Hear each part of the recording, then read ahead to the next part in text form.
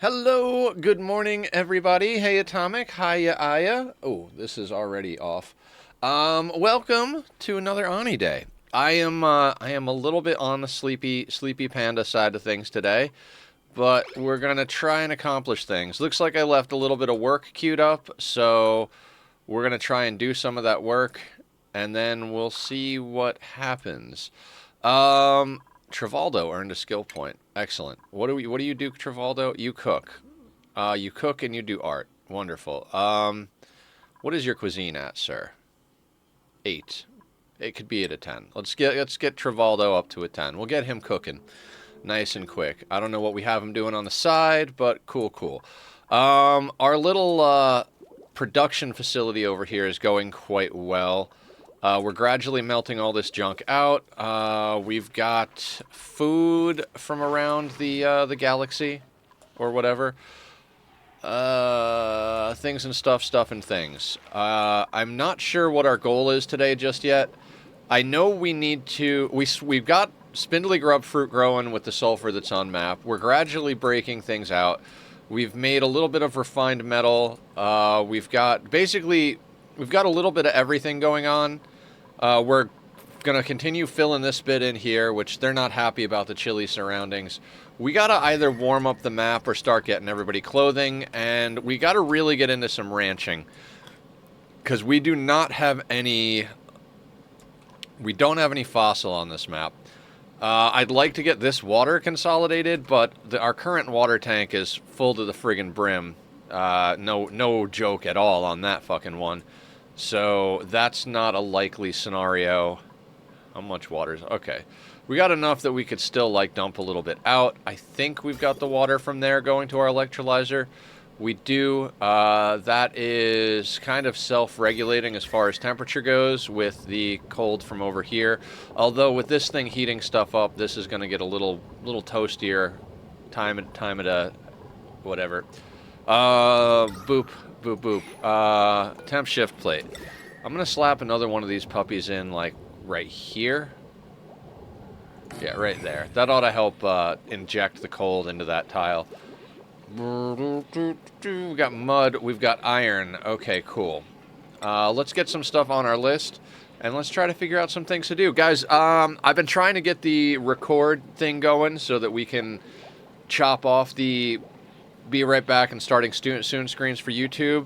I did double check to make sure that it wasn't just a matter of the upload getting interrupted. It is an issue with the settings.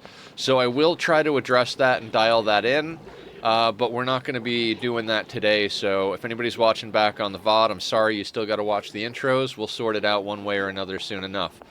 That being said, we don't have to think about it. So we're just going to keep kicking right along here.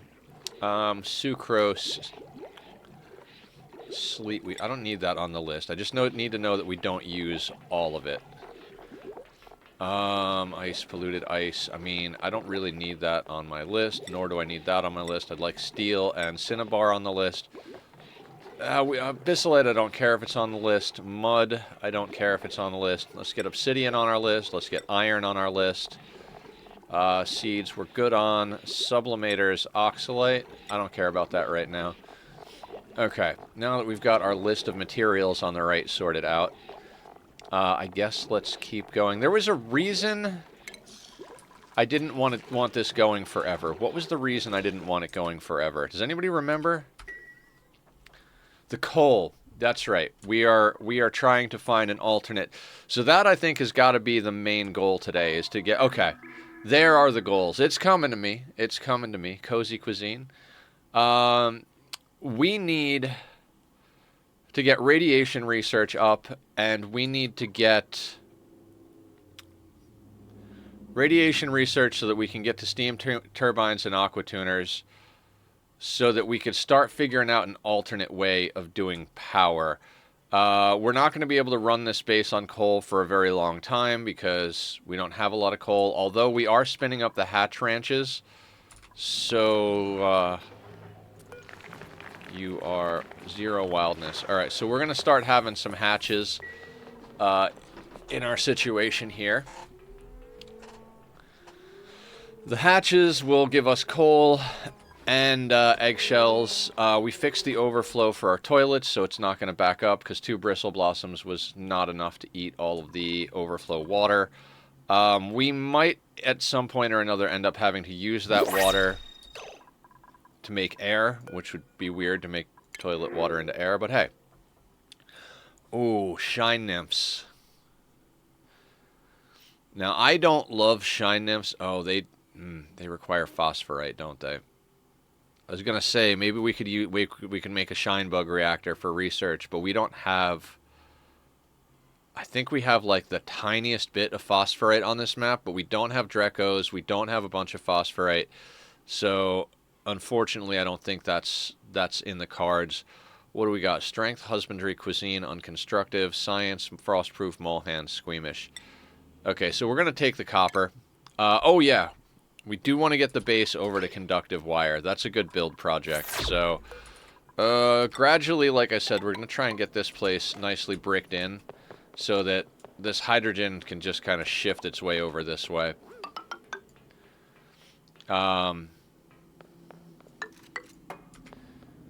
Good job. Bubbles? No, Bubbles is Thriller now. Because Bubbles had a near-death experience, so Aya wanted to rename her.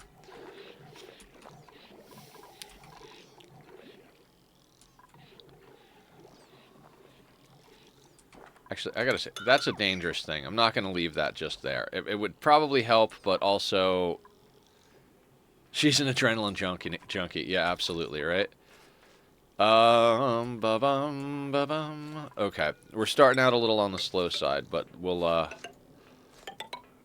make this happen. Do I want that there? I don't know what I'm doing. I don't know what I'm doing, so let's make some plans. I think what we were trying to do was get most of this swept up so that we could drop some junk water down here. I'm pretty sure I was like, let's make a junk tank on the bottom. Yeah, I like that idea. So we're going to let them do some hauling. We're going to let them get that sorted out. I'm starting to feel like we're going to... Well, no. I was going to say we have to get over to the second planet. But we don't have to get over to the second planet. We've got a lot of ice we can melt. What we have to do is get ourselves some freaking lime, one way or the other. And I'd like to get up to this natural gas geyser at one point. Because we know the geysers we have from looking in space. We've uncovered the hydrogen. We know the sulfur is up here. And I think the infectious polluted oxygen is here. We could start working on the infectious polluted oxygen tame as well, in theory. How hot do you come out? Oh, wait, that's the natural gas geyser. Oh, that's right. That's the natural gas geyser. This is the infectious polluted oxygen geyser. I'd like to get in there. But... What's our temperature down here? 1.9, 1.4. And Alvia Vero, I think they need 0. Right. So, it's already too warm in a lot of places for us to plant the Alvia Vero to help with stuff. It would be kind of cool to be able to plant them down here just so they could eat the CO2 for now, but unfortunately, that's not the situation. So I think our best bet is to start kind of filling in the bottom, make ourselves like I said, kind of like a junk water tank. I'm not sure how we're gonna melt this out. Our best way of melting stuff is this method over here. So maybe we'll just run temporary industry over here until we're happy with that, and then maybe switch it over here to help melt this out. Although it seems to be melting nicely on its own.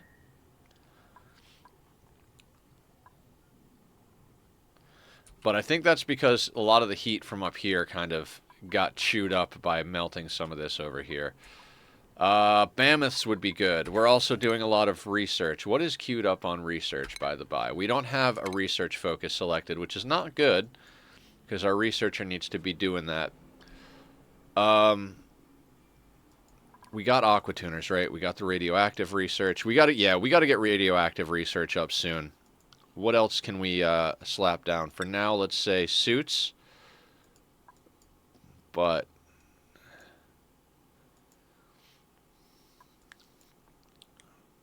Yeah, I think we're going to have to take advantage of naturally occurring radiation to get our initial rad bolt research going until we could get the right kind of loops. This would be good, but not essential for right now, and we want to get into that. So, okay, we're gonna have them go into. Actually, no. Let's have the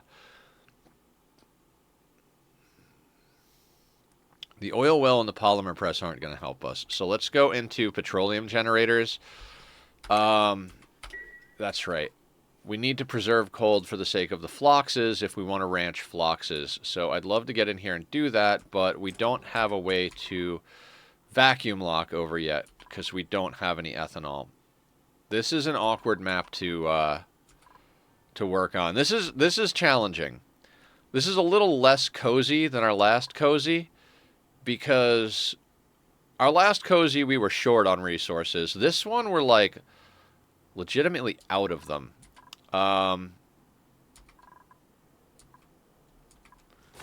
Do we have eggshells? We have to have eggshells somewhere over here.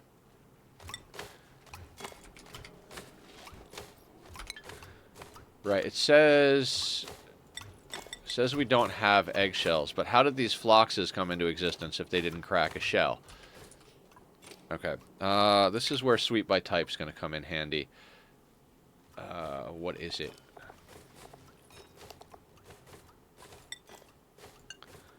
Not eggs.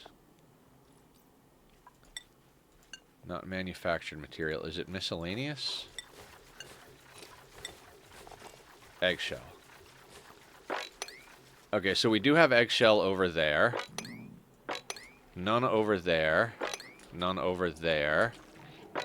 Anywhere that we can't get to just yet that has animals. So there's literally a little bit of eggshell over at the floxes. So we have one batch of steel, and I think that's all we need, actually. I think I said we need to batch steel. Yeah, because we could make... Okay. Okay, so we got to get that natural gas geyser tamed up real quick. And by real quick, I mean I have no idea what's going on. Now, I haven't seen this thing go off yet.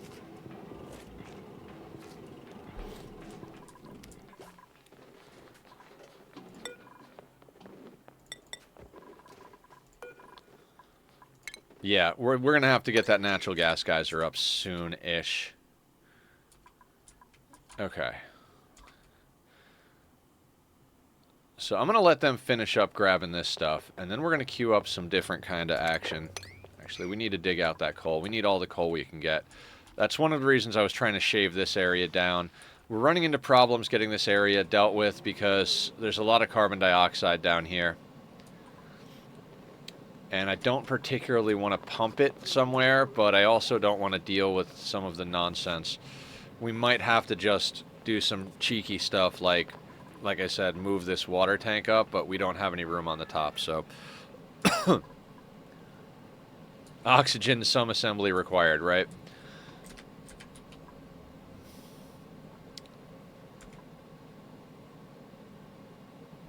Okay, so the reason I want them to get this swept up and dug out over here is I want to disable these things, and then I want to put a bin right here so I can kind of clean this area up a little bit and start digging this out. Just because that stuff is going to be necessary for us. Can delete that. Chilly surroundings. We gotta... You're not wearing a warm coat, are you?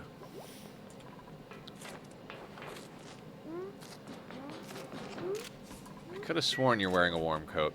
It's fine. Everything is fine. Nothing is fucked. Everything is fine. As I was saying, this is probably our best bet as far as getting ourselves natural radiation. So we don't want to rip these guys up. This one is on top of polluted ice. This one's on top of ice. So we've got a little bit of a problem therein because this is the only one over here. This one and this one are on top of granite. This one's on top of granite. The other ones are on top of ice, which if it melts, they go bye-bye. So if we try to come through the hot biome, we're kind of fucked.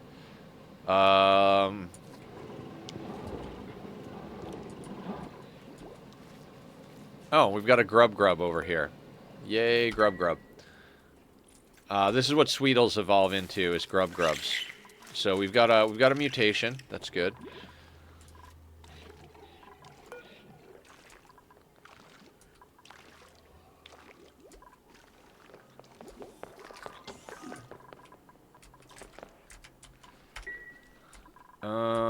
And our hydrogen is trying to keep up with our power consumption.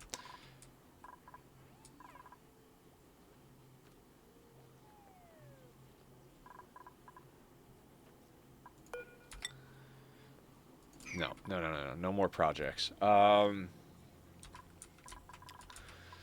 need an actual plan here instead of just nonsensical ramblings.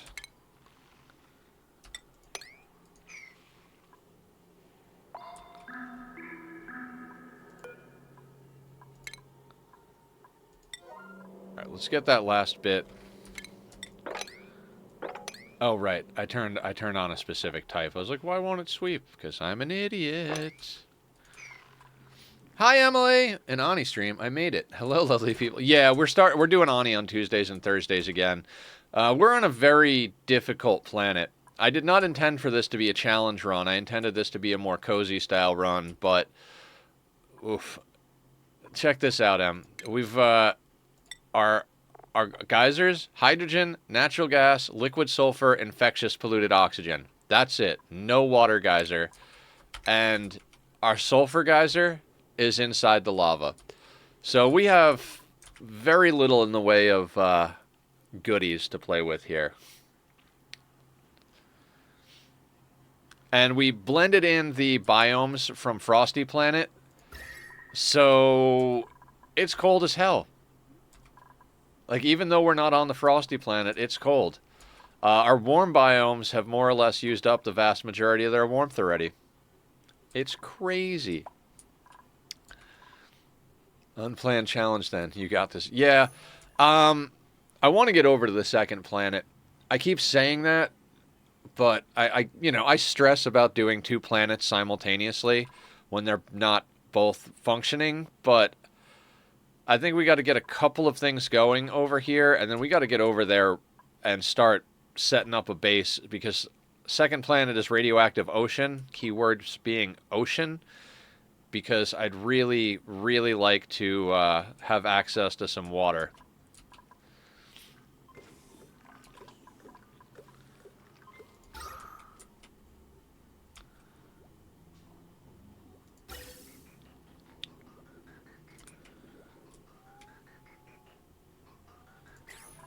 Soggy feet. What are we going over here for, gentlemen? To store coal. Excellent. Maybe we mop that up, and maybe we build this ladder. Just so we don't get soggy feet.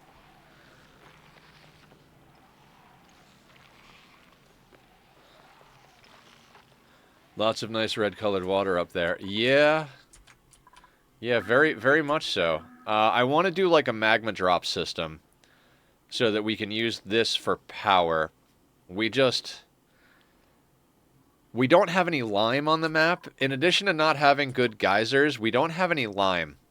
So we're stuck with eggshells, and I didn't realize that until last stream towards the end, and we literally have like a hatch down here.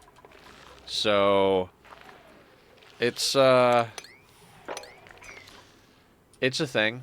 Things and stuff, stuff and things. Okay, so they're done fucking around over here. We got to get this natural geyser up and running somehow. And it's a risk, because it's... Well, I mean, is it a risk? We got a lot of cold, so even if the natural geyser does wind up belching some stuff out, we might be okay. And we've got water state changing over here.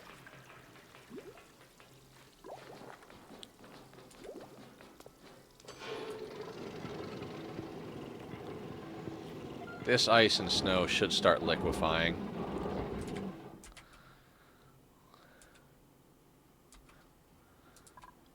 Yeah, we need to get this going for power, which is why I've been like, we need to get Radbolt research going, because we need to get to, what the hell am I even reading? What did I queue up for research, guys?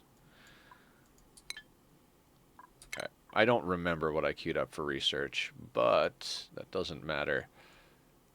we can go into. Let's just start going down this chain. We need so many things. Like, I think what we got to do is get this natural gas guys are working for us one way or the other. And once we do that, we got to try and rush it is what we got to try and do. Because right now it seems to be dormant. I haven't seen it grumbling at all. So we got to try and get that going before it starts grumbling.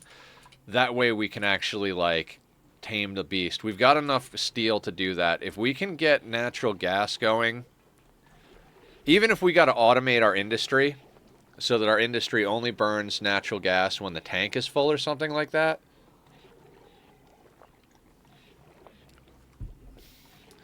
Right?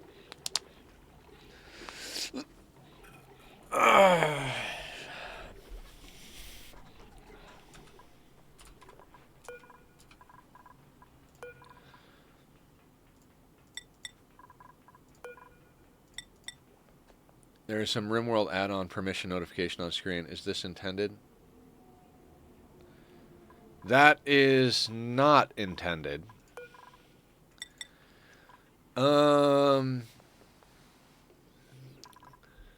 Oh boy. It's gonna be one of those days. How Jesus. How do I do that? TTK. I don't know how to disable that. Where connections?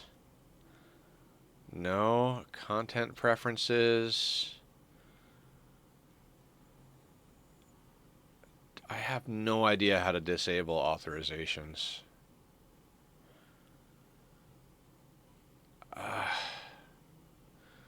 I don't know.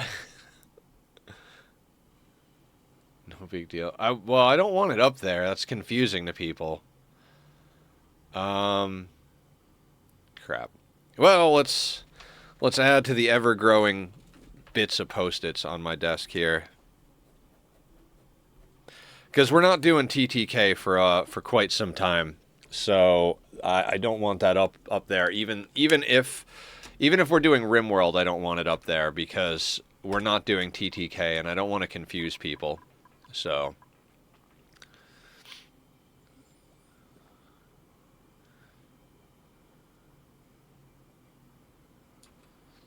all right. So we're starting to get roast grub fruit nut. We did the math, but did we do the math for 7 colonists or for 6 on the grub fruits?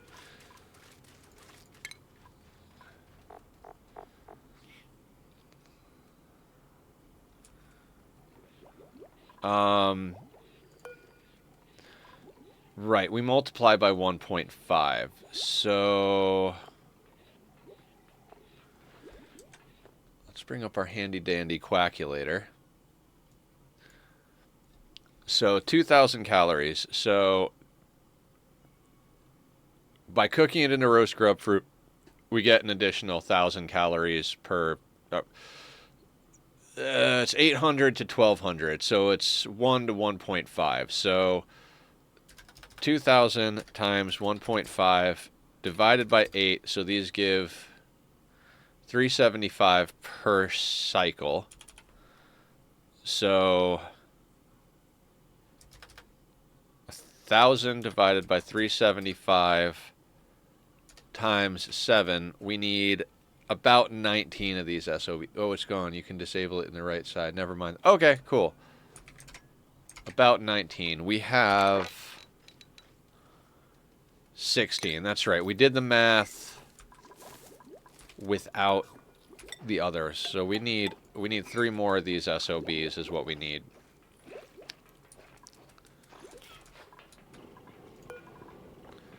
Sweep only all, and we are going to sweep that nonsense.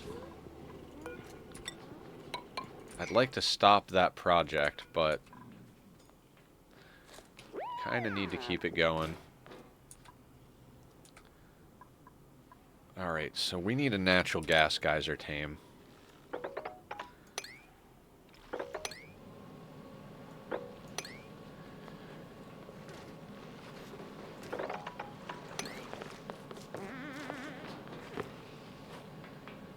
So ideally what we're looking for...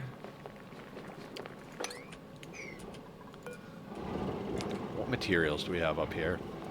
Igneous. Okay, so let's make our insulated tiles out of igneous. We're going to grab igneous rock, and we're going to run insulated tiles up to here. And then we need to run those over. And if I remember correctly, I don't think we can place this. We need this out of steel. I don't think we can place that there. We can place it here. And it needs to be made out of steel. Okay, so we go there. Temporarily, let's break that out so that we can get a ladder here and here to get up there. We're also going to want an Atmos sensor. We're going to make that out of copper. We can put that here. Sure. Sure we can. And then... if that goes there, and we have the Atmos sensor, we're going to want to plug in probably conductive wire just to be safe. Do we have conductive wire? We don't. That is being researched here. Okay, fantastic. So, okay, so that's a thing. We're researching the conductive wire. And that can go down there to the Atmos sensor. Then we can get ourselves some insulated gas pipe. Let's do insulated gas pipe. We can take that right to there for now. This also needs to go to here. They'll be able to get in and access. So this is going to be our natural gas tamer.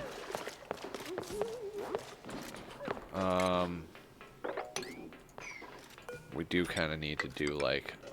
that action. Is this? That's sand. That's good. Okay, so we can do that.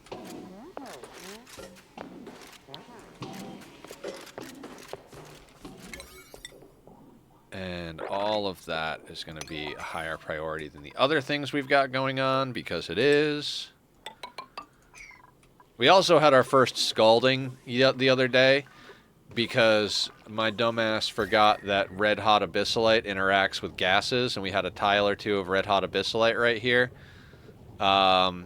This won't interact with this tile at all, but it will interact with gas if it's there. So we got a scalding over here. Quickly, just that was like the emergency build of the playthrough. I mean, I think we had one other emergency build, but I can't remember what it was.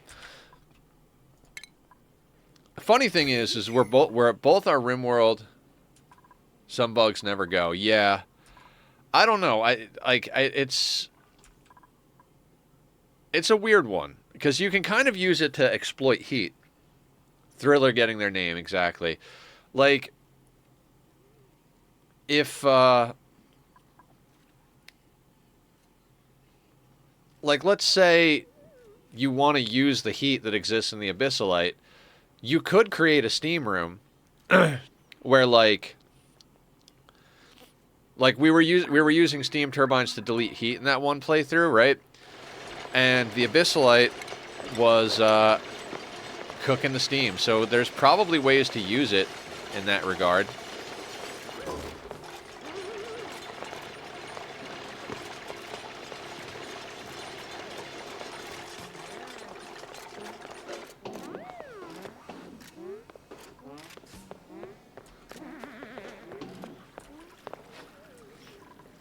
But, I don't know. It's fine. Everything is fine. No major issues. Yeah, we're going to have to move this thing down again if we want to continue industry. But quite honestly, we don't need to do too much.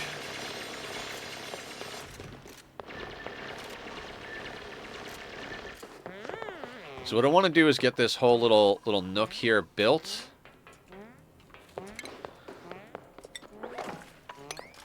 Because if we can get this all built, we can rip that out, analyze the geyser, or vent. Geyser. It's a geyser. Cool.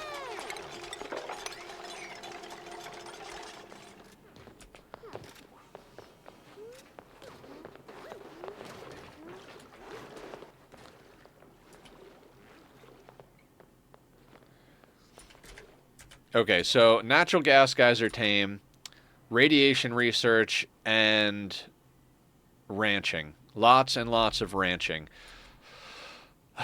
The other thing, like, the reason we need to get into radiation research so hard, so fast, is we need to get steam turbines going so that we can strap a steam turbine to this hydrogen vent. I gotta look up the tame I used. I know it's online, and it's, like, a pretty standard one.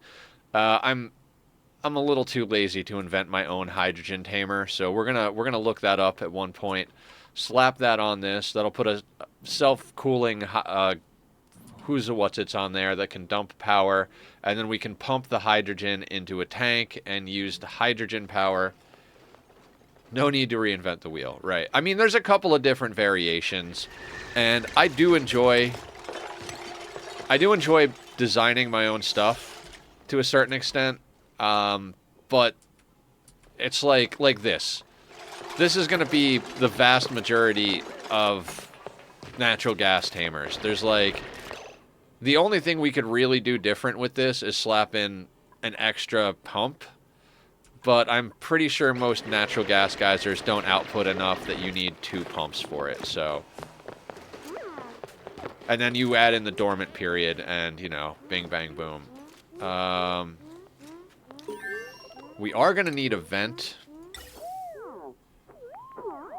to get out the bits and pieces of non-natural gas here. So let's... Missing research. I hate... So RimWorld and Ani both have something that drives me nuts. Like, that noise is the same noise it's going to make if a dupe is suffocating. And RimWorld does the same thing where, like, an eclipse has the same noise as a raid. So, like, there's these, like, more or less minor events that happen that you're like, oh shit, something's going wrong. And no, nothing's actually going wrong. It's just the game has the same sound, and there's a mod for that. Of course there is.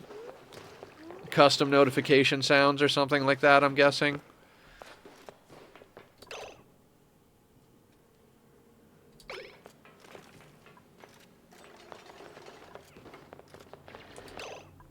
Now, I want to be careful about this. Let's make this like a 9. And this one a 1. And this one a 1.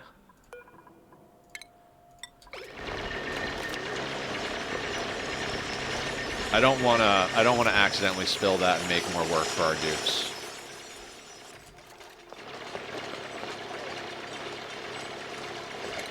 I'm officially canceling those. We'll corner build that SOB, and that'll, Nobody wants to do that. Fair enough. Fair enough, dupes.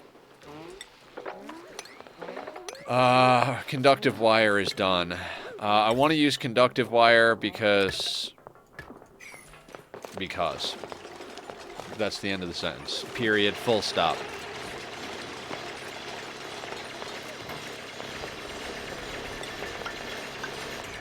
Now, I could leave the Abyssalite here, because the Abyssalite serves as an insulator, but then if I accidentally go to build something there, we break the tile, and, you know, problems abound.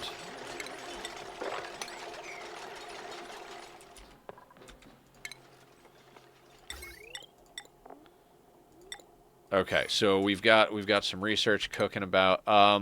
I'm going to let them do all the research except the Radbolt research on this, and we'll start doing more and more of that and just kind of researching out, like, basically prep research.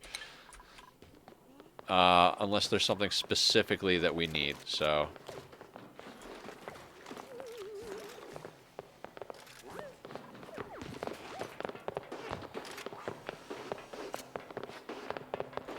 And we're going to need those as well.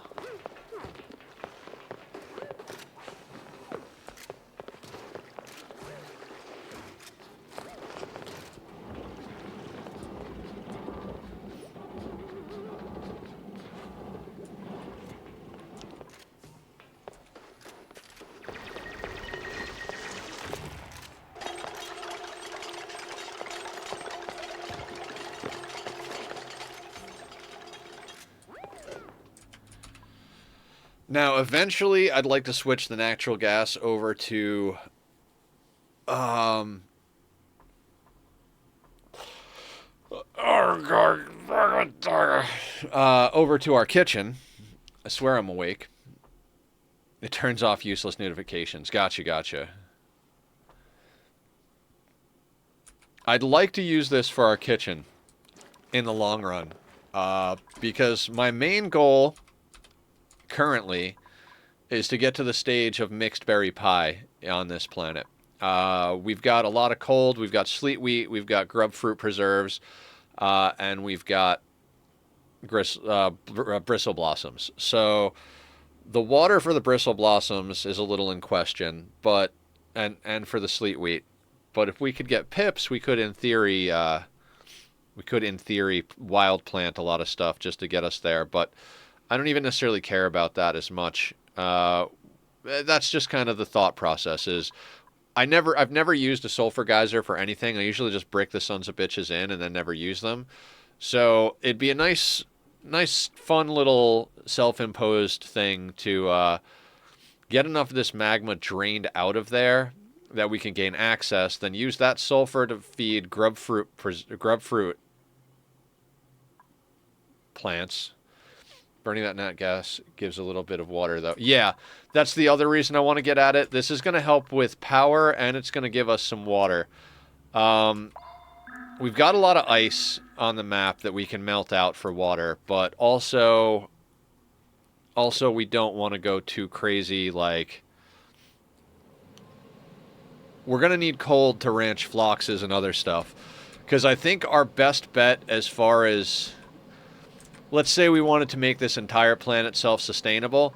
Getting a large-scale phlox ranch up and going, specifically for the antlers, I think would be a good way to do it, because we need wood.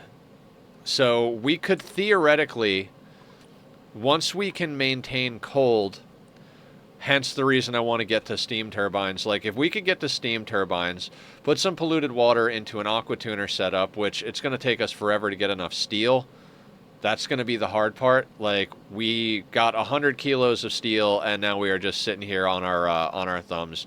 So by the time we start to get, like, a little bit run out of water between what we have and what we could melt out, we need to have some sort of steam turbine aqua tuner setup going. I'm really hoping for some steel to get printed in here. I don't remember what we need, but I'm not taking another building impaired. We took a building impaired dupe last time, and it really hurt me, but they met all of the other criteria. We don't need... No, I'd take the Joya seeds, but I feel like this early in the game, even with the amount of copper we have...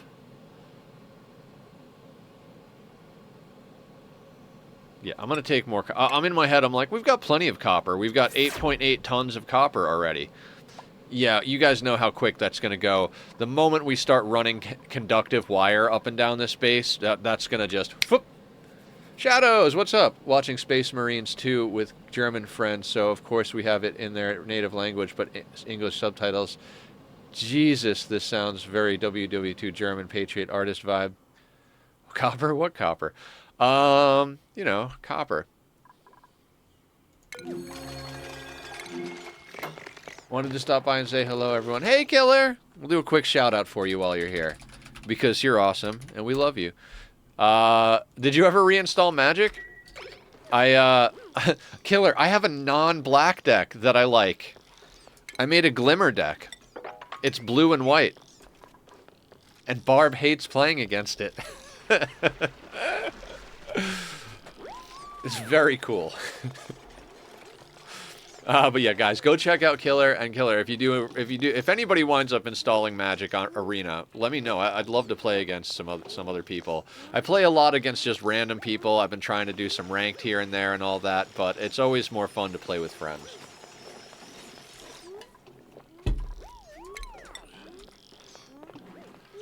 And you suck at Magic the Gathering? I don't feel like I'm very good at the game. I do, but have been doing other games and don't have time. Okay, yeah, totally understand. So, like, the same thing always happens to me whenever I play, whether it's physical cards, the MTG Online, Magic the Gathering Arena, whatever it is. Every time I start getting into the game, I'm like, okay, yeah, I remember this. I love this game. This is fun. And I just make bad deck after bad deck after bad deck, and I'm like, and then eventually, somehow or another, I stumble onto something, and I'm like, ooh, this is kind of working, and I tweak a deck until it's really good. And by really good, I don't mean competitive. My best deck, if I grind and I like, basically like 51% win ratio type of good on ranked, I could maybe get to the lower tiers of gold on the ranked. But I have like no chance of actually like getting anywhere reasonable. So I'm okay for casual stuff. But what happens is I always make one deck that's good enough, and then I keep trying to make decks, and they all pale in comparison to that one deck. And that deck's not even like I said, it's not even full on competitive level. And I start getting like down on myself, like, all right, I guess I can't actually make good Magic decks. Which is why I'm very stoked about making the Glimmer deck, because it's the first time since in a little while where I have a deck that's not my main deck, my main black deck. And that's the thing is, like, I always wind up getting into one particular color and style, because I haven't spent any money on Arena at all. So when you're not spending any money on it, because even though you can theoretically play for free, and I have been playing for free, it's just like everything else. You can progress so much quicker and do so much more if you're willing to put money into it. And so, you kind of wind up pigeonholing yourself into a style, because it's like, okay, well, I've got a ton of really good black graveyard play cards. And so, if I want to play anything else, I gotta, like, grind and grind and grind and grind. Let's get that researched ASAP. And we should put a door on here. Like, I'm gonna put a door here. Do a squat and stretch. All right, I can do that. All right, let's do that. Let's get some blood flowing. Stretch first. Okay. Stretching. Let's move the chair so we don't kill ourselves.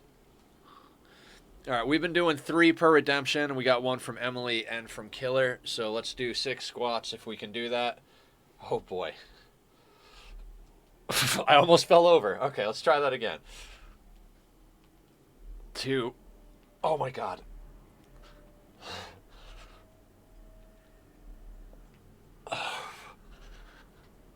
Oh my god. My old man knees can't handle it, but thank you guys keeping me, No, it's okay. It's okay. I was actually thinking about upping the redemption to doing 5, but not today. Not today.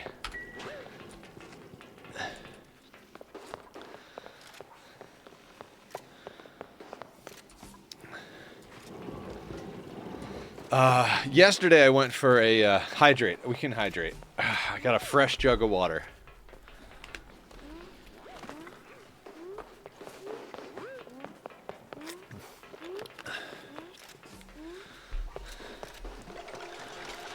Whew.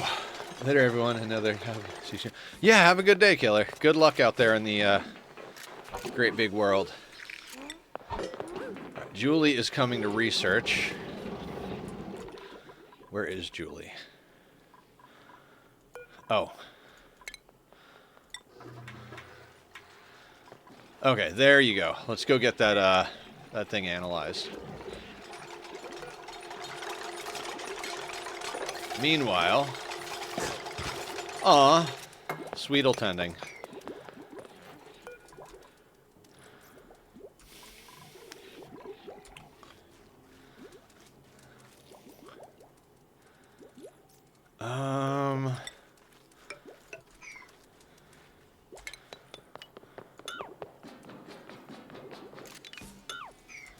Start getting that chopped out. I don't even know what's going on. Ba-bum.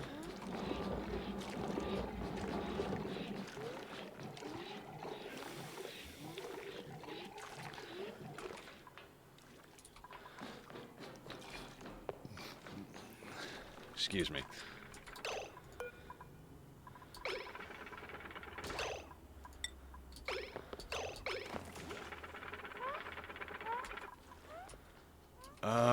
Okay, I think...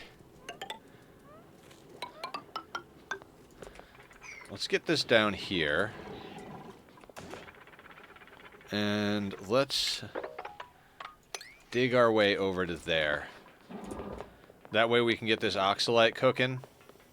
I mean, not cooking, but we get that going so there's a little bit more oxygen close by.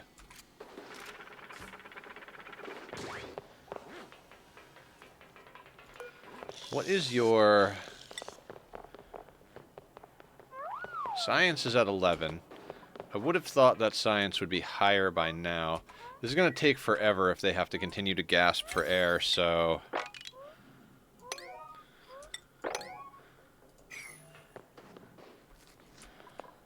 Also, this will give us access over here as well.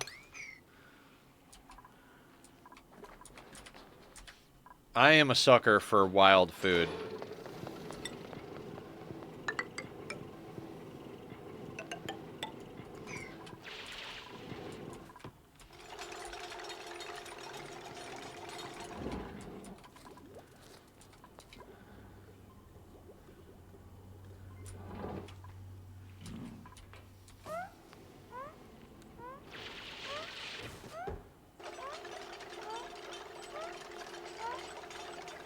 I actually don't know why this is here. We don't need this here. Actually, no. We'll leave that there. And we'll leave it open just in case.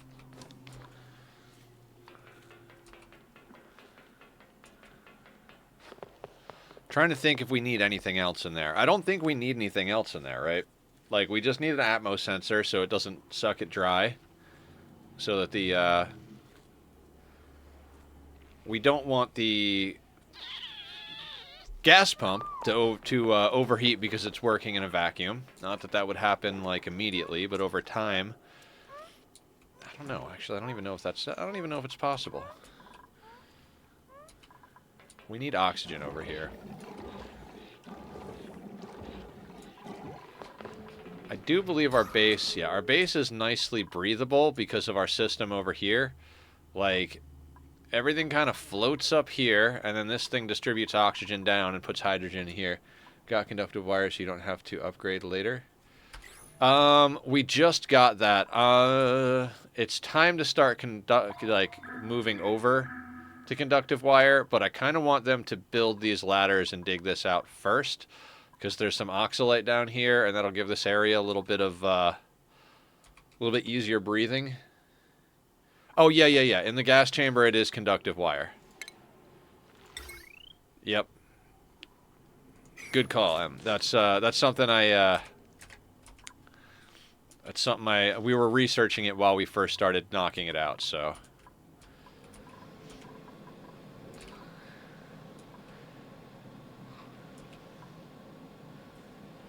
Okay,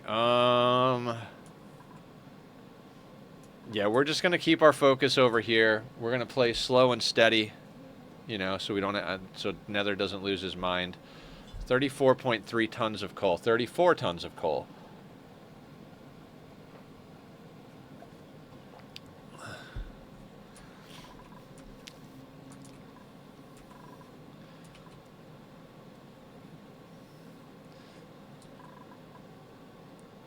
We may very well... How bad is the oxygen over here? Why are you building that? Is somebody else building this? Oh, it's abyssalite, and we only have one person who can dig abyssalite. That's why you're building down here. I'd really like to start digging this place out down here. So... we're gonna. We almost had somebody suffocate because they were working down here, but I need them to like get some stuff done so they could hold their breath a little bit. Where is Devo?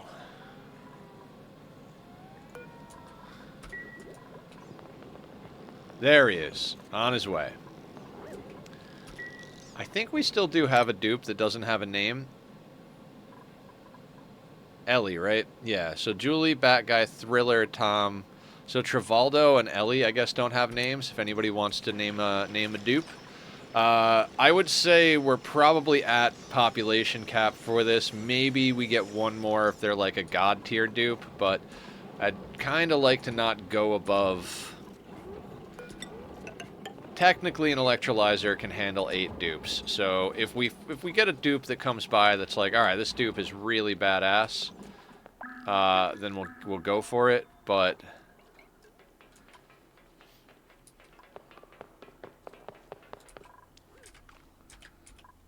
for now, we're gonna stay low. We have to stay low pop. There's no option really.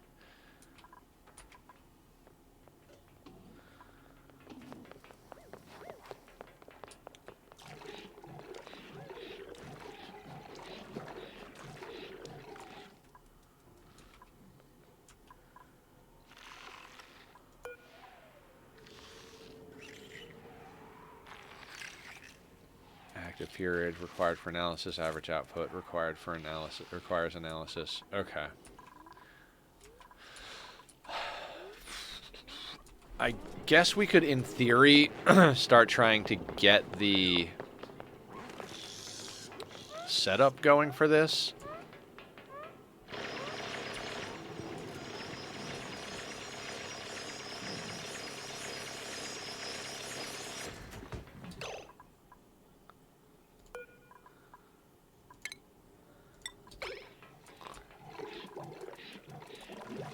Atomic, what's going on? How you doing?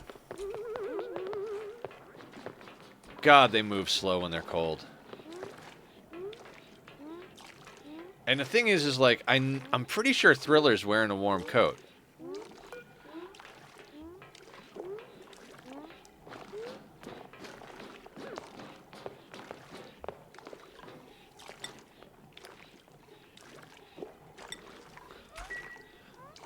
Back from math lessons, bit tired. Yeah, that'll happen with some math.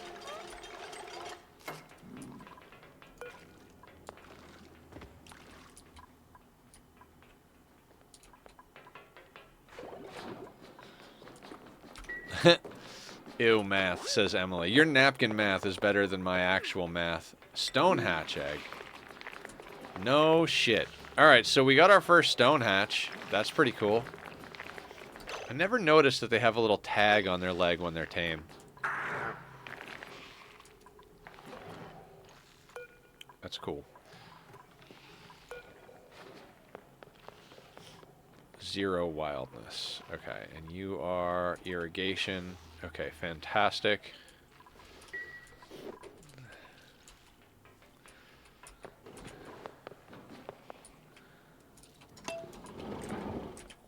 Let's press 2, despite my better judgment of, like, knowing that I'm an insane person.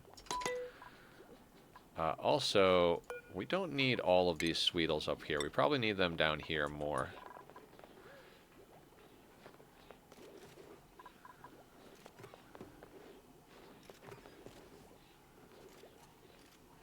Alright. I'm going to take these offline. We do not need... We've got like over 100,000 calories of pickled meal. We don't need 100,000 calories of pickled meal. We should be fully switched over to grub fruit preserves. Not grub... roast grub fruit. How long am I going to stream? Probably at least 6 hours. That's the plan in general. So we've been going about an hour. I'm barely starting to wake up now. I don't know why. I couldn't sleep last night, guys. I started just getting a lot of stuff in my head about gaming. Like, not like bad stuff, like good stuff. Like, I started getting excited about the RimWorld playthrough with the kill box setup that we put in yesterday. I was doing math on Satisfactory for the new factory I'm going to be putting together. Good, you're not going to sleep? Hell yeah. Well, I mean, don't hurt yourself, but I'm glad you'll be here. I'm always fun when the meat yogurt won't shut up so the meat suit can sleep. Right, that's exactly what happened. I started getting excited. Like, we went 8 hours instead of 6 hours yesterday because I wanted to finish the project.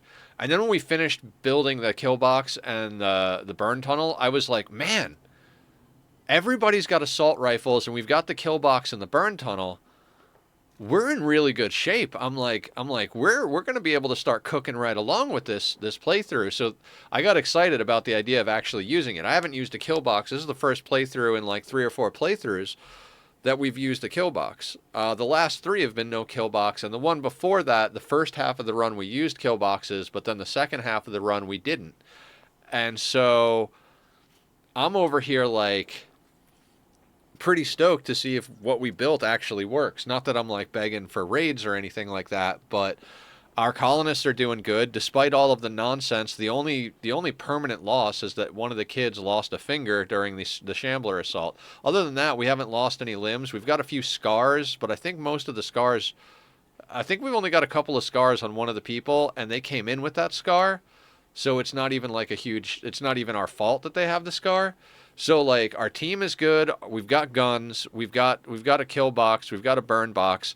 I mean, provided that I didn't fuck up the build, I think like I'm not going to say we're at a point where we can't be killed, but given our wealth and the size of the raids that have been coming in, as long as we don't do anything crazy explosive in wealth before, as long as we continue to scale number of colonists with our wealth and make sure those colonists all have good guns and we start getting flak armor and stuff like that, I think we're in a pretty good position to just kind of grind out the rest of the playthrough. But it's getting to that point in that playthrough where we've overcome the initial early game challenges. It's research and grinding.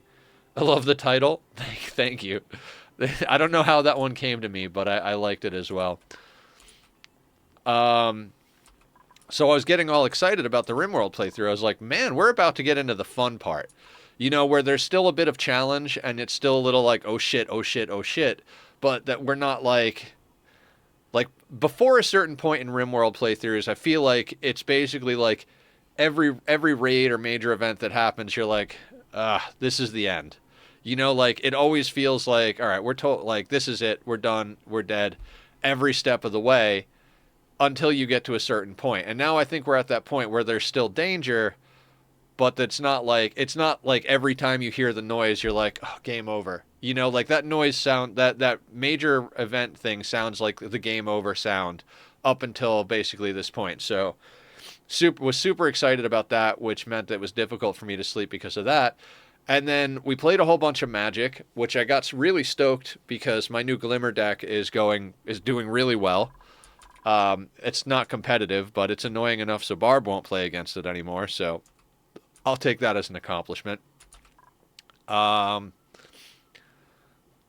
And then after everybody started to like settle down and like we stopped playing Magic, I opened up the Satisfactory Modeler app. Like I went to the location and like checked out how much resources were available in the location I want to do my next factory. And I was like, okay, we've got this much oil, this much sulfur, this much that, blah, blah, blah, blah. And then I brought up the Modeler app, which I finally have a good sense of how to use.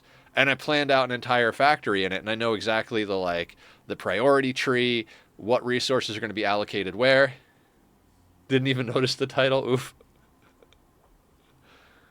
I like the title. I think I did good on that one. I pride myself on clever titles, and every once in a while I'm just like I'm out of ideas, and the titles wind up being stuff like Boop or Sandwich or something like that. So I was pretty proud of myself for being able to come up with something clever after almost 2 full years of streaming nonstop.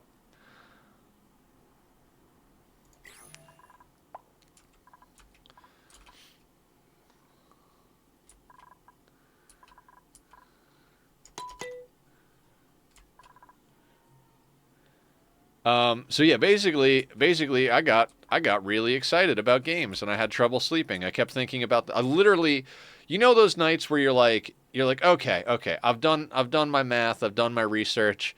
You know, I know what I'm going to do, blah, blah, blah, blah. And you go to lay down, you're in bed, and you're like, oh, but how much does that thing take? And then you start looking on your phone, and all of a sudden you went from planning stuff on your computer in the game to planning stuff on the app, like on your phone, on apps and on websites.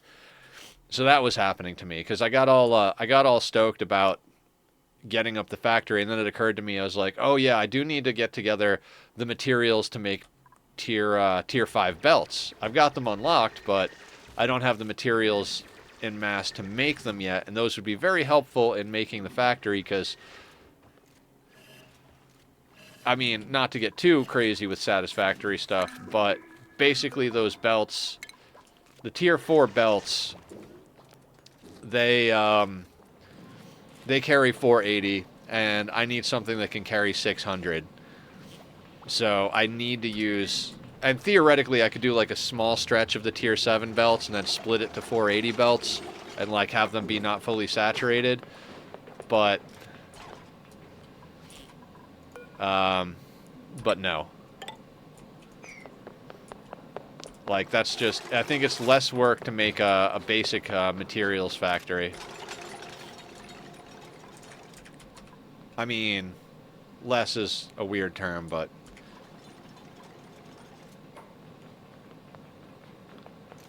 pollution exposure, stale, okay.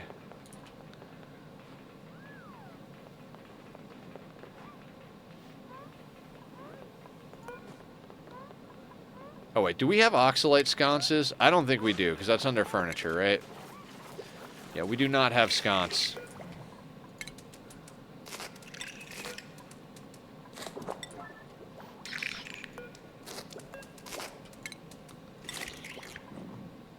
Try and get a couple of pieces of oxalate up there.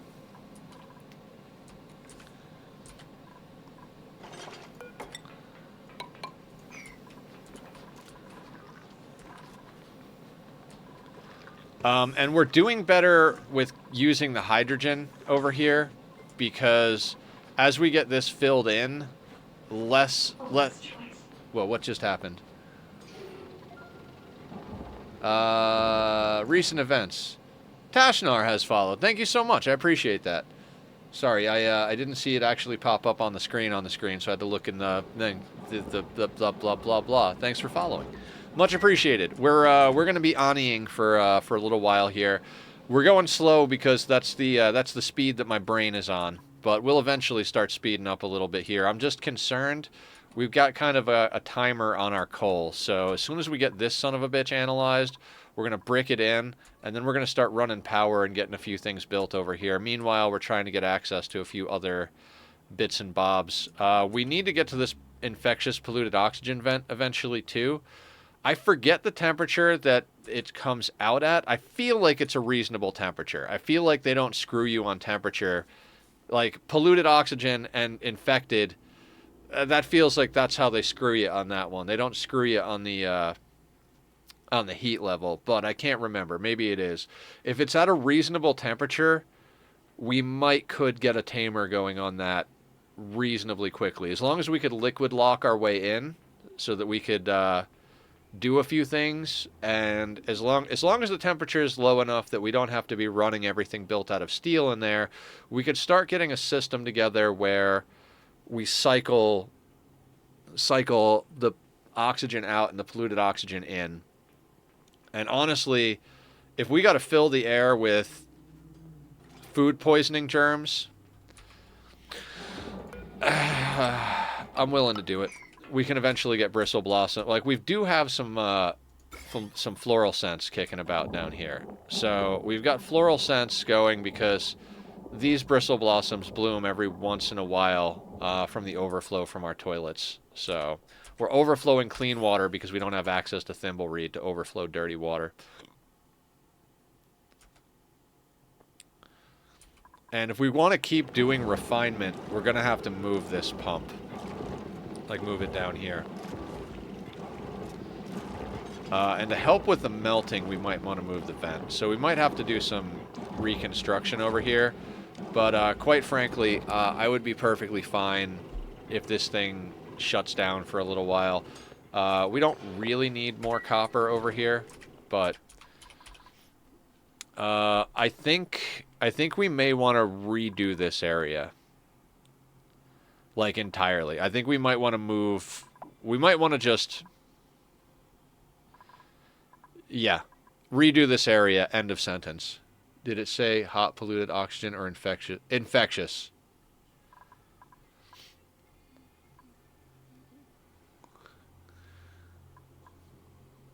Yeah, I was thinking the same thing. I think it's 60, which is manageable. That means we could throw in a copper pump and be fine.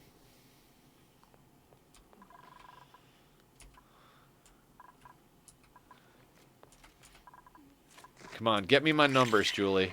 Get me my numbers. Yeah, I think we get this analyzed, we get it bricked in, and then we start just kind of... We start taking care of this area a little bit. Because I think if we reorganize this a bit, we can get a lot out of it. We could reposition the pump to pump water. We could reposition the vent so that it helps melt the ice a little bit more. We could get the natural gas pump going, and that'll output warmer, polluted water, which will melt more ice, which will get us more coolant, and then just kind of gradually get this down to a good spot.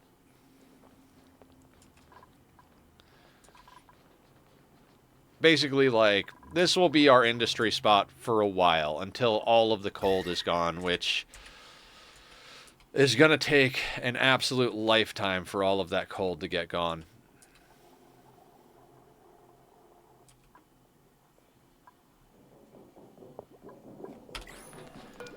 Like I said, I'm trying not to dig stuff out over here, so let's go down like that.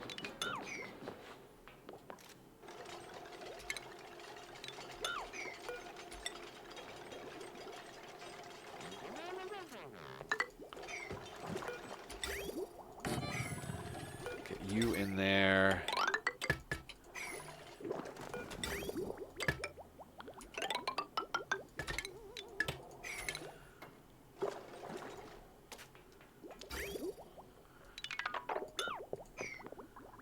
And we'll actually leave that unpowered for now.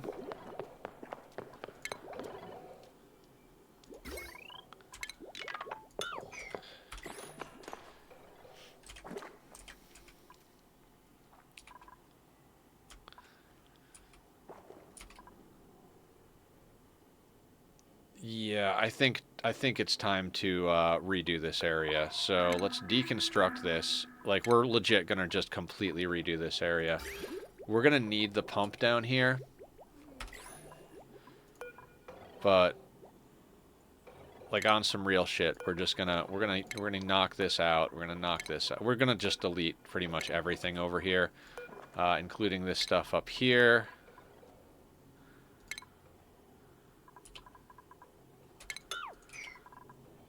Because we need this to be more functional. Like, I think we're going to knock out a lot of this abyssalite here as well. Yeah, because if we knock out some of this abyssalite, the carbon dioxide can flow down and get skimmed by the carbon skimmer, which will mean it'll be easier for our dupes to breathe up here.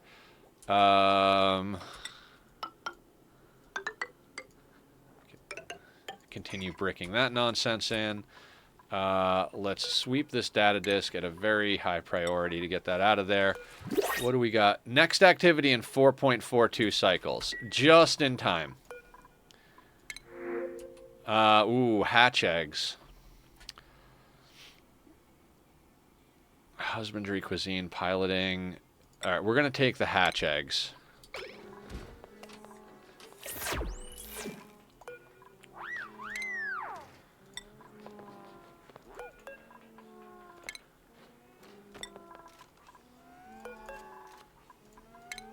So we're going to move these bad boys up here. It doesn't need to be at a crazy high priority. We'll put it at a 6. Noob, what's going on? How you doing? Welcome on in. And Nightbot, thank you for letting everybody know about where to go to check things out.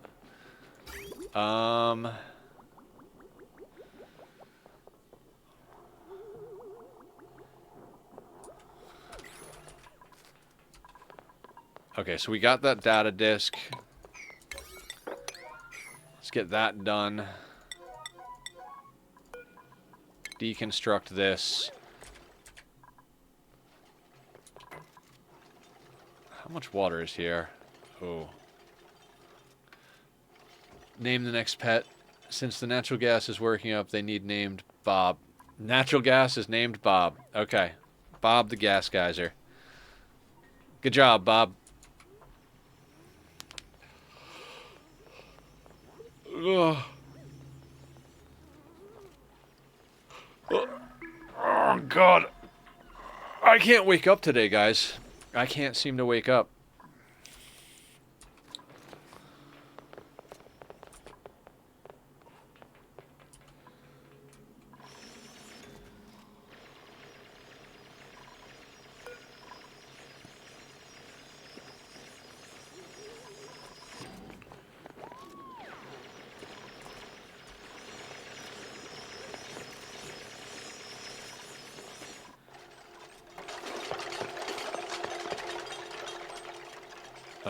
And we need to get Bob. Shit.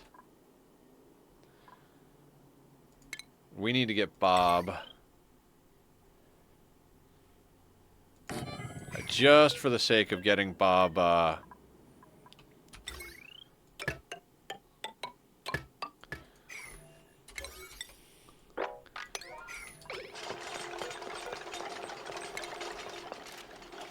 we need to get Bob vacuumed out here, because we have gases in there that don't need to be in there. So that's all got to get vacuumed out before it turns on. Otherwise, we're going to have an absolute shit show. So we got 4 cycles to get that vacuumed out. Did you catch Bob without losing a dupe? How? Luck. 100% luck, noob. Its next activity is in 4 cycles. We dug it out a little bit, but left the tiles in that stifle it. And I was like, it hasn't been rumbling. It hasn't been rumbling at all, so let's risk it. And we built everything around it while we left the middle tiles. Because I always forget which one, so I always leave the 2 middle ones. And we just...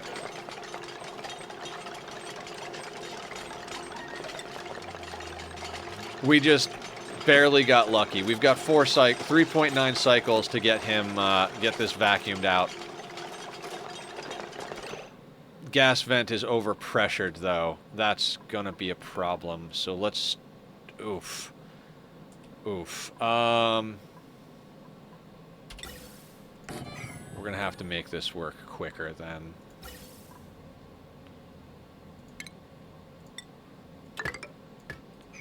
Do we... Oh, fuck.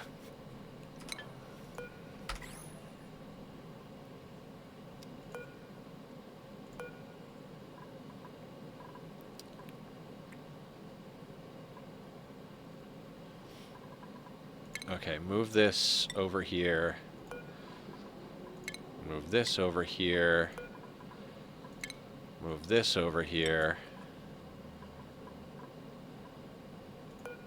That's too much. Move that over there. Move this over here. We're looking like for small bottles of water. 200 grams, that'll help.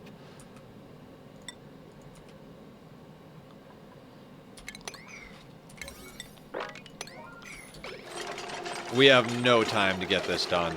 Like, no time. This is a rush job. Thank you. Appreciate the Gesundheit. Thank you, thank you.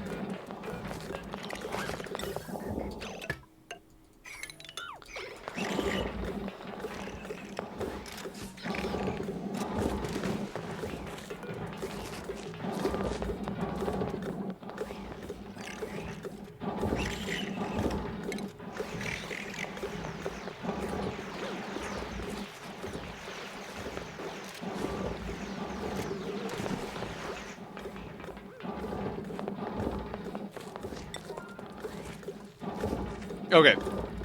How come a coal gen and not a natural gas gen for Bob?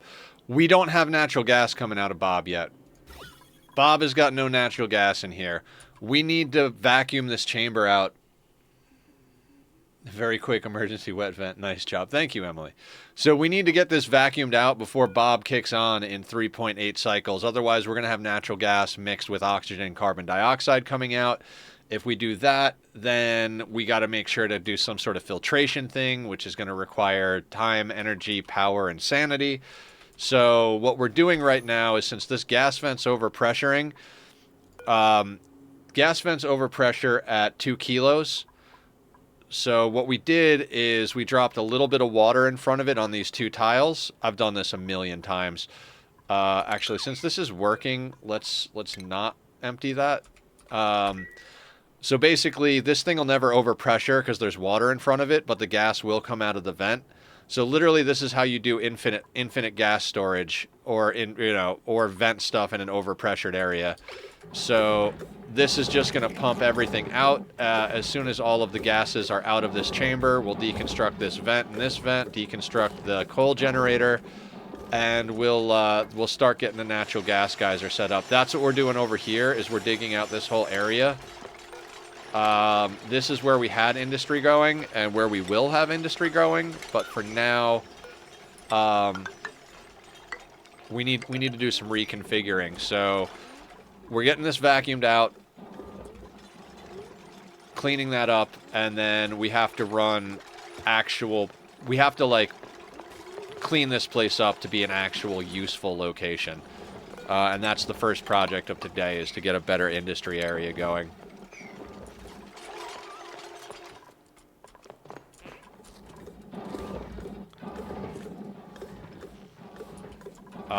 But that coal generator is going to only be there long enough to vacuum that out. Then it's going to get deleted.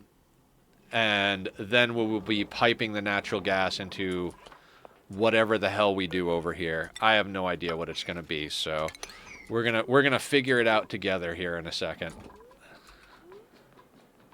So, like, we can bring that over as well. God, there is so much crud here.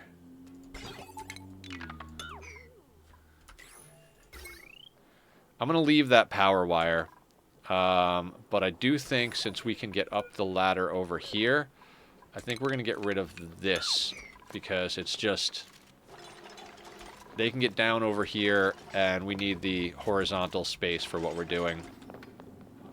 Does that mean if we manage to trap gas in a liquid pump, then we can make an infinite water pump like the gas vent? Yes, 100%. You just flip this upside down on its head. You put a little bit of gas in front of a liquid vent. I don't have a liquid vent. You put a little bit of gas in front of a liquid vent, and that gets you infinite infinite liquid storage. Are we at vacuum? We are at vacuum. Cancel empty. Hi, Avatar. How you doing?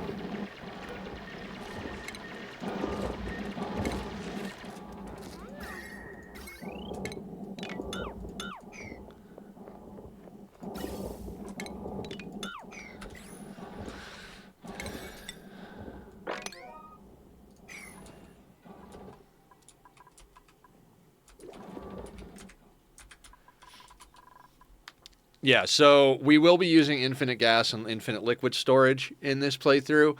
I might actually slap together a quick little infinite gas storage over here in a second, but it all depends on... The gas reservoirs have gotten an upgrade, but we might actually just bolt an infinite gas storage onto the side here, which will require a liquid vent. I think we'll actually do that. Although the problem with that is that this stuff comes out at 150 degrees, and the only liquid we have is water. I know we've got salt water somewhere, but I think salt water boils at a lower pressure if it's anything. Right? Yeah, 99.7. Is this the new colony? Well, how about you? I'm doing good. This is the new colony. This is only day 3. So we've gotten a lot done in 2 streams. It's not what I would call stable yet, but it's also not terrible. Isn't there usually a small puddle of oil at the teleporters?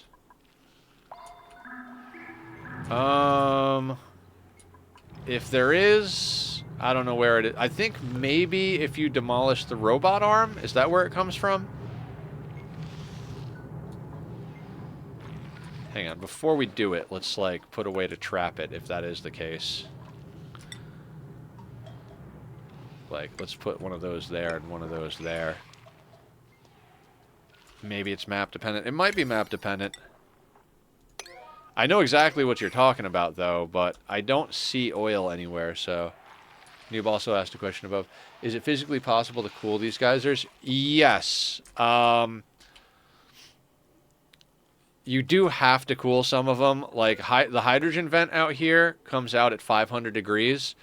So what you do is you build a chamber around it with a steel pump inside with a temperature and an atmo sensor, and then on top you put, like, diamond window tiles or steel metal tiles, and then you put a small steam chamber in between with a steam turbine hooked up on top.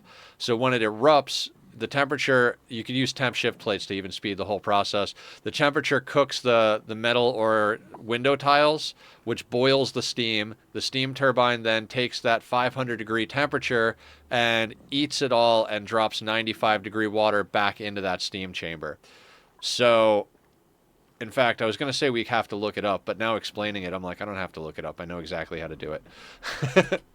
But we'll get into that another time. We don't want to break into this thing until we have better stuff. So...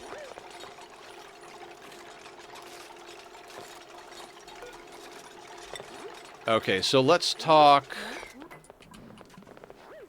infinite gas storage.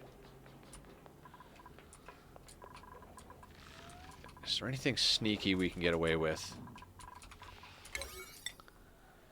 Alright, let's let them build these blocks. And then we'll see if... why would there be a case that you have to cool them off?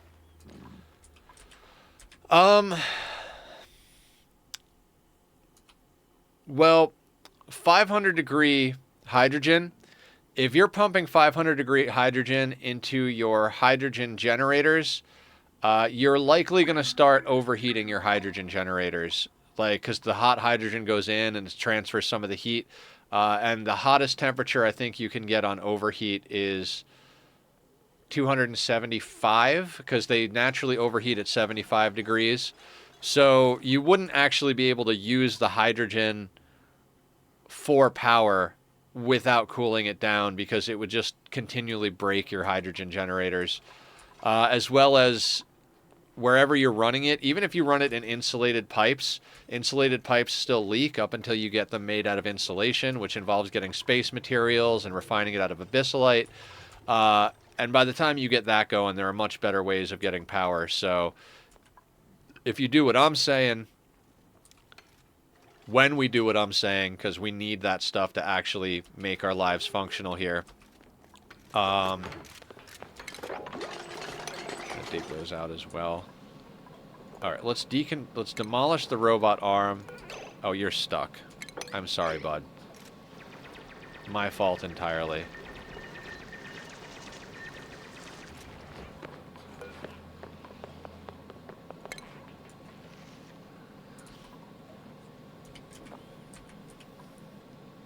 And also, it generates more power, right? So, like, the heat coming out here pushes the steam turbine. The steam turbine outputs power. If you've got it hooked to your main grid to a battery bank, then the power that it's kicking out helps charge the batteries and takes the load off. So now you're making power out of the hydrogen, and you're making power out of the heat that comes out of it. Heat is power once you have steam turbines. Big problem we're going to have with steam turbines is getting plastic. We need just a tiny, tiny bit of plastic. And I'm not sure how we're going to accomplish that. We don't have oil over here. Okay.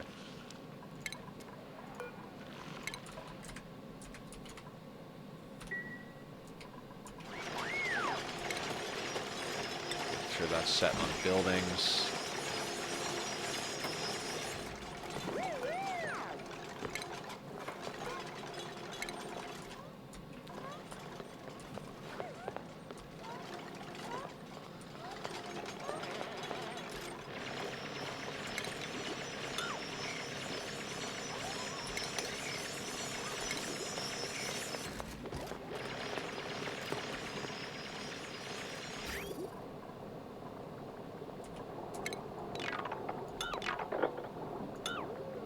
All of that can go.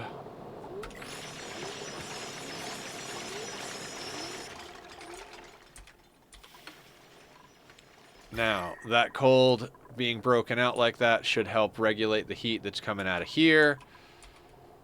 For now, I think one of the big talents in this game is once you get to the point where you can kind of eyeball temperature, you're like, well, looking at the cold here and the heat here, we're likely to get a nice temperate zone here. That's for how we've been able to keep our crops going for so long without having to do any type of power-based blah, blah, blah. I don't even know what I'm talking about. Pay no attention to me.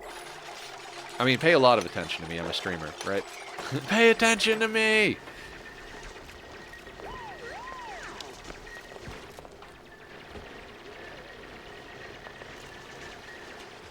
Okay, now this heavy watt wire, I think we're just gonna get them running that across because we're gonna need it across. We're gonna replace these, I just don't know with what yet.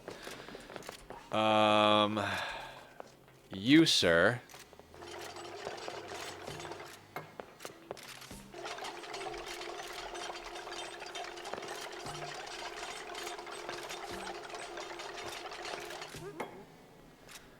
I'm over here trying to think if there's a way I could, like, plan for infinite storage ahead of time.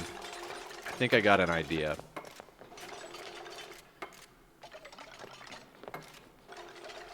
Nah.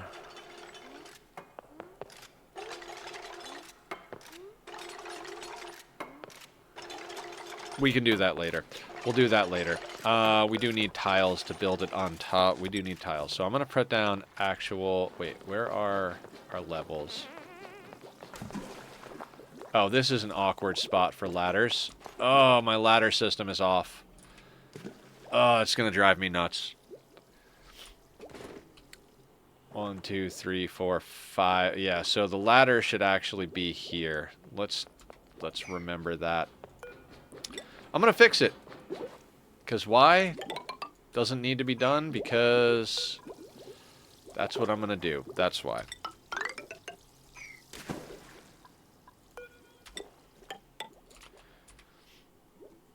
I mean, we're redoing the whole area now anyway. 1, 2, 3, 4. So this should be here.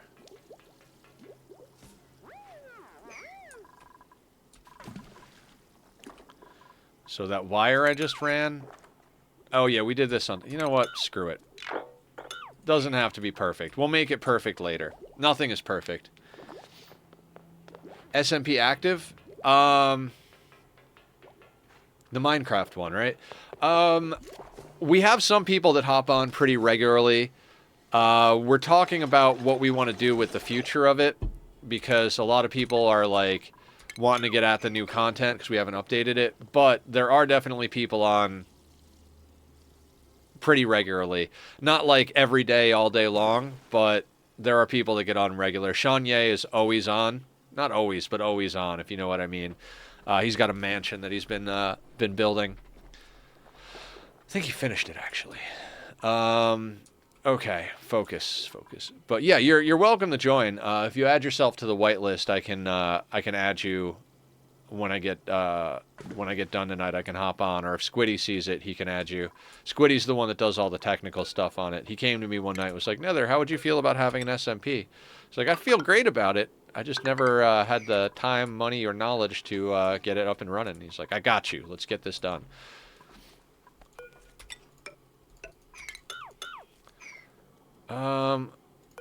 You know, yeah, I was gonna say let's not put the tank down here, but if we put the tank down here, it gives us more room for activities up over here, right?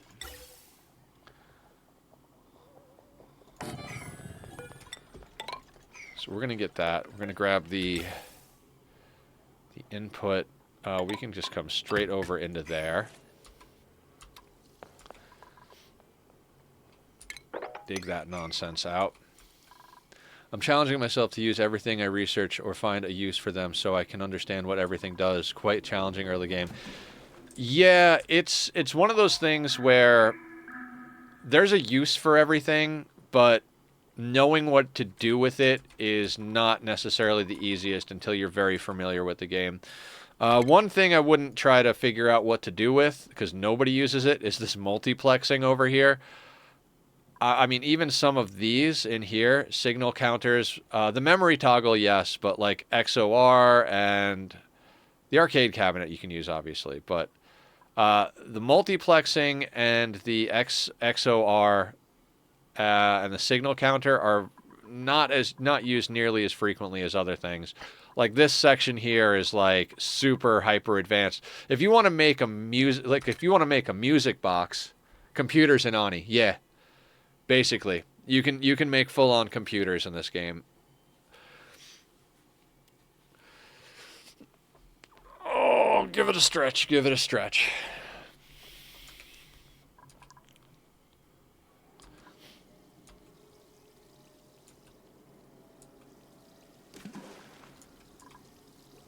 Now, power-wise, you put out 800 watts of power. Can it play Doom? That's an interesting question. That is a very interesting question. I don't know.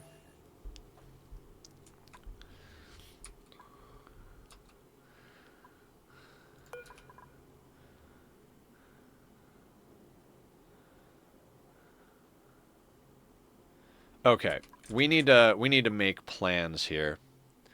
I'm redacted hours in, and I've never used the ribbon stuff either. Even if I look up how to use it, I don't see why. I think the ribbon stuff has some edge case things. Like, if you've built yourself tight into a corner and you're like, shit, I need to get like 2 or 3 automation signals from like let's say you've got things down here and you need to get 3 automation signals from down here up to here, rather than running 3 full automation wires, you run 1 ribbon wire. Like, those make sense to me, but also, if you're doing that, I feel like it's more or less like either you didn't plan ahead or the stuff on your map require. I saw Francis using it on the Frosty Planet map because you kind of want, so the vents, like you'll have like a vent here and a vent here and then a vent like over here, and you kind of want them all strapped in with steam turbines, then you want all those steam turbines working in unison with blah blah blah. So he wound up using ribbon connectors for that whole mess because it would have meant running like just a rat's nest of automation wires across the entire bottom of the map. So instead of doing that, he did everything written to ribbon connectors and stuff. But it's basically just I almost feel like the way they describe it in the game makes it more complicated than it needs to be. It's just 4 wires.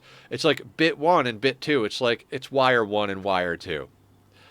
And writing and reading is just like, okay, just that's where you splice the wire, basically. That's the way I think about it.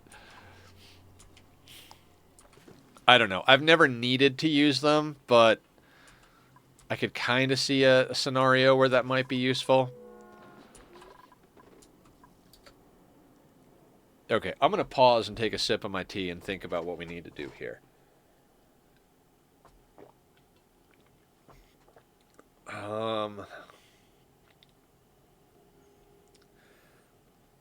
So what we want is 2 natural gas generators on a battery, and then probably 2 or 3 coal generators on a different battery, so that the natural gas ones kick on first, but that we have coal available if we need it. Right? That sounds to be like what we're doing. Also, we've got stuff going across.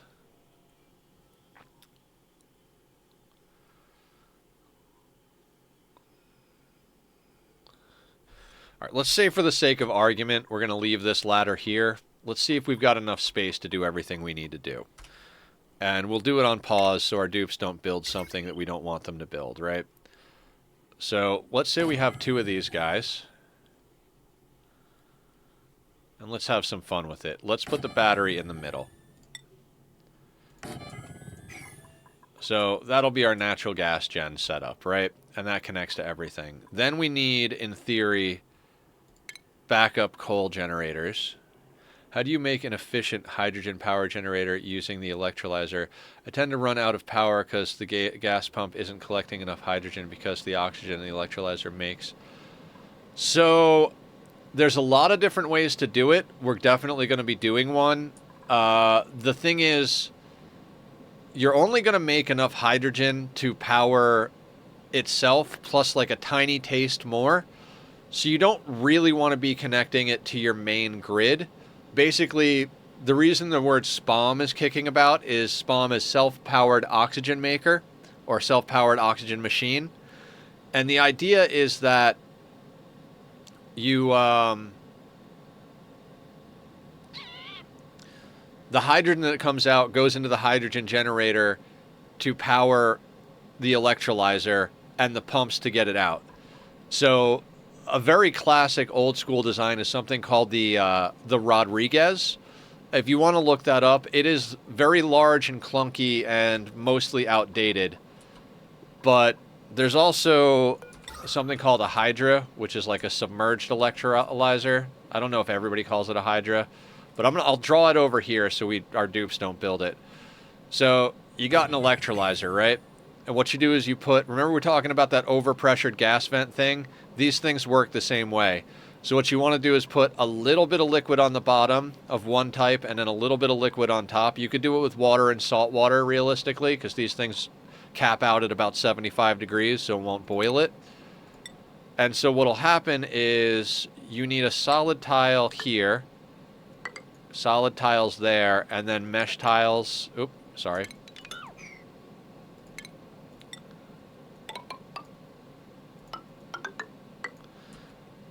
Actually, you could get rid of these, and I'm just gonna draw some quick nonsense here.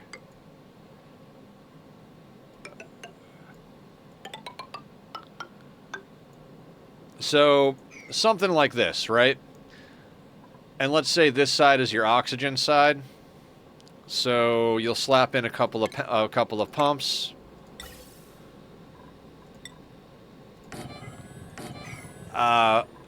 You could fiddle around with it to make it tighter. This is a terrible design. I'm just trying to give an example. You could use this space for an atmo sensor up here so that it doesn't pump it dry. So you put this in and say only pump if it's above 100 grams. That way this will never get unprimed. Because before you want to kick this on, you want to make sure there's only oxygen here and only hydrogen here. And then you basically... You set up another gas pump over here. Same thing, stick in an atmo sensor somewhere, you know, there. Obviously connect the wires and shit. And then you link all this up. And so with this setup, you can do like, you know,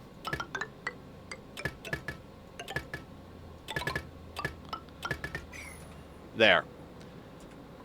this will, you know, you could put this, you can actually put this inside one of the chambers to help with self-cooling.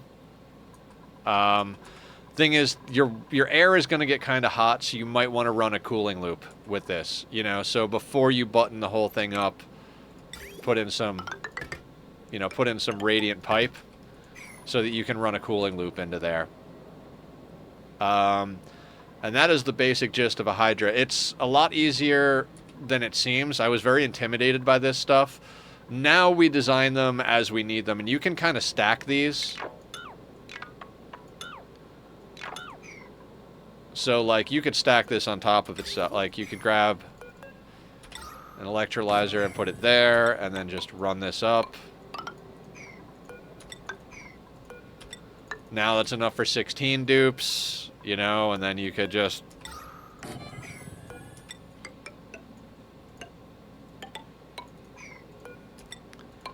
But when you do this, you have to add more hydrogen generators, obviously, but you'll be producing more hydrogen. And so what happens is an infinite... When you have this submerged with a little bit of double-layered liquid, an infinite amount of oxygen can get stored here, and an infinite amount of hydrogen can get stored here. And then you just connect everything up and burn it off. So, that is the deal there. Alright, it's time for me to get some sleep. Wait, I'm not sleeping tonight. I mean, get a break from staring at the computer. Sounds good, Atomic. You know, I don't like that. Let's just put you guys there. Put you there. Let's do it with something like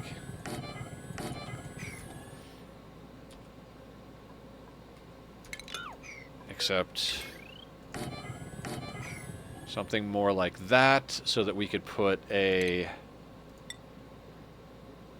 Actually, we could do it up above it. I remember that. So yeah, let's put these right next to each other. Then we need...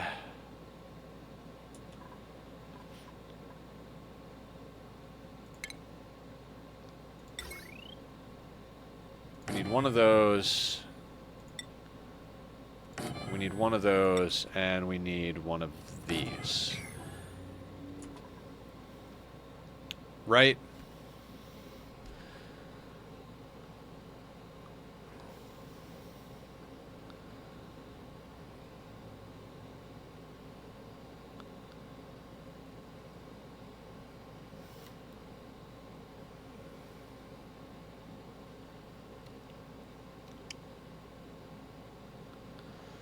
I could slide the whole thing over to the right a little bit. And actually, we should probably flip-flop... Oh, no. Natural gas is right here.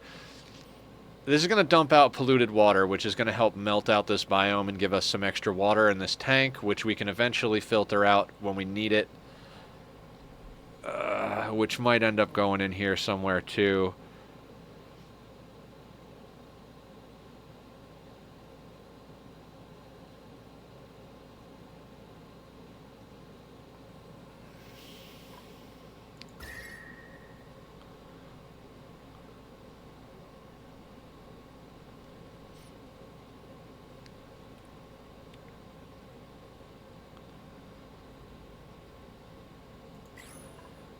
We don't need to overthink this too much. We don't need to overthink this too much. What we do need to do is put in mesh tiles there. Those can go there. That's good. I'm going to cancel the build on these until we get automation wires built because, well, just so I know exactly how much I need. No matter how many times I play this game, I still can't remember everything. Especially since I took a break recently.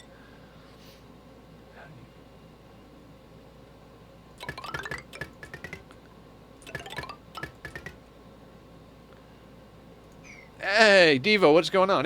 We're doing well. How about yourself? Do a quick shout out for it's Devo over here. Go check him out. Give him some love. How you doing, Devo? What's the good word in your neck of the woods?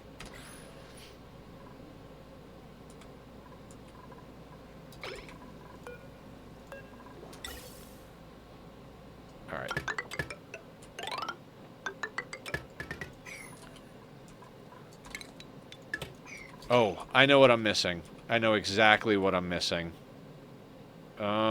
We need a transformer. Okay, not the hardest thing to put in here. So we grab a Jesus, rotate is O. It's going to dump the water out, isn't it?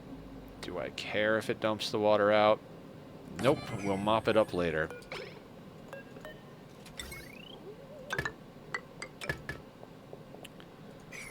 And we'll grab this, slap that down there. And then power-wise, we'll grab a conductive wire bridge, or conductive wire. And we'll run that shit over there. Snip that as well. I like to keep stuff snipped until I'm ready to turn it on, just in case.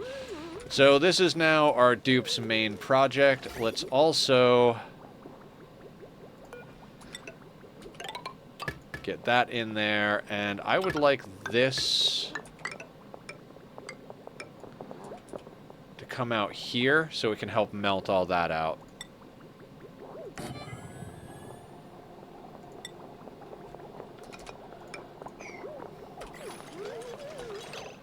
And then the coal, we'll move that soonish. Is anybody ready to become a mechatronics engineer yet? Devo's our main digger, so I can't convert him over. Tom over here.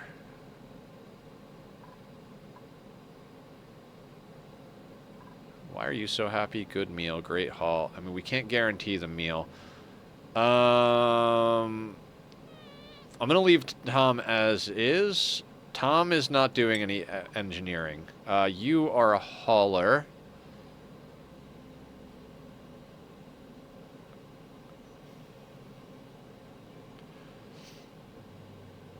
Alright, I would like to get them into exosuits, but we don't have exosuits yet, so I'm actually going to put them into advanced research to help them learn faster, because they don't need anything else right now.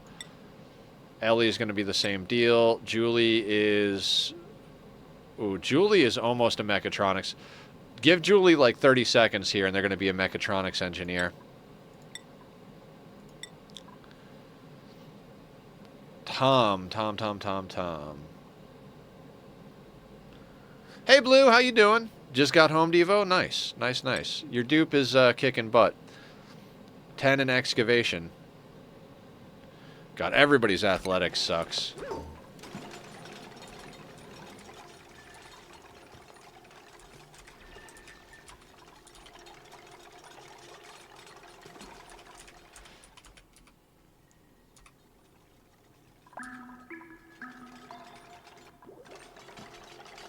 Oh, I know what we need to do. This needs to be our main power grid as well. We want to get this stuff destroyed, and we want to get conductive wire running through the whole base, right? So what we need to do is get a couple of more transformers set up for the main base. How are we going to do that?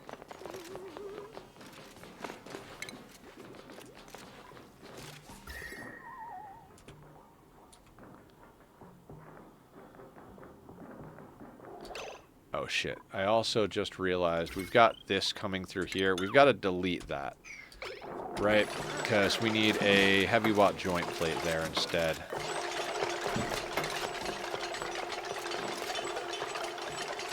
Since we're going to be putting that there,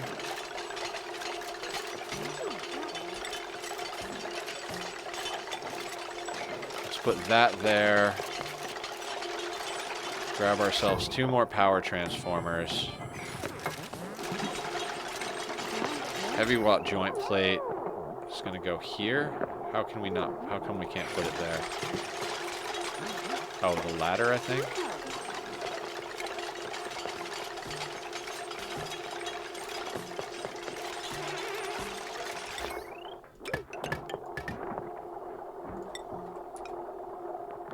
Oh, because it's right on top of that. Okay. I'm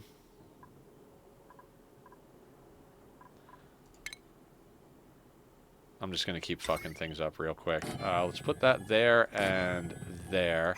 Can we put in a heavy watt joint plate there? We can. So let's put that in there.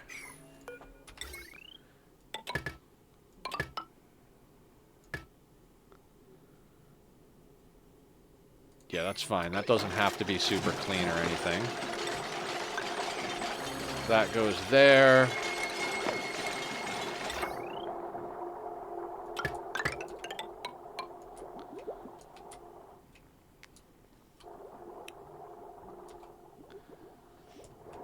Right, I'm going to let them build all of this, and then we're going to start working on replacing the wire.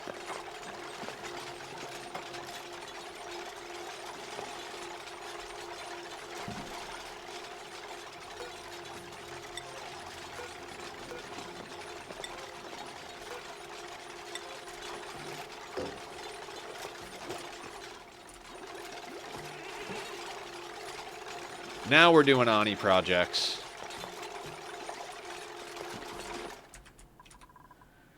Cheers, everybody. Oh, yeah, I'm building a chunk miner with Create Mod, and so far my biggest issue has been storage. Yep.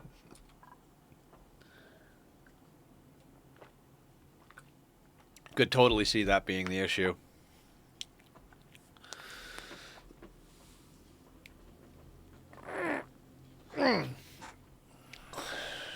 Did I mention I'm a little sleepy today?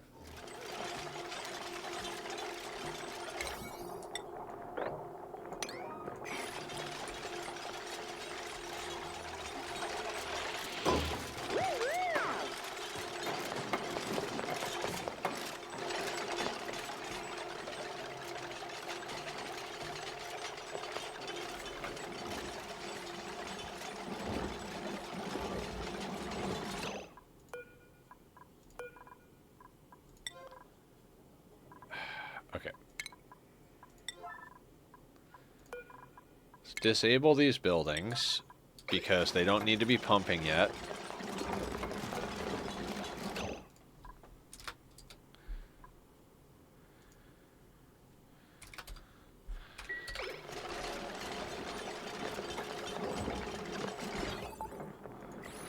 Actually, they can.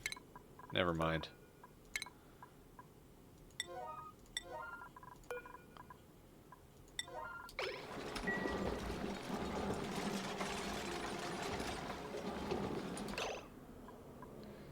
Okay, those are plugged in, so we need to start.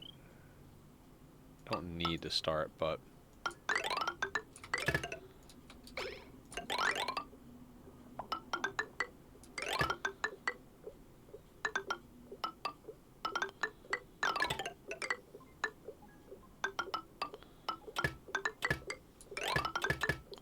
do that instead over there.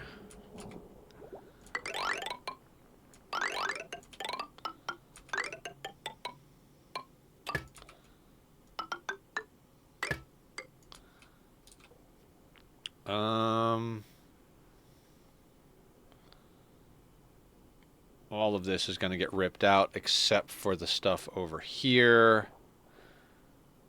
So I'm just going to go through here. This is just going to be a whole fucking mess. And then you are going to go through to there.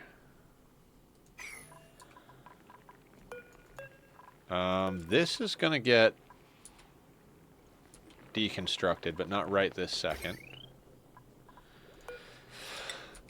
So basically we're just redoing our entire power grid here, so bear with me, everybody.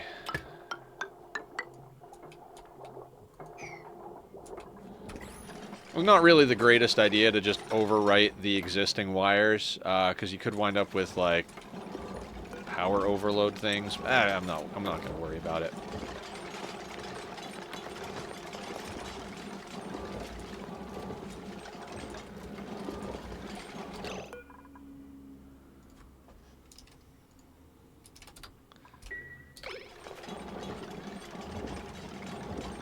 Okay, so these are all on the same power grid, which means these will fill both batteries. These will fill both batteries, but this battery says, hey, if this gets down to 60% full, turn these on. This says if it gets down to 40% full, turn these on. So these will always kick on before these kick on.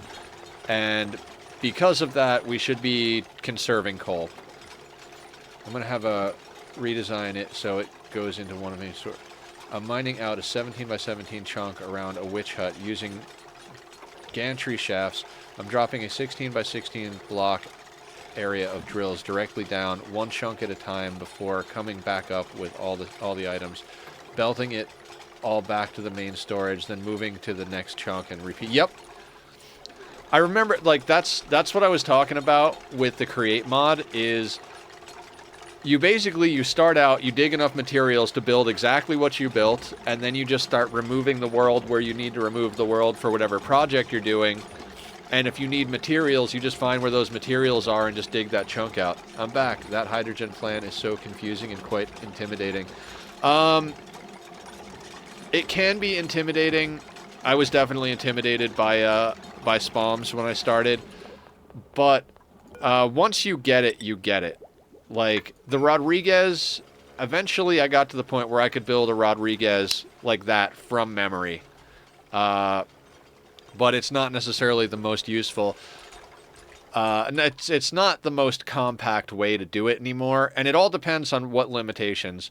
Some people think of infinite gas and infinite liquid storage as emergent game mechanics. Like, the developers are well aware of them, and they haven't patched it out or found a way to, like, get rid of it. But some people think it's exploity and cheaty.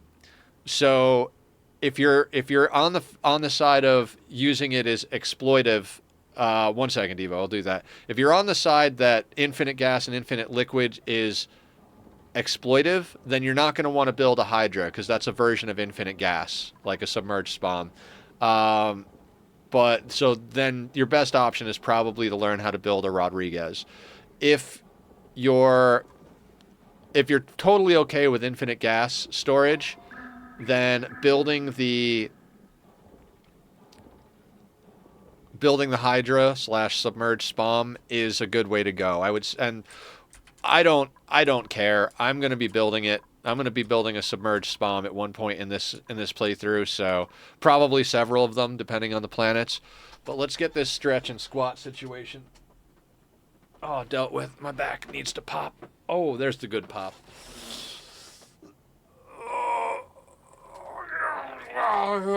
Okay. Do some squats. Let's do some squats here.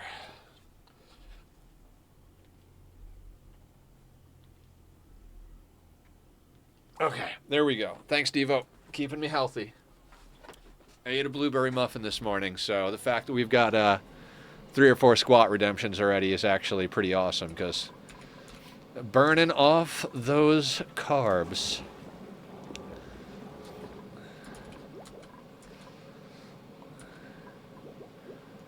Okay, are we linked into the main grid? We are. Alright, we've got printables. Infinite resources by making spawns can't be cheaty. There is planning and resource and also maintenance. I'd say that it's normal. It's not coming out of thin air. Well, again, it's a single-player game. So, you know, I used to play a lot with the Singularity kill box before I got into my no kill box mode on RimWorld, and it is an exploity kill box. Eventually the devs patched it out. I had no problem doing it. There's no such thing as cheating in a single player game.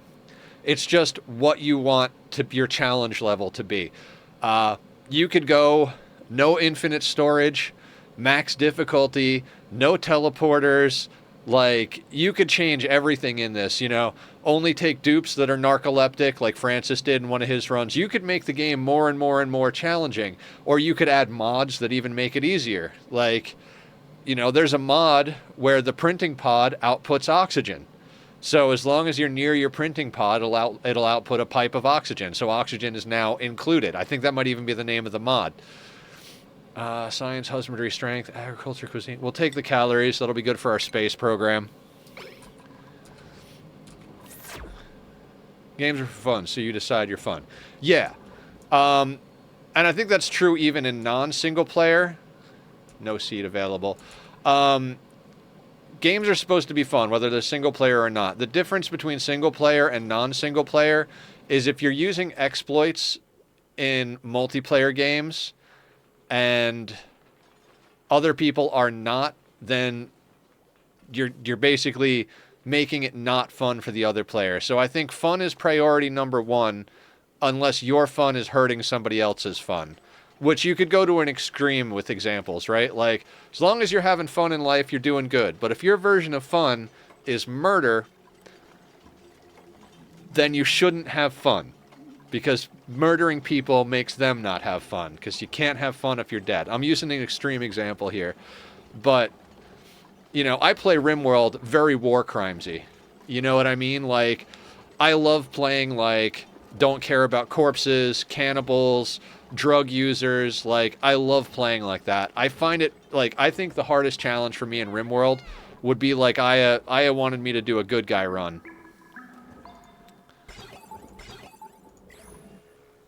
And I think that would have been harder than anything. They get free loot for my fun, so that means they can do their fun more. Or if my fun means their... Yeah. There's... When you're playing anything... When you're doing anything solo, you do whatever you want for fun in a game. If you're playing multiplayer, it comes down to the agreement, you know? It's just like a relationship. You know, you make your agreements going in. So... Hey, guys, we're all going to use hacked clients, and this is going to be an anarchy server. Cool. As long as everybody agrees to that, and that's the thing, then cheating isn't even cheating at that point. But if you're all on a server together and you're like, oh, we want to, you know, we want to do XYZ, like, we want to play this completely vanilla. Well, okay, well, if half the people want to play it vanilla and half the people want to play, like, anarchy, then they're gonna have to switch it up and do other stuff, right? Be a bad guy in games. I always feel bad for the NPCs. Same. Not me. Not like in RimWorld. I'll be like, ooh, a kid. They have horrible traits. Let's cut them up, eat them for dinner, or like let's sell them into slavery. I regularly chop off people's legs and harvest them for blood to feed to my vampires. I mean, there are vampires, for fuck's sake, you know, like. When I was a kid, I refused to be the bad guy. I was like, no, I can't be bad. Bad is bad. Bad people, you know, they go to jail or they go to hell or they go blah, blah, blah. Unless they deserve it, right? But as I get older, I'm like, it's fun to be the bad guy. I'm a good guy all the time in real life. I can role play a bad guy in a video game.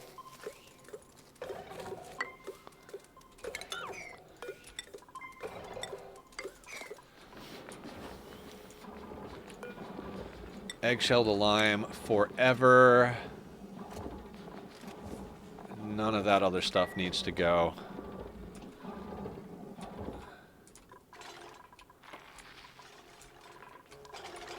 Okay, so these guys are on, right?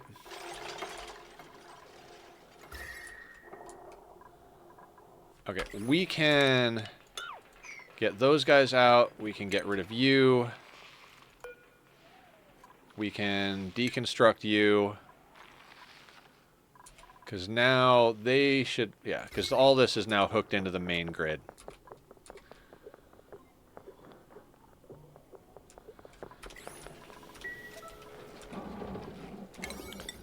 Let's get this built.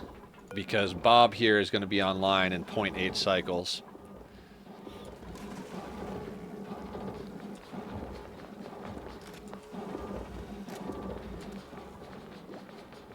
Yeah, remember when I was like, yeah, it seems like we've got a lot of copper at 8.5, 9 tons. We're down to 4.5 tons just from running all of this wire. Like, by the time we're done, we'll probably be under 4 tons of copper. I got 2 choices into Renegade's run for Mass Effect 2 and scrapped it when I had to be mean to Tali. Aww! I always play Paragon in Mass Effect. Most of my Renegade comes with Rex because he always has the badass lines. It's also, I finally get to play with the mods I want to. My PC isn't powerful enough to properly play with the mods I want, but my friend has the money to buy a strong enough server to where, when joining, my game runs better, letting my play smoothly with games I want. Plus, I get to show off my skills and knowledge to people who will be impressed. That's awesome, Blue. That's pretty freaking awesome. If I ever decide I want to do a modded playthrough, it'll be based around the Create mod. 100%.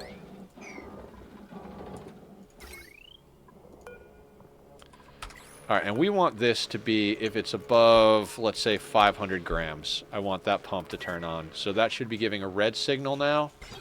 Yeah, red signal. So we can link in that. And we can link in that.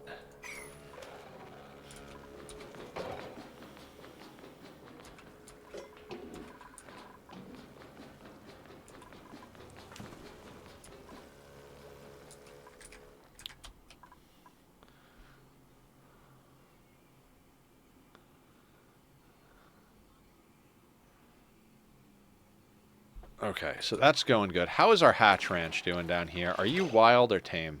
Wild. Let's get you out of there then.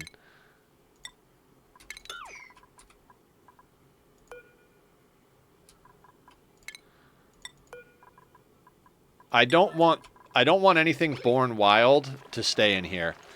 I want anything born wild.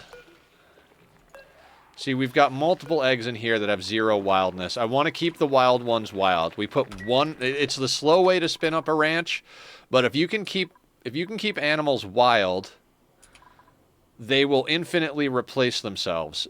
As long as they don't get cramped, they'll always lay 1 egg exactly, and so that's infinite meat and eggshells that you don't have to maintain or feed. So we're running 1 hatch ranch down here. And the idea is basically we tamed 1 hatch, and from that hatch we will spawn our entire lineage of tamed animals.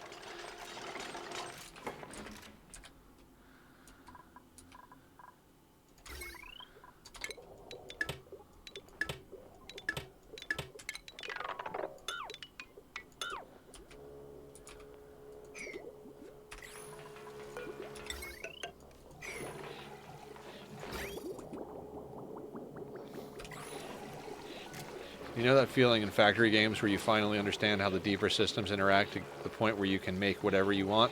I get it. Hell of a feeling. Yes. Actually, Blue, it's funny you say that, because last night, I was talking about it. I couldn't go to sleep last night because I finally understand how to use the modeling app and the, like, priority stuff. And I was like, oh my god. I know exactly how to make this factory badass. And then I was like, oh, and I know I've done trains a little bit now. I know exactly how I can move the materials in to blah, blah, blah, blah, blah. And this like, it was just this whole cool experience last night. So you and I are having very similar experiences right now. I'm actually going to be working on that tonight after stream, as I'm going to be getting heavy into some Satis tonight. I will it's so hard for me to pick what I want to do because I've been really into the new set in Magic the Gathering, and I made a, like I was talking about it earlier, how I finally have a second deck that I really think works well. And I'm enjoying, and it's not black. I can't, it's taken me forever to get away from black decks. But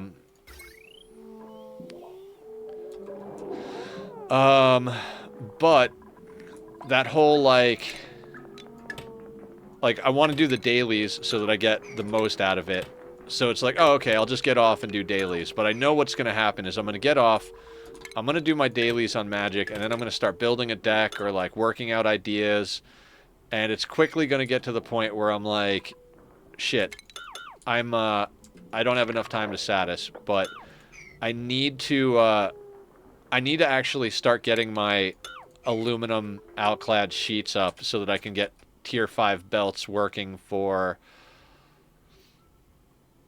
the factory I want to build. I wanted to skip turbo fuel and go right into nuclear, but it's not reasonable. So I'm going to be building a massive turbo fuel factory, and with the extra bits and pieces that are coming off of it, it'll also be making my gas canisters for my gas masks and making some extra plastic, which I will probably have some of that plastic going... Well, actually, no. I like my packaged liquid biofuel, so I'm probably going to stick with that for a while. But I was going to say I could package some of that. But the extra plastic, I might actually run down to another factory or something. And I'm doing it in a way...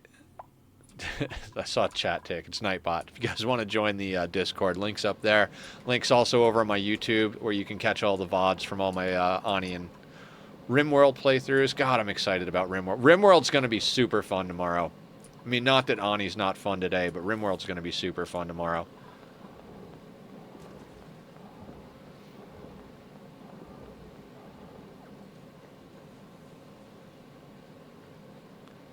Damn, we have a lot of different kinds of food. All right, Bob. 0.2 cycles.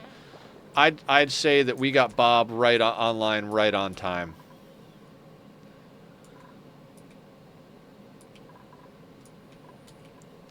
So, quick rundown of what we're doing with power. We got rid of the power that was down here in our core base, which heat-wise, that might have been a mistake, but, you know, I'll deal with that later.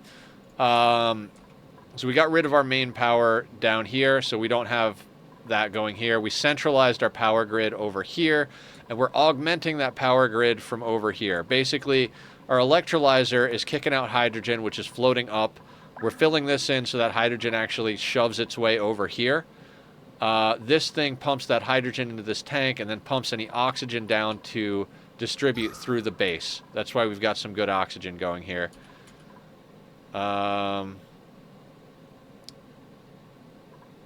We could use a little bit more airflow, I think, but we're fine for now. So the natural gas generators and the hydrogen generator kick on at 60% battery. The coal generators, they kick on at 40% battery. So between the hydrogen we're getting from our electrolyzer and the natural gas we're going to start getting from our natural gas geyser here, we should be able to preserve enough coal to keep us going for a while until we can get the tech we need to tame out the hydrogen vent or get over to our second planet and find some stuff over there we can pump here for power's sake. Now, Noob, I know you were asking about self-powered, like the hydrogen power from the electrolyzers. So if you've got more water than you know what to do with, you can look up the pantsless Rodriguez, and basically you build it in a vacuum, like up in space, and all of the oxygen gets dumped into the background of space, and you produce, so it continually just keeps producing hydrogen. And if you've got enough water to support that, you can then use that hydrogen for power or for hydrogen rockets or whatever other need you might have for hydrogen. So there is that.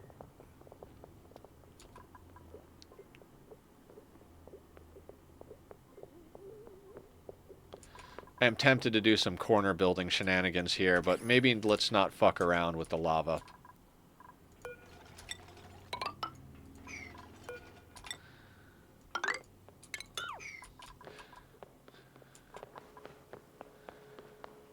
Actually, yeah, we don't need... I need oxygen and power, biggest reason I want it. Gotcha. If you need the oxygen, then you're likely not going to get very much power for your base out of it.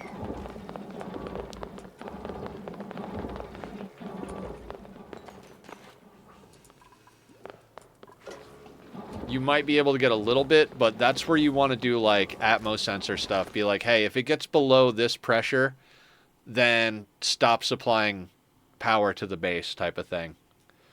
That way your oxygen doesn't shut off. You want to make sure that your oxygen stays at top priority, basically.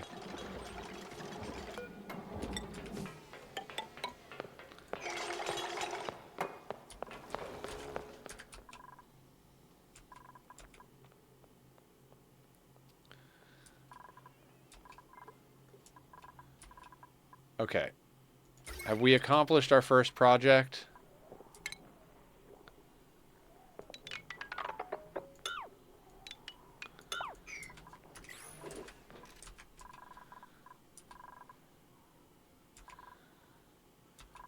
Now, usually we're stressing out about how to keep stuff cool, right?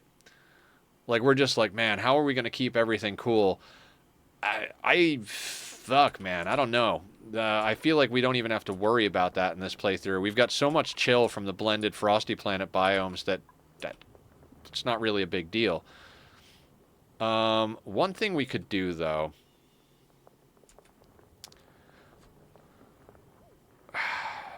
No. I was like, we could do, like,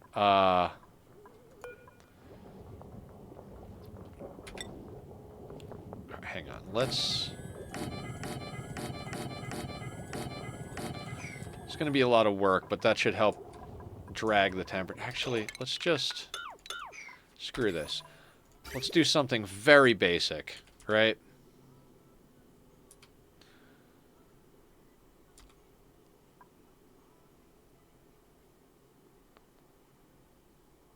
All right, where is our cold basically at?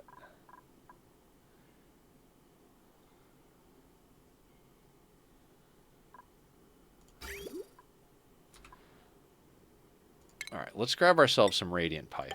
Nope.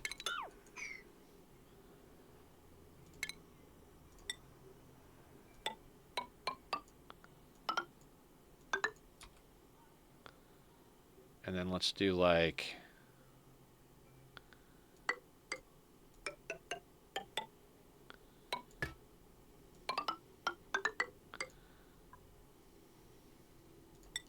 And honestly, regular pipe should be fine.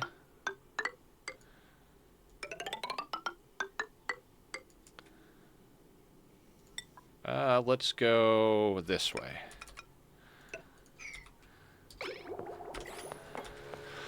We're just going to use a completely unpowered water loop to shift, chill, and even this out a little bit. Like, it's naturally evening out, but it's starting to heat up a lot more over here.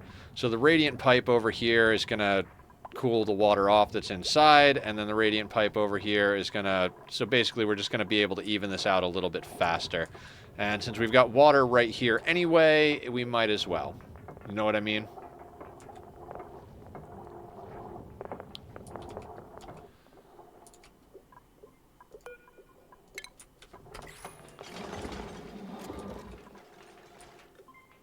Yeah, and now that the hydrogen is not going over here as much, we're actually starting to get a little bit of a backup amount of hydrogen in here. We've got 70 kilos of hydrogen.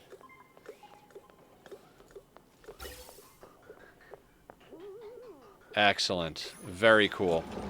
So we're starting to stabilize here. Oh, shit.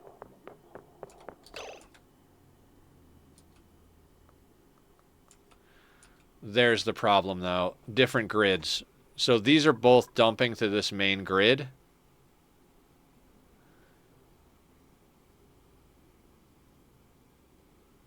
Well, time to make some changes, then. How do I want to do this? How do I want to do this? This will have to go offline temporarily. Okay, so let's build as much of... We need to basically connect this grid to this grid. It's not connected properly right now, so we're really not using that hydrogen, which is why we actually have some.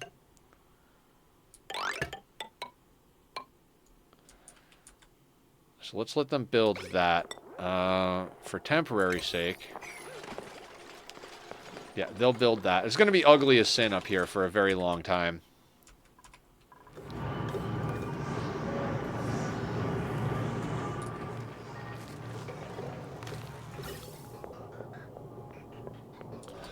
Ooh, you need carbon dioxide output. Right. What is our... I always forget that. With the natural gas geysers, I always forget they need carbon dioxide output. For now, let's just quickly throw in vents here. They're going to get overpressured quickly, though.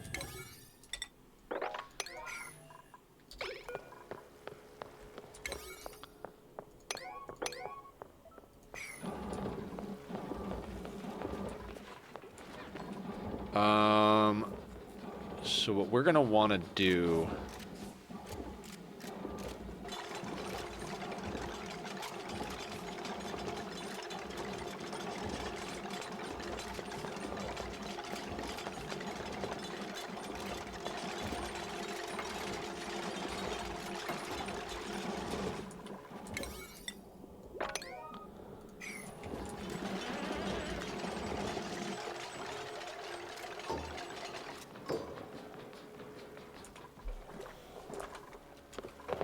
Alright, so now we've got natural gas generators hooked up. We've got the gas geyser tamed.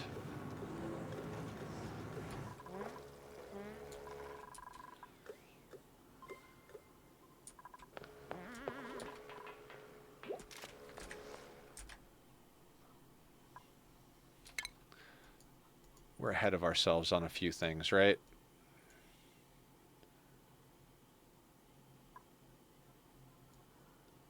What's next up on the list? Next up on the list,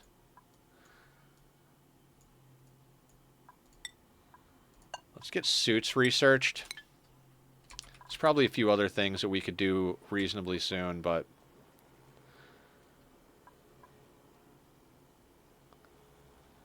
yeah, polluted water is coming out at a reasonable temperature. Hydrogen vent equals Dorothy. All right, sounds good. Sounds good. Hello, Dorothy. I love how there's a theme of like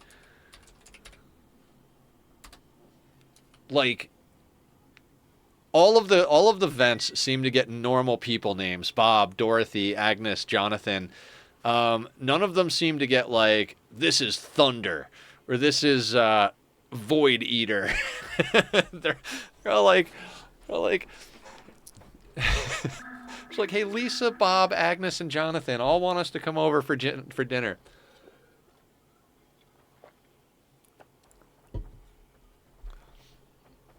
It's hilarious.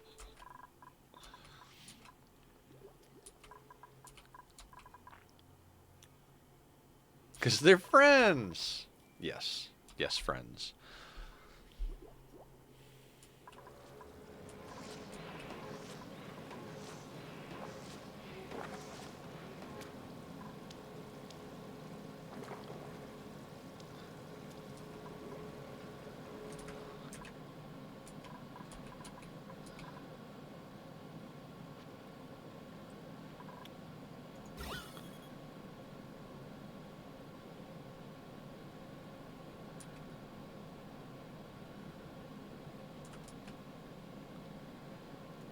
Material overlay.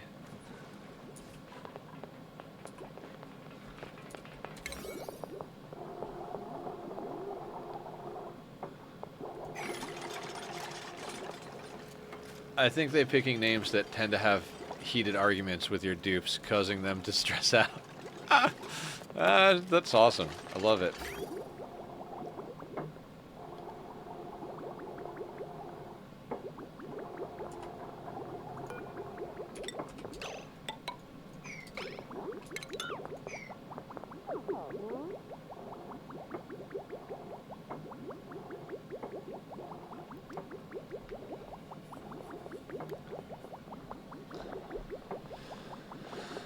So this should help dial in the heat a little bit better.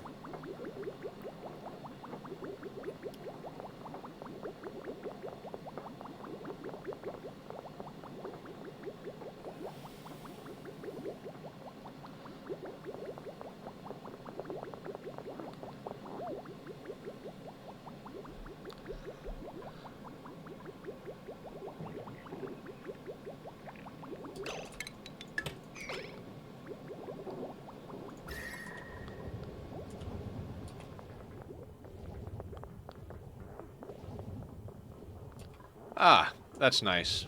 That is very nice. So, this is a good zero power way of doing things. As long as you have a bridge that shows the thing direction, water will just continually rotate inside pipes. So if you need to move temperature around, like even out temperature, you put one end of the pipes in a cold biome, the other end where the heat is, put radiant pipes on that. You can put regular or insulated pipes. I'm not too worried about doing insulated pipes over here.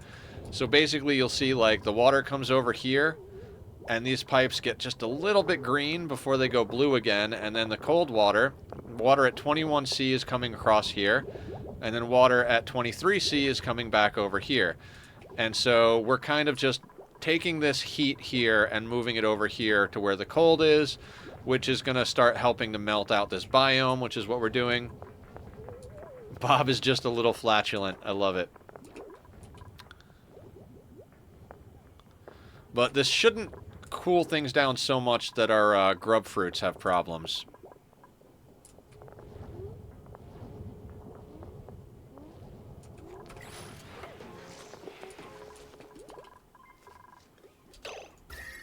Alright, so they've finished doing things over here.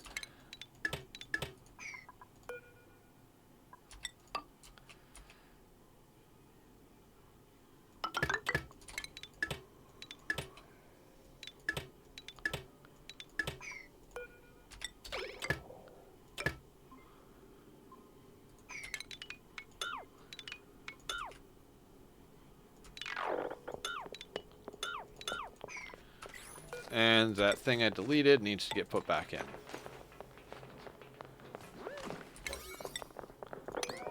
And let's priority 6 all of the stuff that needs to go to hook it into the main grid.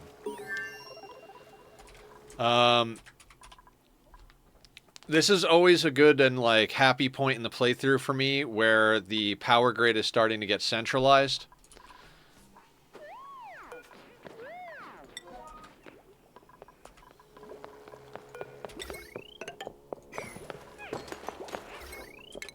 Centralized and prioritized, right? Like this is where all of our power is coming from, and all of our power sources are prioritized. The hydrogen and natural gas kick on before the coal generators kick on, and all of this stuff is linked in using these 3 different batteries for charge and then dumping down into our main base. So everything in our main base is running off this. We've got transformers to make sure that wires don't overload. If we get to the point where we need like separated wires down here, we could just slap on some more transformers and run different lines down. Now this is not like long-term sustainable end-based power, but it does mean that we're conserving our limited resources and that we're gradually getting some stuff done.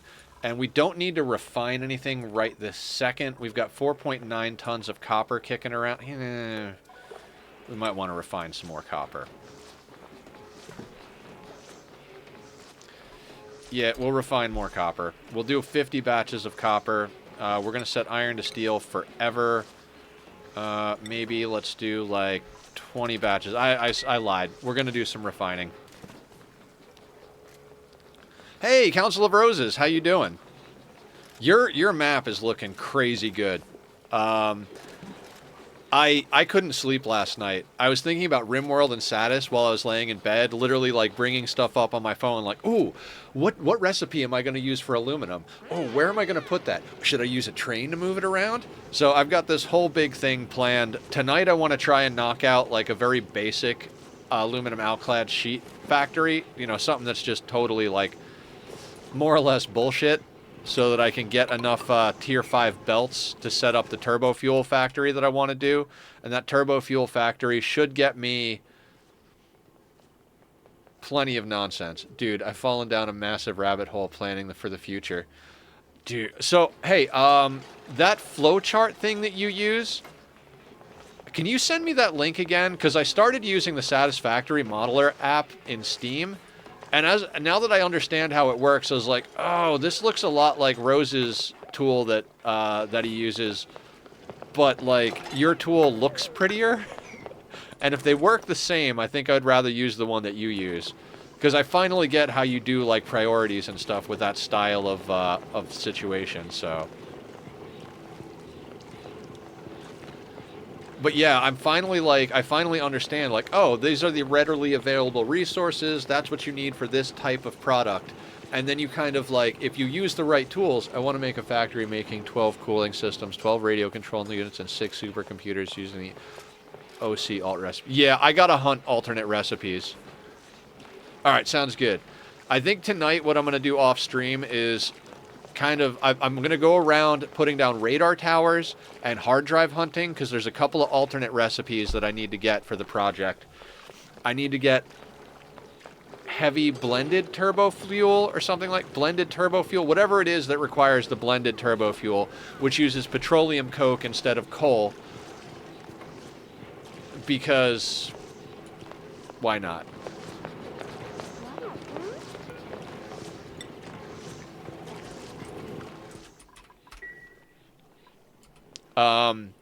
So yeah, basically I was like, okay, so my real limit is the sulfur node. I could bring sulfur up from another location, and I might decide to do that at one point or another, but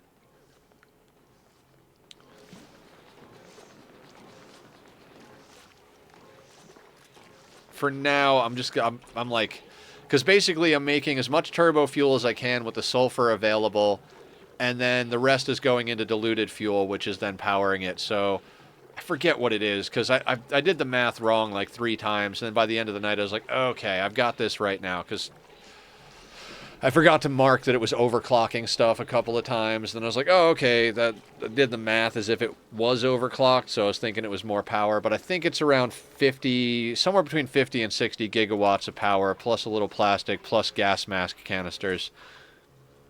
Not that I 100% need gas mask canisters, but if I could easily work that in there, why not, right?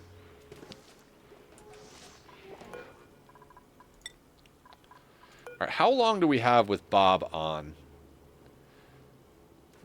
Oh my god. So it's not even active half the time. We've got 41.1 out of 85.1 cycles active. Next dormancy in 39.5. So we've got about a 40 cycle timer to figure out better power situation.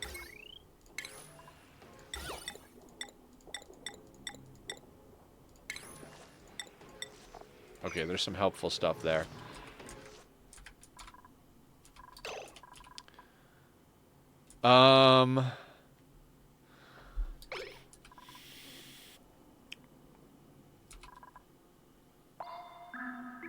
So we've got industry back online, and we've got everything, all of our power generators linked into the same grid. We've got transformers doing what they need to do.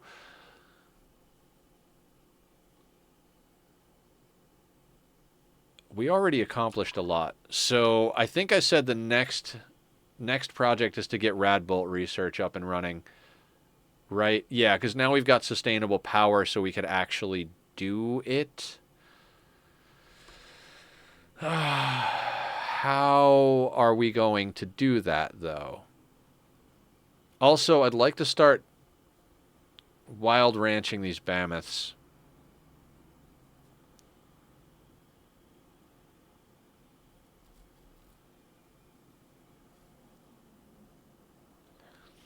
All right, let's pick a project, Nether.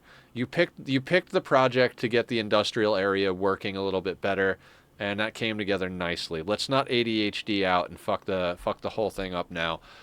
We need Radbolt research going. That's kind of where we're at. So let's take a look at our temperatures and see how we're gonna make that a thing. Or let's look at the printing pod.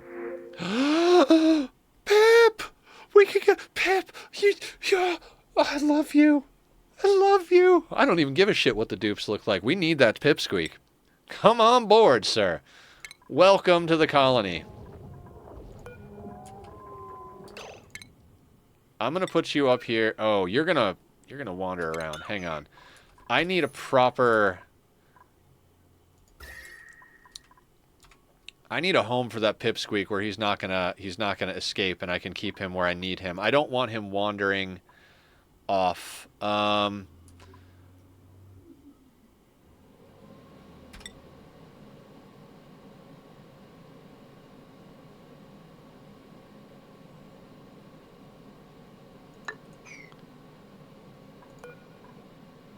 Let's immediately build that tile.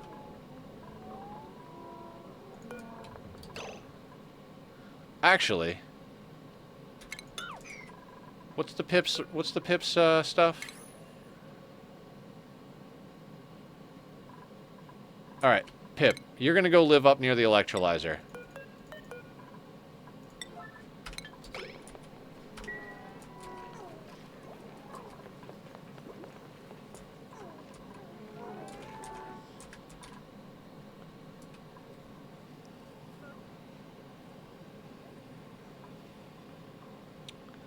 So we just acquired ourselves some options with that Pip.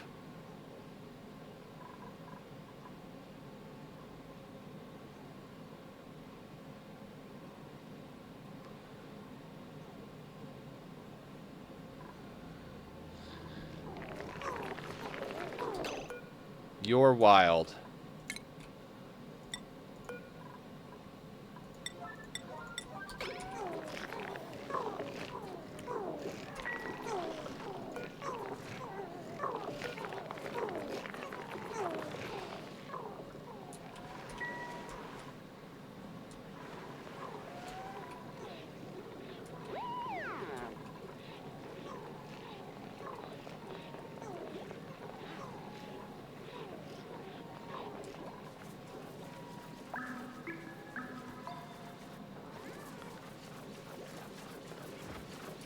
Look at the Pip. Look at the Pip. You're adorable. You, sir, are going to be very important to the longevity of our colony. You upside down, adorable bastard, you. I don't have uses for him just yet. How many fungal spores do we have? I could see a world where we make that a thing. We have 2 fungal spores.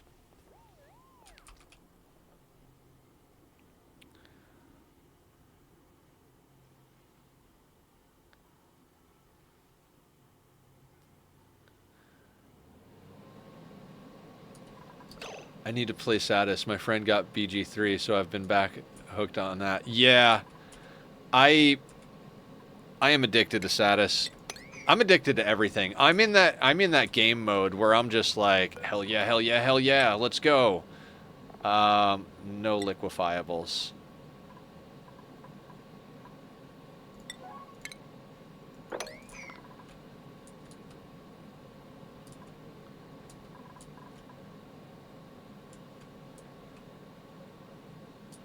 All right. It is cold down here. All right, let me see something about fungal spores. Because...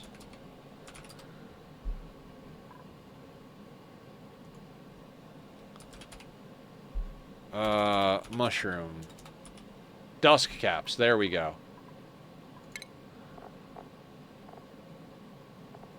Temperature 5 to 35. What temperature is it down here? -3, -2.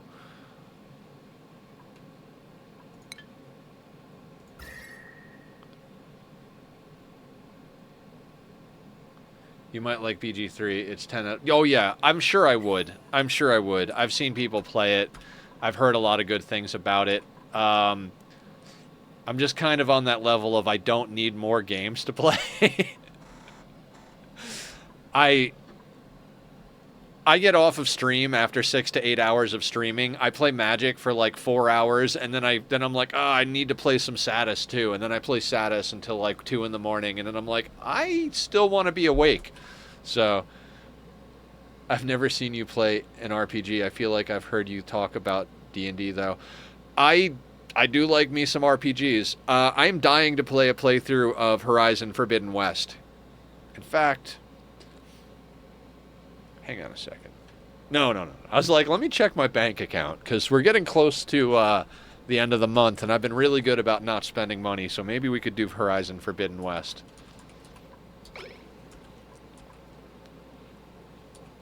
But I would be interested in Baldur's Gate 3 as well. I'm interested in a lot of games. Not as many as some people play a lot more games than me, but there's a lot of games I'm interested in giving a shot, so. Is the coolest D&D you can get, in my opinion at least. I hear you. I've heard nothing but good things about BG3. Like, nothing but good things. It sounds like it's a phenomenal game.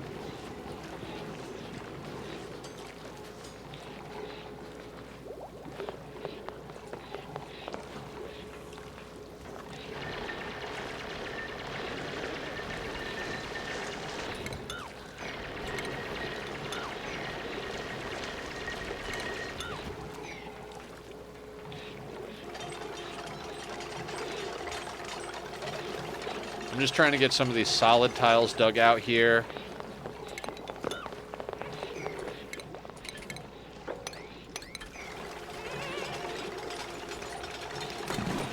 It's a very close analog. That's cool.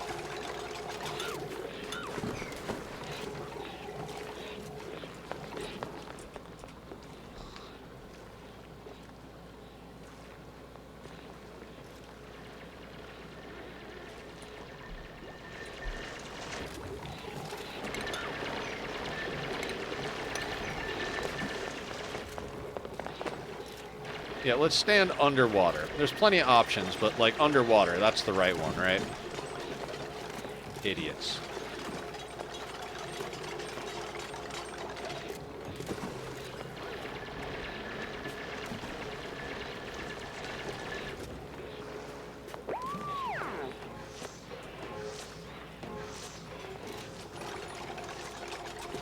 So yeah, I was talking about how I shouldn't ADHD out and how I should focus on my goals, and then we got a pip, and I'm like, pip, pip, pip, pip, pip, pip.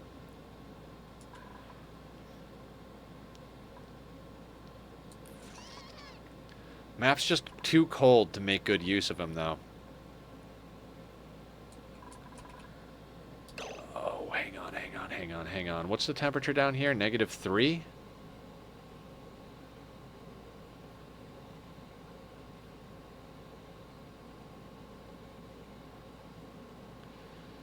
Let's do some beard stroking real quick.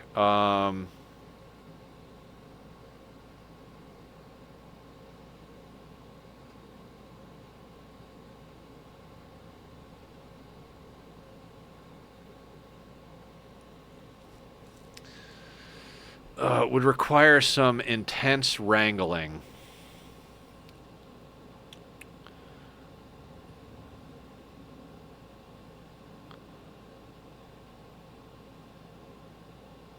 All right. How many Alvia Vero seeds do we have? 2.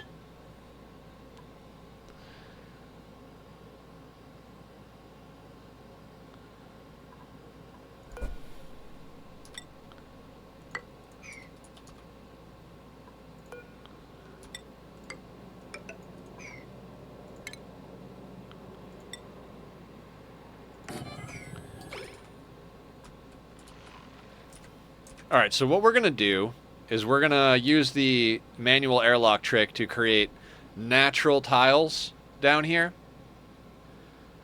And since it's still at -3 and we've got this cold biome here, I say we put down our 2 Alvia Vera plants down here. That'll start making us a little oxalite. That'll be helpful. At least it'll help the carbon skimmer at the very least. I don't think it's going to be super helpful like long-term for stuff, but we can start producing seeds. And I'm just filling this in so the carbon dioxide doesn't get stuck in here.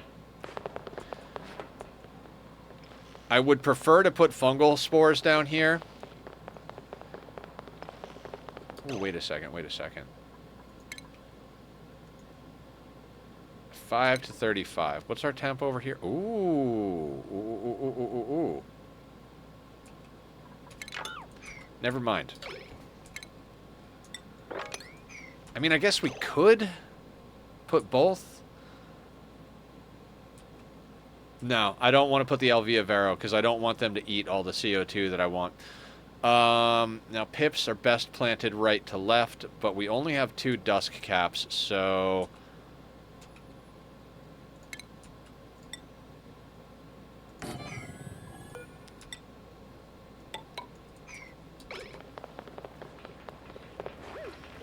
And what we're going to have to do to get the pip to do what we want is create like a little chamber down here. So...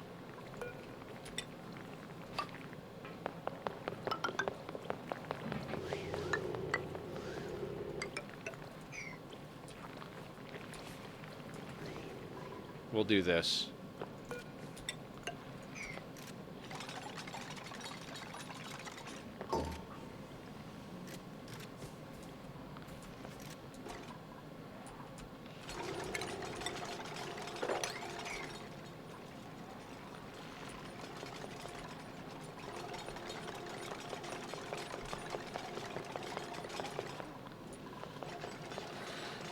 Not that we need the dusk caps, but a lot of the food we're using is dependent on supplies. Like, we could switch a lot of stuff over to wild-grown equivalents using the pips, and they take way longer to produce, but like mealwood, for instance. We've got a fucking boatload of mealwood. So...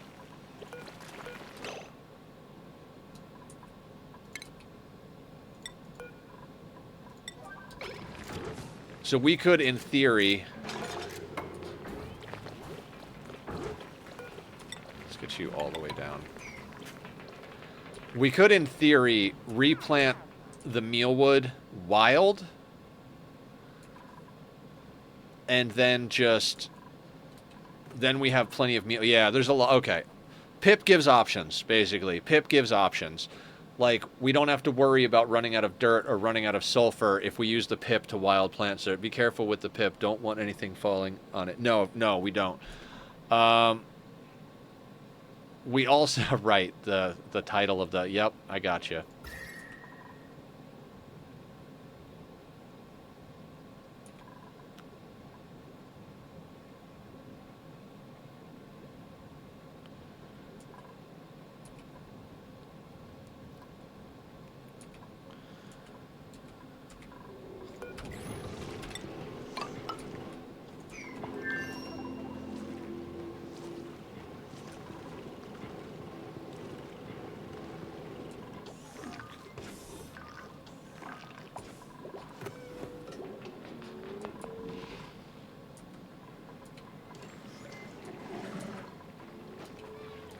Where are our builders?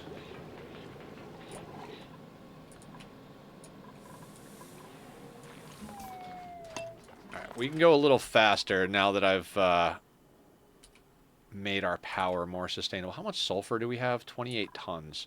I think we did the math, and you know we're roughly going to get 100 cycles out of our sulfur with our grub fruit, roughly. So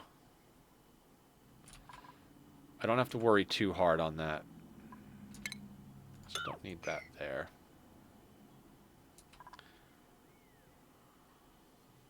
No research focus. Oh, we're done with Atmos suits? Fuck me. Okay. I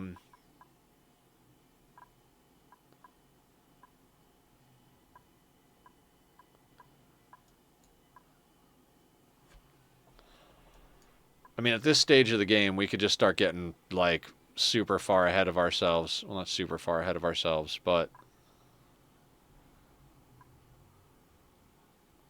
Right now, I'm thinking Robo-Miner. So let's select this. Yeah, we're going to start getting lots and lots of research just knocked out.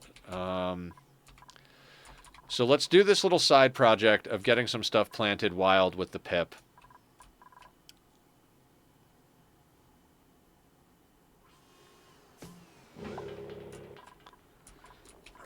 And then we'll start working on how to get over here for research.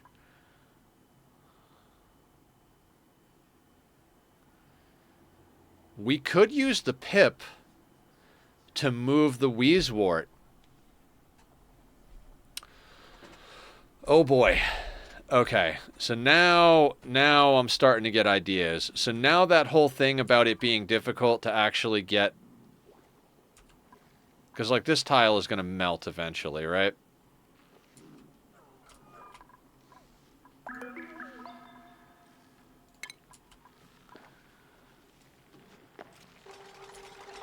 I hope this still works.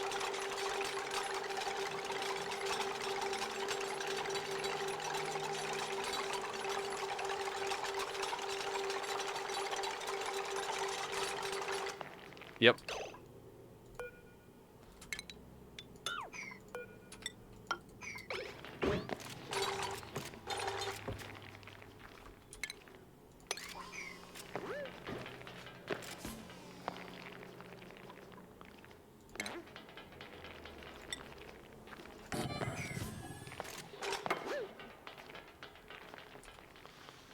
Now, like I said, it's better to plant right to left with pips, but we're just going to get the 2 dust caps put down here. We could actually do the Alvia Vero over here as well. This is the best way to create... Well, not the best way. This is one of the ways to create natural tiles. You make sure that the airlock is surrounded on all sides except the top. And then you deconstruct it. And it'll... Now, you're going to lose mass, right? So now we've got 2 copper tiles here. I keep wanting to go and hit Z to find stuff.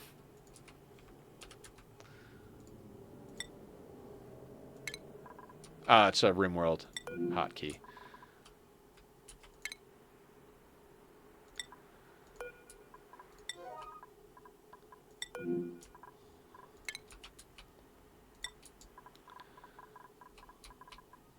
And now you, buddy.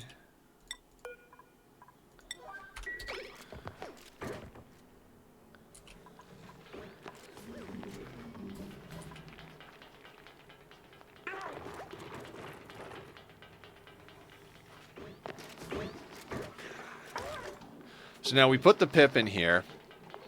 How much tile? How much space is this? 15 tiles. Okay.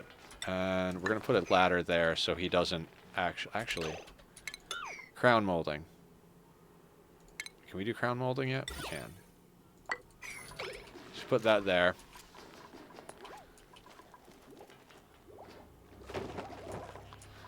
So we put our pip in here. He'll plant there. Then we cancel this crown molding, and he'll plant there. Since he's wild, we don't need to feed him. He's happy. He's idle. Okay, cool. I'm not sure if the babies will actually plant. We might actually have to wait for him to grow up to do it. But it is the right temperature down here for the fungal spores. Oh, shiny boy.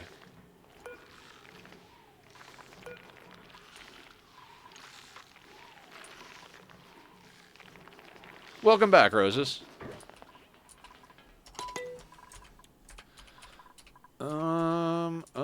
Okay.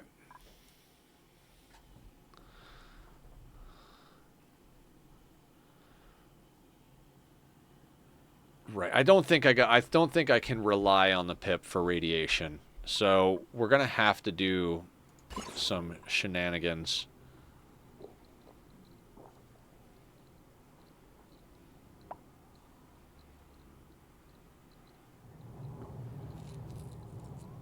Hydrogen vent wants to go off. Temperature-wise...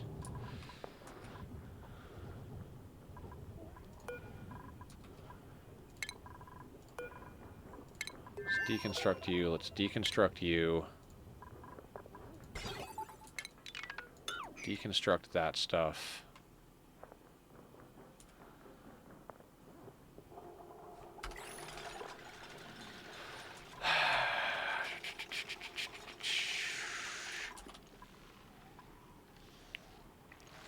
Alright, let's say we want to get over here, right?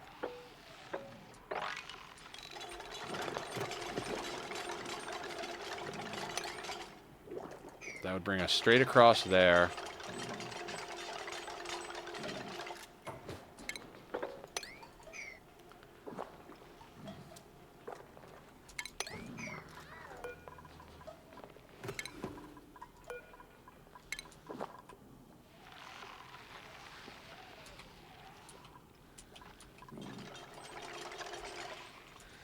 So yeah, we're gonna use this spot. Let me see what our highest irradiation. That's 641.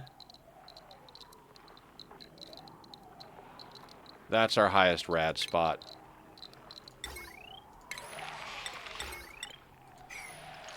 So we need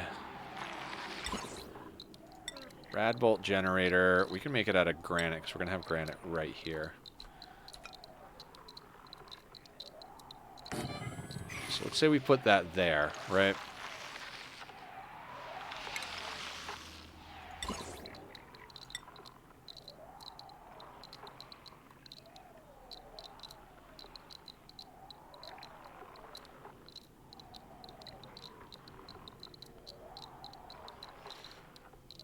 Yeah, I want to put that there just because I don't want to let any... I don't want to waste any... I'm like, I don't want to waste any heat.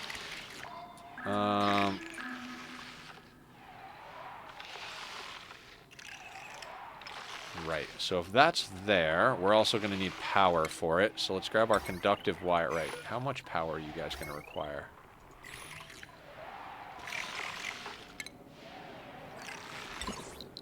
You require 120. And you require 480. So more or less, we're better off putting this on its own thing, which is going to be annoying. But we could do it on a single transformer. We don't need to put it on... Yeah, because it's less than 1,000, right?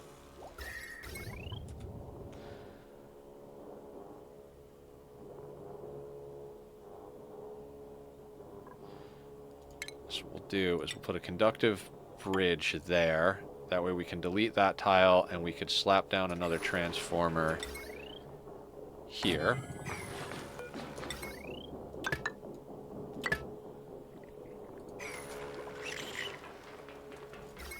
And then we're going to have to run a very long power wire. But we'll do it out of ore.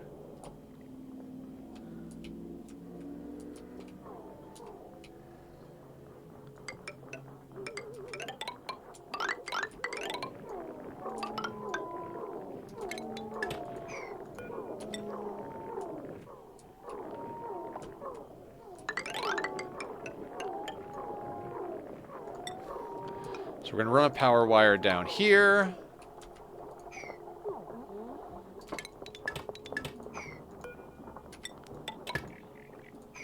Definitely not the best day I've had in a while, but I'm here to chill and take my mind off life for a bit. I'm sorry, Tom. If there's anything we can do to help to make it better, we're here for it.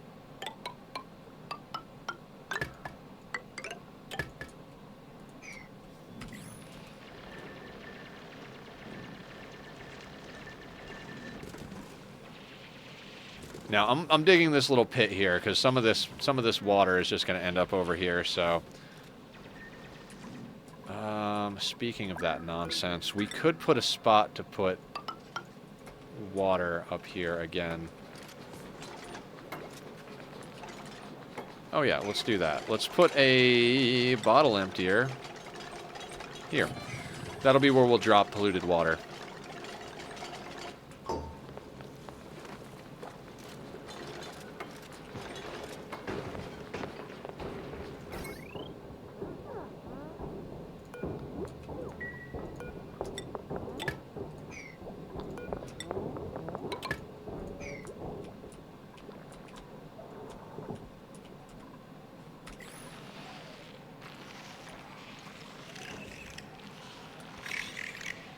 All right, once we get all this stuff built, we'll put in the tiles under here so that they can get up here.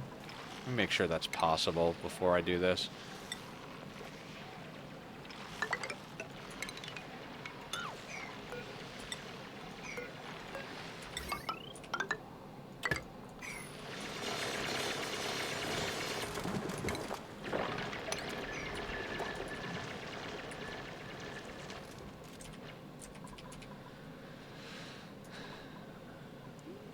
Now you're here. Welcome, welcome. We have gotten a lot done while you were gone. We got a natural gas tamer going into a reservoir, going up to natural gas. We redid our area up here to be more efficient. We have redundancy set up so that the natural gas and the hydrogen kick on before the coal does, so we're conserving coal. We replaced all of the regular wire in the base with conductive wire. Now we're running a regular wire down here to go to a material study terminal so we can start doing radiation research using these naturally growing wheezewort. Whole last minute college work I had to do. Oh, yeah, no stress at all.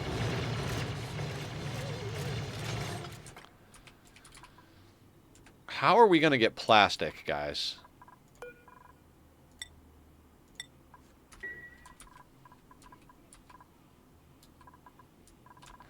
Like, we don't have any seals on the map, so we can't get seals. We don't have any oil reservoirs, and we don't have Drecos. I mean, if we get a lucky Dreco print, that would be fun. But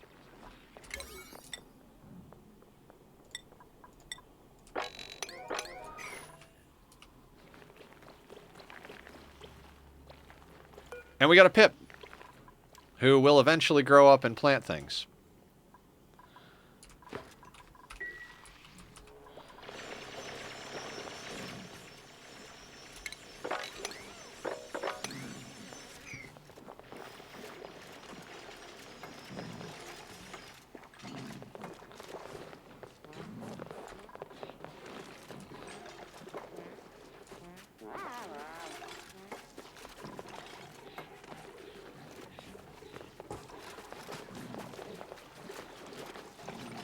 I'm trying over here, dupes. I'm trying.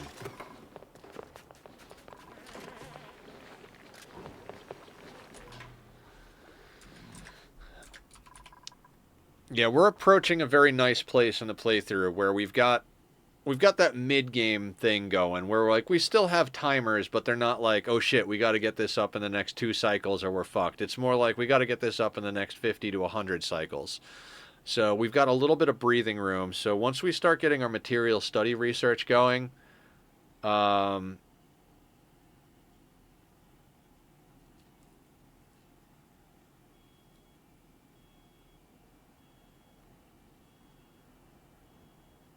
so there's a way you could set this up so you're not wasting rads, basically, where like this thing fills this, and once that's full, it shoots up to a second one. But since we're doing it off of wild Wheezewort, I'm not going to be too concerned about it.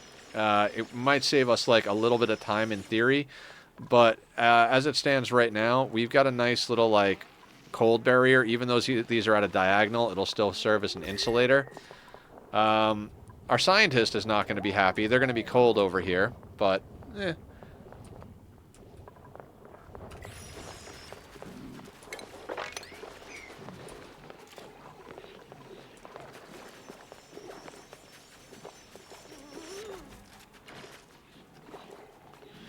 Trying to decide if I care. I mean, we're catching the... I don't know. I think I might build tiles in there just so it'll like spill over and we can mop it up. It shouldn't... blah, blah, blah. Those are words, right?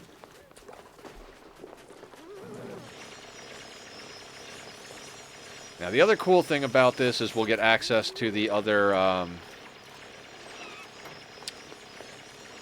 Sleet wheat. Those are the words.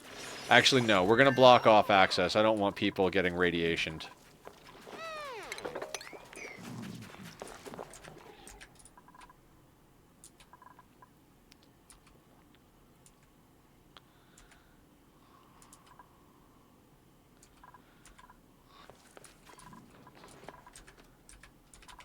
Okay. While they're working on that, I'm really enjoying watching this whole biome melt out. It's pretty freaking cool.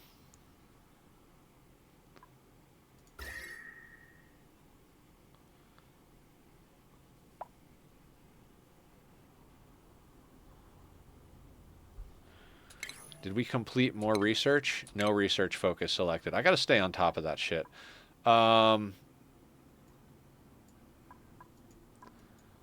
Let's get the rocket stuff starting to get researched.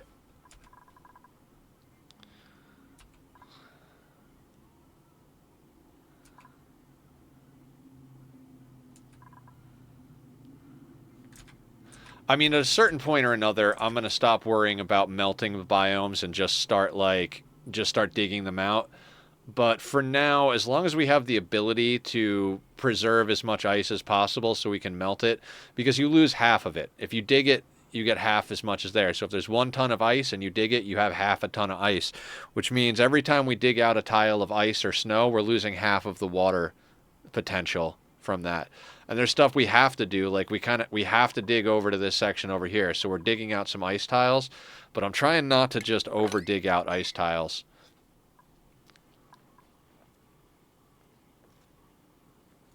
I'm going to put these across here so they don't get soggy feet.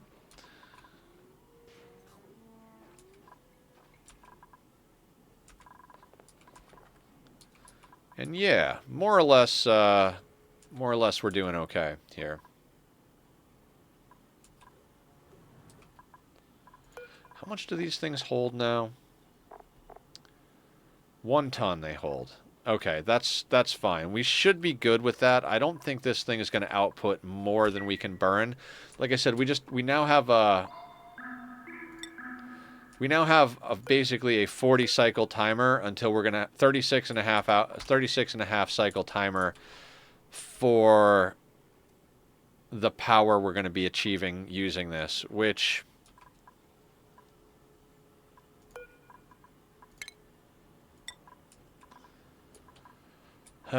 is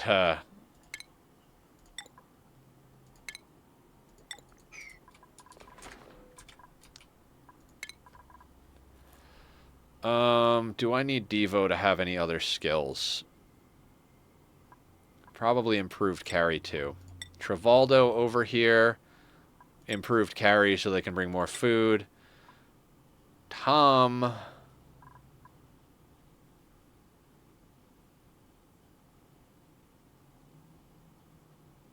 We'll give them critter ranching too. Thriller is a builder and a digger. We'll give you super hard digging just so you can also like dig out stuff that needs to get dug out. Julie's officially our mechatronics engineer. We're going to need to have her. She's just going to rotate through the different... Who's a what's it? All right, we're going to give you some science so you learn faster. Nice upgrades.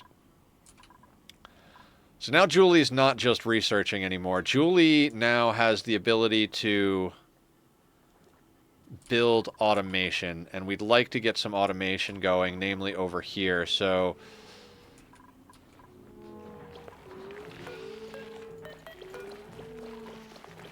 100% wild. Let's get you moved as well.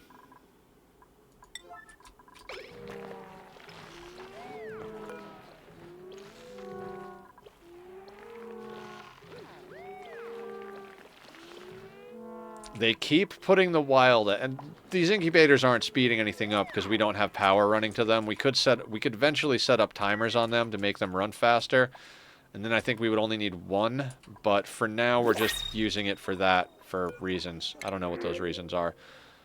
Omelet, joyous seeds, tidying machinery. I'm a sucker for extra calories.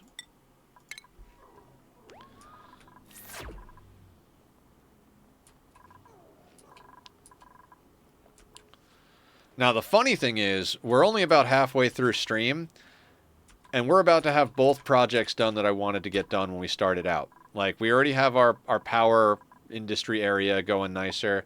While we were up there, we kind of set up a way to even out temperature a little bit so that our electrolyzer doesn't cook our plants. And now we're about to start getting our radiation research going. So, next on the agenda, I'd say, is wild ranching mammoths. Basically, we need to create a ranch for mammoths that we can just put them in with a shearing station and not a grooming station. I don't want them to be domesticated because we can't afford to feed them in a domestic way. So I think that's going to be the project. I think ranches are going to be the project for the second half of stream here. We need to get ranches going hard. So we'll continue our little side projects like getting the pip to plant extra wild food. But our main project for the second half of stream is going to have to be ranches. What do you do when you don't want to do anything, but you also don't want to sleep? What do I do, or what should someone do? Because if you're asking what you should do, I would say go for a walk out in the sunlight and drink a whole bunch of water. What do I do?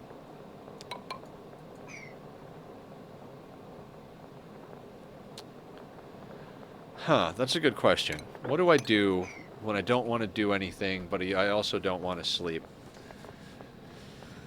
Usually, that turns into me spending a lot of time clicking between random games over and over again without ever actually, like, starting them.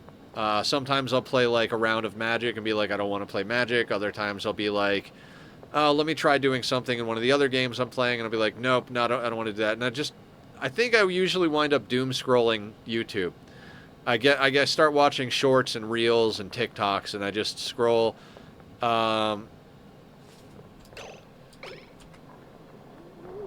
trying to stop with the eating food, because I think a lot of times I wind up eating, and that's not a good answer, and it's something I'm trying to get rid of in my life.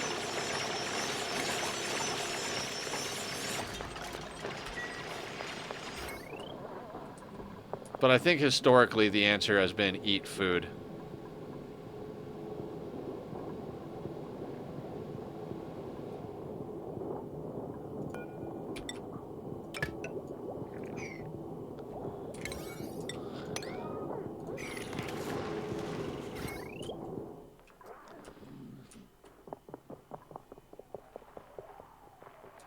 How do you not have power?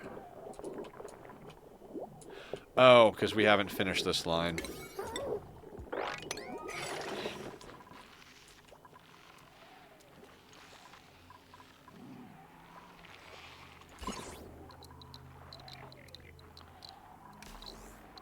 Oh, shit. That's actually better rads right there.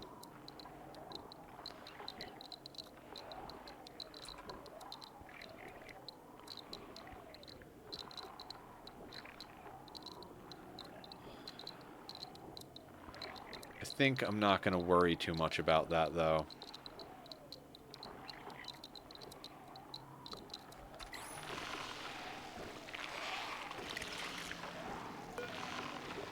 Let's do that at 100 rad bolts.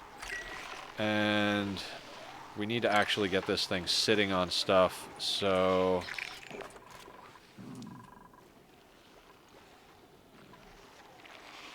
I don't want to get the dupes trapped in here, but...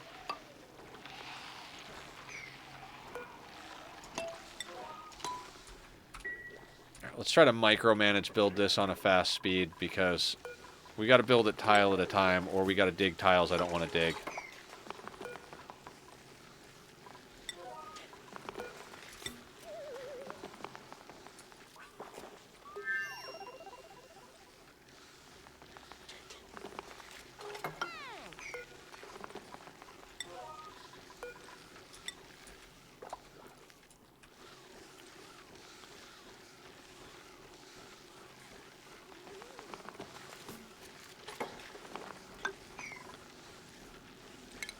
And you know what? I gotta turn off auto harvest on these. Otherwise, the farmer's gonna get come over and get shot in the head with rad bullets. They're gonna try and come over and jump down and go grab stuff, and then they're gonna get shot in the head when this thing activates.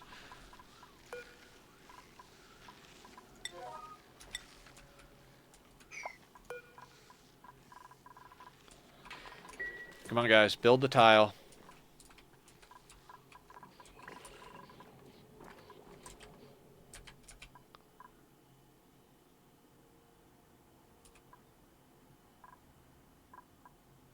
Nobody? Nobody's going to build the tile, guys.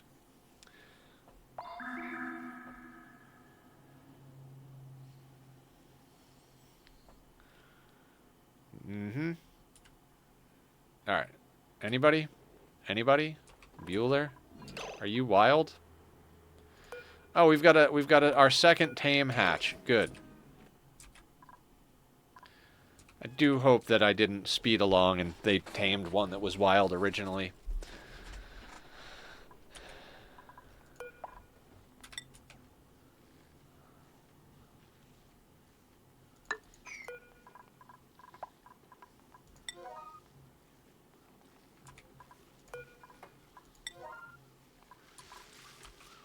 Ooh, opportune hauling polluted water.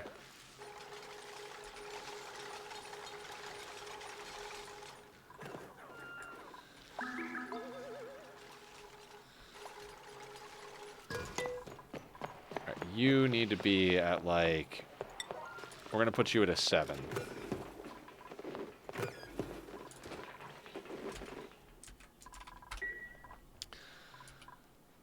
Now, it's going to be slow going, because it's going to take quite a bit for this thing to pull enough rads.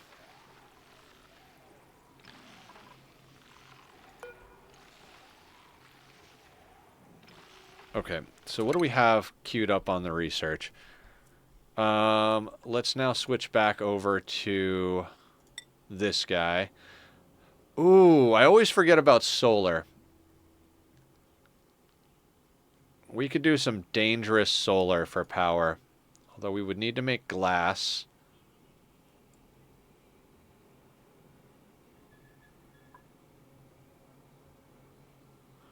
We might want to try to do some dangerous solar. I just realized I can play RimWorld, and now I'm happy again. Yeah, just play RimWorld. That's the answer, right? Okay, so how many Lux do we have on this planet? 30,000. Not great, but not horrible. So...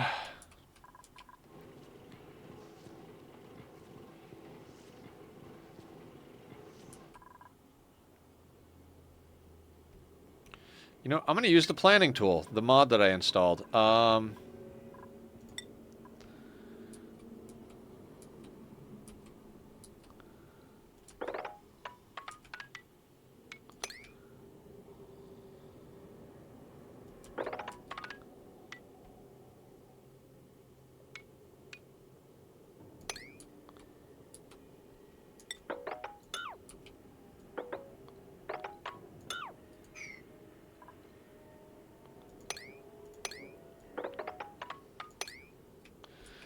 Now, remember all that talk about pressure damage?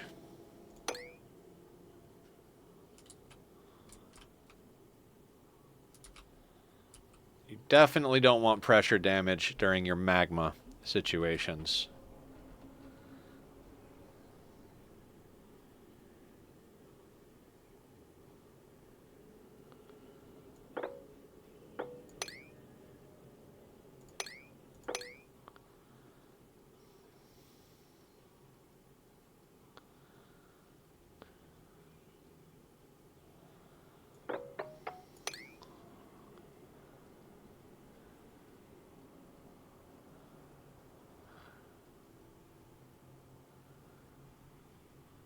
This is a terrible idea.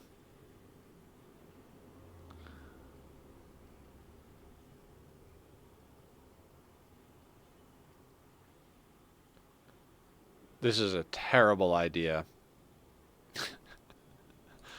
So, trying to weave through here so we don't get close enough to force pressure damage, that's a whole thing, right? So we'd be able to leave this corner intact, leave 2 there, because the pressure damage from here... So, this should not pressure damage this way, because it's already surrounded by this stuff, so this shouldn't be applied... Like, the pressure of this main bit of magma should not apply to this, because they're separated by a solid here. So I don't think this will crack out to this side, but, you know, think when you're dealing with magma is a whole thing, right? That's like a game-ending situation. Well, maybe. I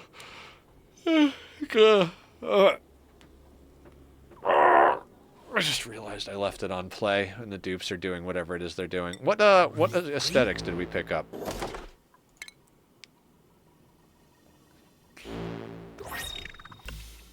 Basic gunmetal gloves.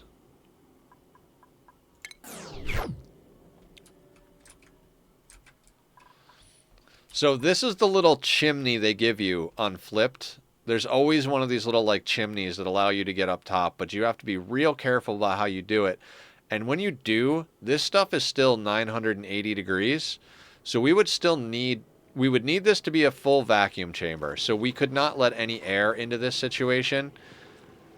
And then we need to make sure that none of the dupes picked up any of the material in here. We've got sand, we've got mafic rock, because if they picked up the material here and brought it out, that would be a problem. But the idea, and we're just gonna back burner this idea. It is possible for us to kind of, we could even use this that we put in and kind of put like an airlock here and like do like a double airlock so that we have a vacuum type of situation and go up here. Could theoretically even stick in some Atmos suits. Basically like airlock into like a small area, Atmos suit our way up. Idle. And then go up to the top and build solar. We have no meteors on this planet, so solar's actually a viable option. We would have to like, we'd build a solar array up here, and then we'd have to run the wire down and then build a battery bank. This might be a fun, dangerous project here. Okay. All that being said, it is time for me to take a quick restroom break and snag another cup of tea, because I could use a little bit more caffeine to get through the second half of the day here. If you like the music, click over to Bobby's links. They're up in chat right now. If you're watching back on the VOD, they'll be down in the description. I will eventually figure out how to trim out the Be Right Back screen and everything, but until I do, you'll see the Be Right Back screen on the YouTube. Just skip forward. It's going to be about 5 minutes. All right, I'll see everybody in a second.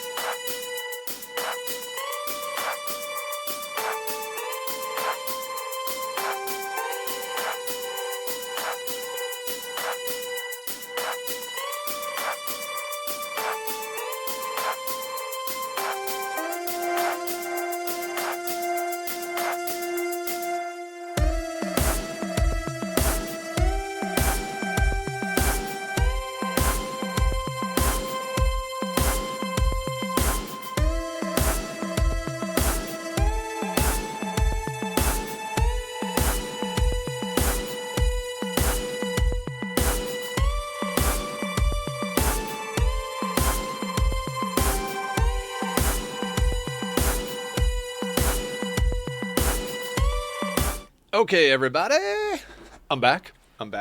I have a nice big cup of tea, and I'm thinking about stuff. So, the solar thing is a possibility. The glass forge creates a lot of heat, but we've got cold on the map. So, in theory, we could push towards the glass forge, make ourselves a bunch of glass, make some precarious way to get up through the ceiling there, and get ourselves solar.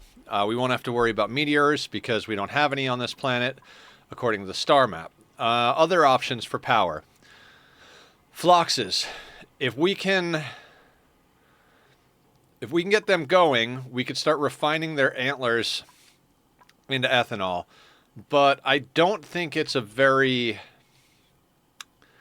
efficient process, right? Like, I think we'd have to have like an army of phloxes in order to do that, and we'd need to be growing pike apples, which we got to keep it at -14 to keep pike apples going. So it's kind of this, like everything. Did you forget to run an ad? Oh, I did. Thank you, Aya. I should have remembered to do that. So the thing about phloxes, it's like, I think the phloxes themselves aren't too hard to keep alive.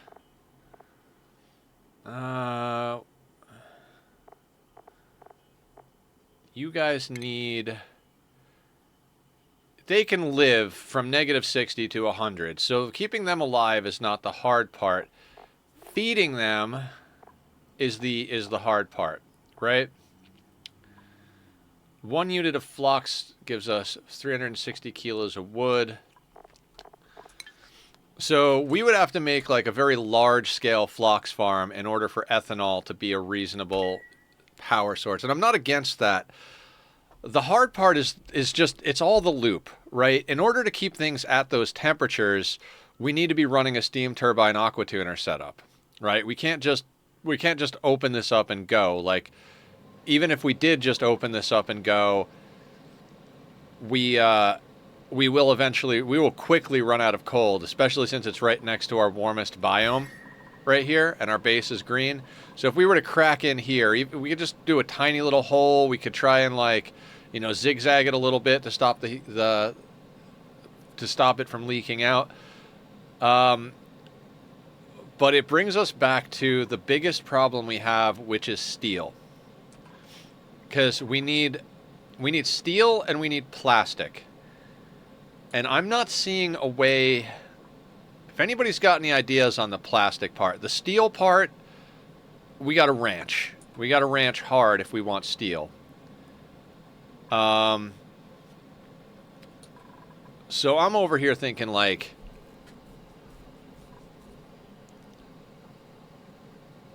Like, steel I can do. It'll take some time. It'll take some effort. We get hard into ranching. But plastic, I don't see a plastic loop on the map. And so if anybody has any ideas on that, because the mammoths, they get us the patties and the reed fiber. The patties can get us phosphorite and clay. So that's a way to get into phosphorite, which we could feed to...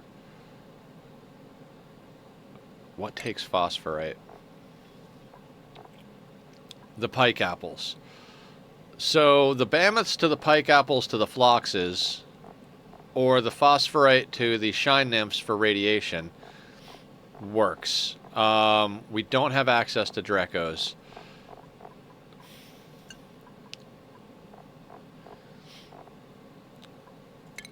Plume squash just gets us plume squash, right? We got to give it ethanol. So there's that great loop there from the Frosty Planet pack. You know, you make the mammoth patties in a phosphorite and clay. You feed the phosphorite to the pike apples. The pike apples feed the phloxes. The phloxes get sheared to make wood to make ethanol. Ethanol gets fed to the plume squash, which gets fed to the mammoths to give that.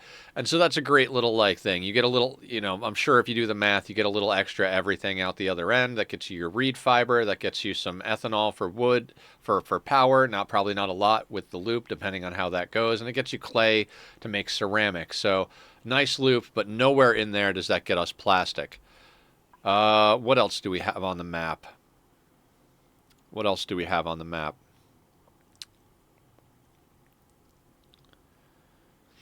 We've got Sweetles. But I don't think Sweetles get us anywhere near plastic.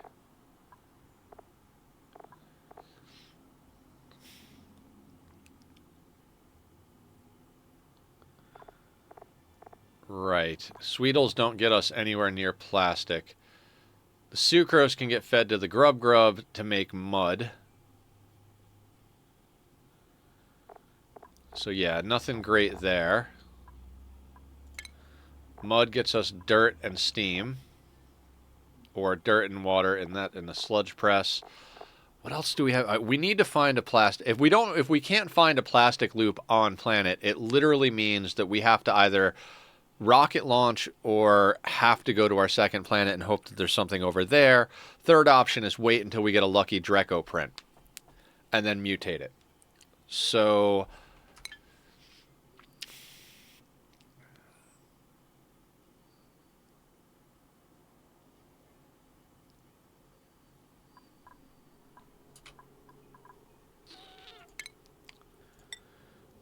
I'm honestly thinking we kind of have to go. Kind of have to go to our other planet. Like I don't see another way to get ourselves plastic. And without plastic, we die. There's no like. There's no real loop we can do.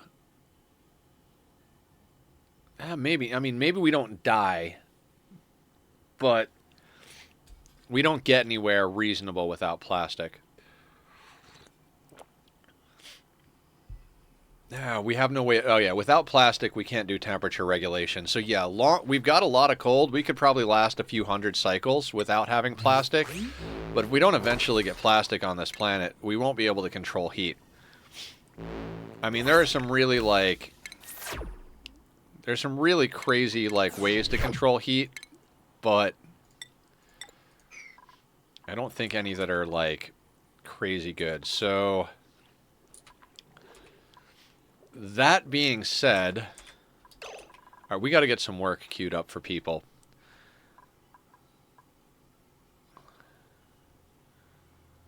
I think we might want to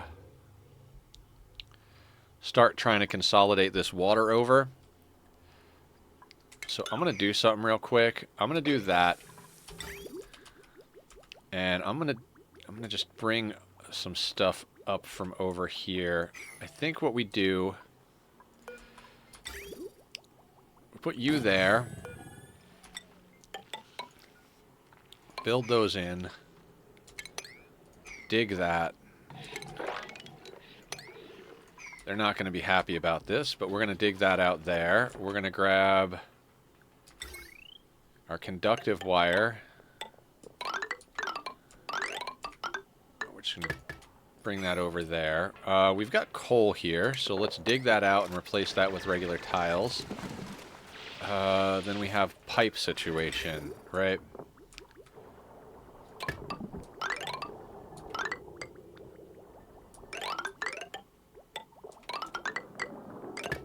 Now, the reason I dug this out here is I don't want to overflow this thing, but I also don't want to pay too much attention to it. So we're going to go into automation. We're going to go to a hydro sensor. Slap that bad boy down right there, and then we're going to run an automation wire over to the vent.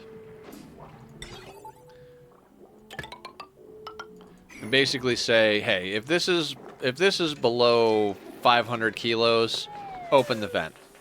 If it's above 500 kilos, close the vent. And that should mean that we'll gradually trickle this water in there, little at a time.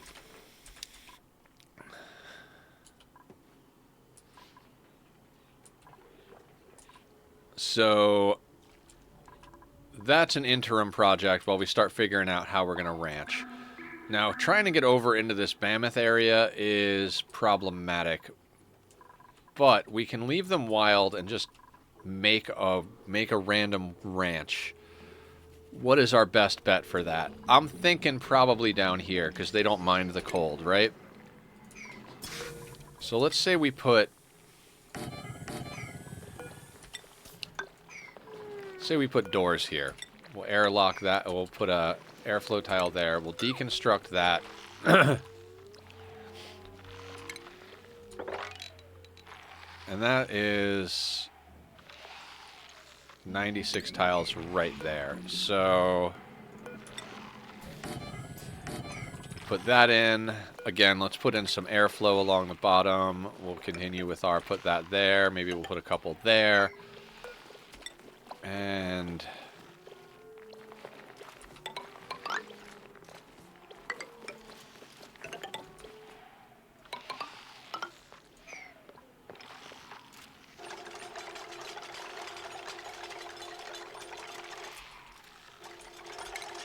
we'll get rid of this ladder system because they'll come down over here if they need to.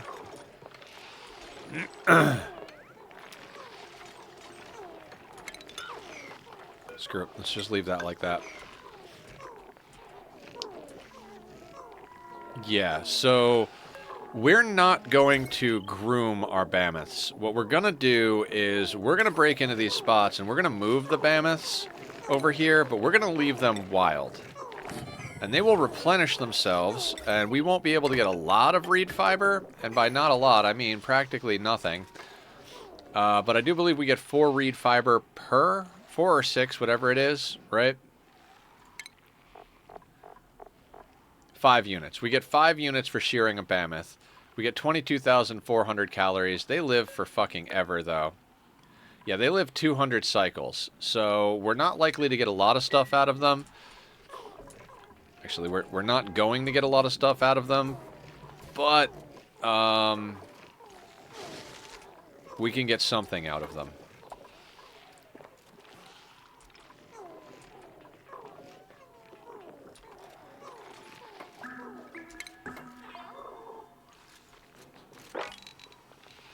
So that's 96 tiles. They require... You can fit 6 of them into a 96 tile ranch. We have 1, 2... I see 3 mammoths we can snag. So, how are we going to get to them becomes the question, right?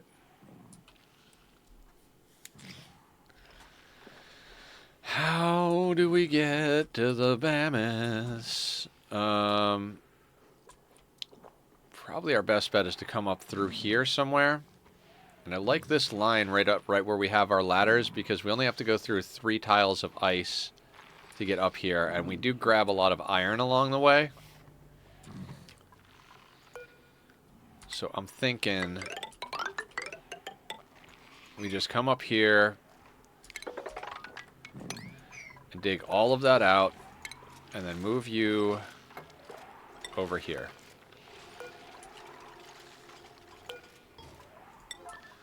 Super high priority. Now this guy, same thing, move you over here, super high priority. We just got to get a path to it.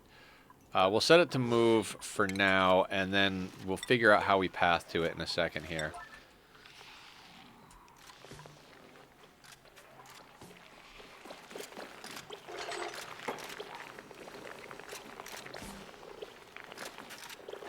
Are you going to plant that for me? A watched Pip never plants. We'll wait to see what he does there.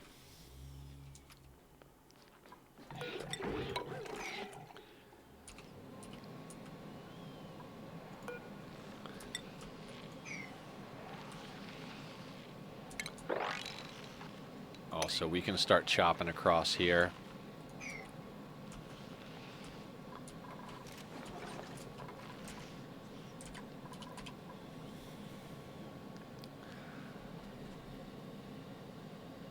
Yeah, so getting access to as many animals as possible really is what this all comes down to. We need...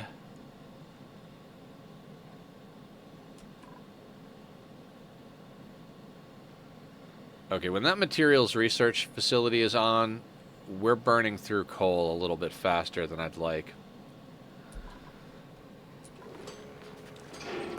Let's actually set you down to like 20%. I don't want these kicking on until about 20%.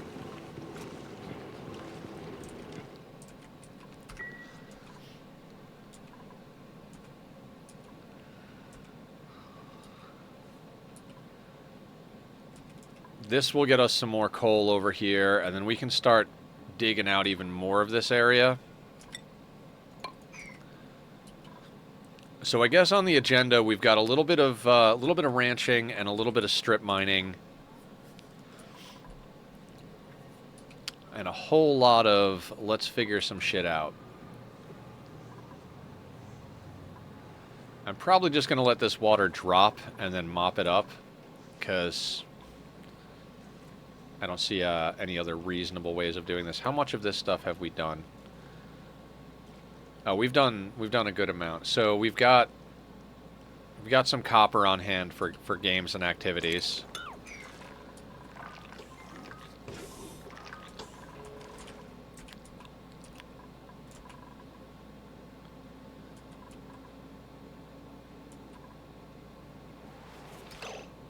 Ooh, I did not think that would spill that way. I don't know why I didn't think it would spill that way, but can we mop this up? Cool. They don't have a way to get there, though, so let's do that.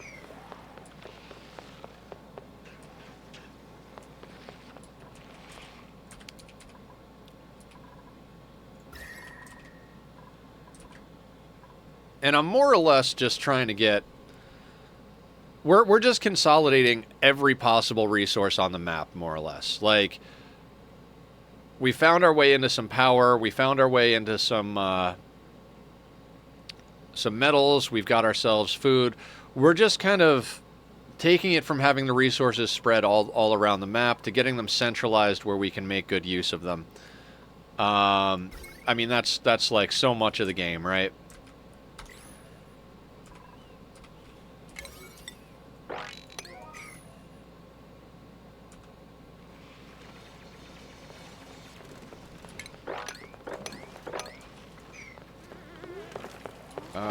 Now to get this stuff mopped up.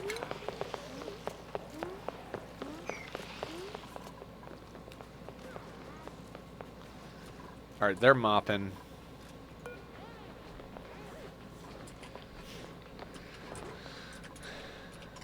Let's go a little faster. We have a plan. We know what we need to do. And we just need to think about how else we're going to do things. We're in a very similar position in this colony as we are in our RimWorld colony. It comes down to research. You know, like, we just need to run research pretty non-stop.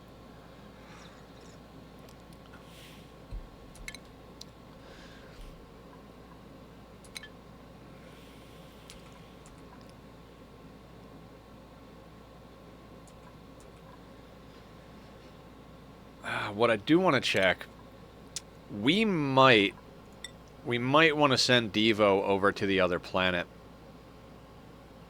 Devo can build and dig. So we could run him on low morale. 10 excavation, 5 construction. A little bit of husbandry, a little bit of strength. Agriculture is probably garbage, right? 0 agriculture. But I don't think anybody else is a good fit. Thriller over here has -3 agriculture, so they couldn't even do anything if they wanted to.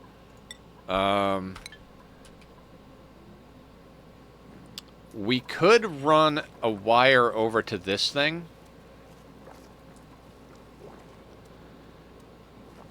If we had to. I think maybe preemptively, because we're going to have to go to that second planet. I don't see any other way around this. So we're going to run a wire over to the loader here. And we'll have enough food to get there and back.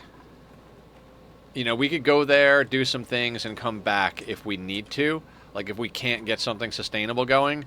But if we get over there and we can't seem to get ourselves together as far as food source on that planet for whatever reason... we could just move some food over. Like, I would prefer not to send over muckroot, but we've got a few different forms of food going here, and we could just pick one and send it over, so...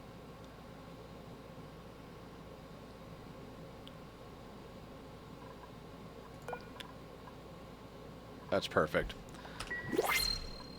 Printables. A way to get plastic? No. Okay, so we'll take the Cinnabar. Don't know what we're going to use it for. Honestly, I haven't found a good use for mercury yet. I really don't know what you would use mercury for. I'm sure somebody has. I really should, like... One of these days I'll go down that rabbit hole where I'll be like, man, I really want to check some Ani stuff out. Ooh. You know what? You guys can go. These don't need to be on this line. Hell, they're not even really connected. Let's get those off of there.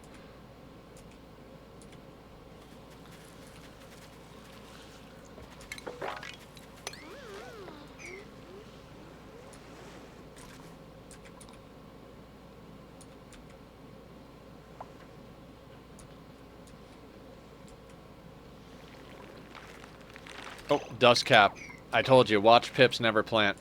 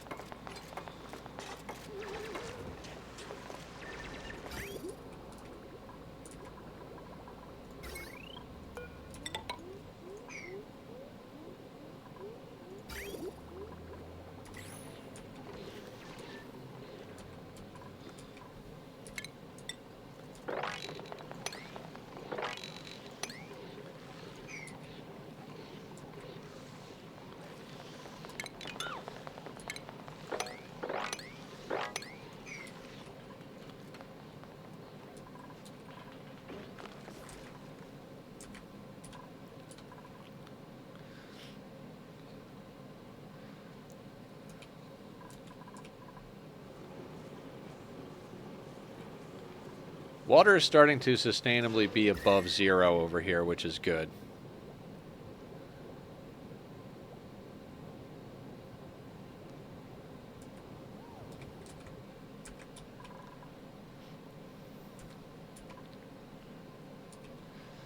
Yeah, we might... Yeah, we'll get to the mammoths, we'll move them in here, but we may very well need to get over to our second planet here. Awesome. Pip, let's move you back to a safer location.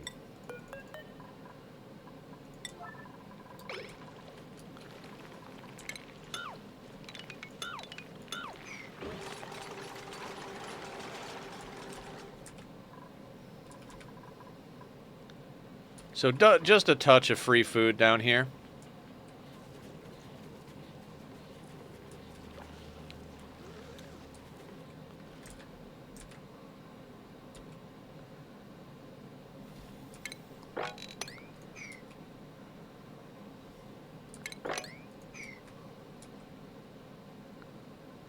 And we are making our way up to the mammoth. Now, how are we going to get to the other ones?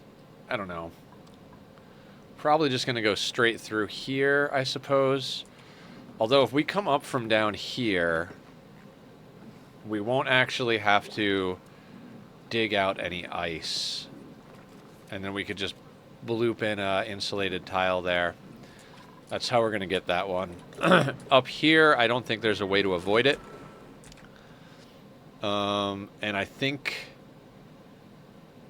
we might want to just kind of tear through this biome and get our hands on this guy, because we want to get this infectious polluted oxygen vent checked out as well. That is oxygen and clay we can put to good use, and a way off of our water supply, which is limited. I mean, not off, but at 60 degrees, we could definitely do some stuff with that. That doesn't require like crazy resources like tons of steel. We do have a little bit more steel. We're up to 150. Now we just need 10 times that.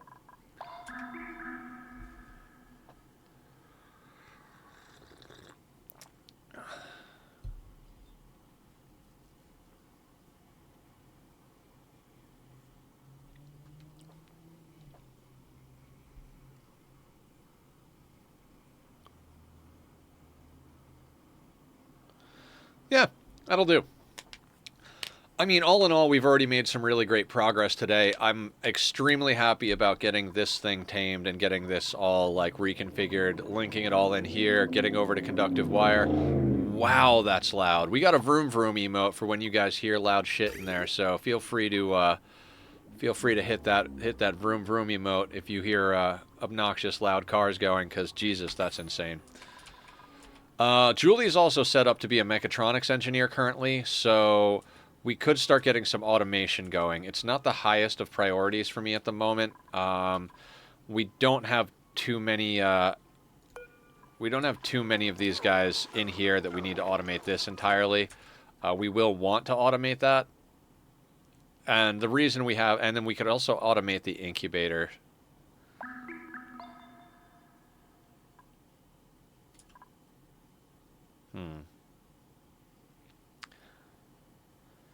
Yeah, we're going to want to automate that, if not for anything else, for the sake of eggshells. So we'll do that as well. What we'll do is we'll set it up.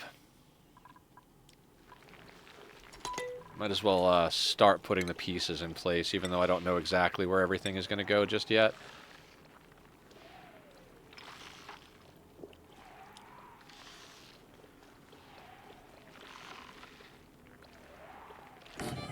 Put you there. And we'll put you there. Problem is I really want Julie researching.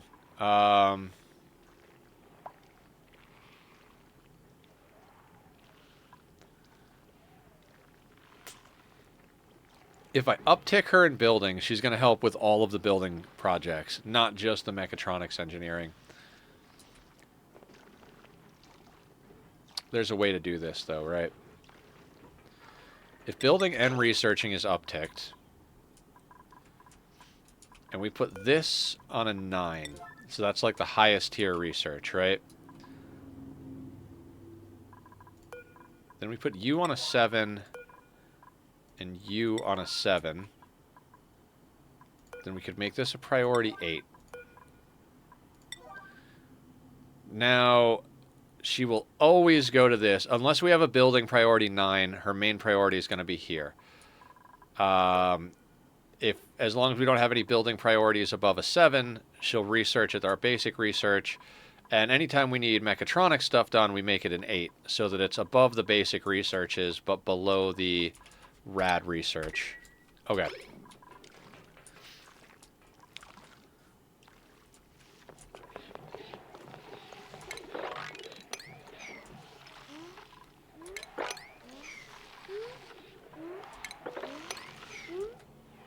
So priorities, priorities, priorities.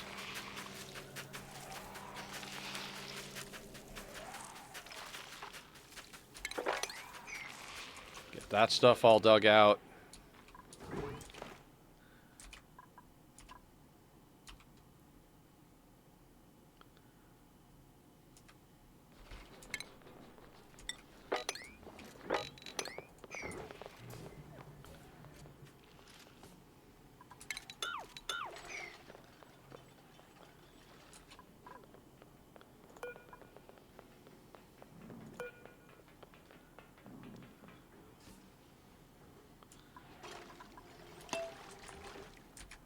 Okay, so there goes Julie building the automation. That's good.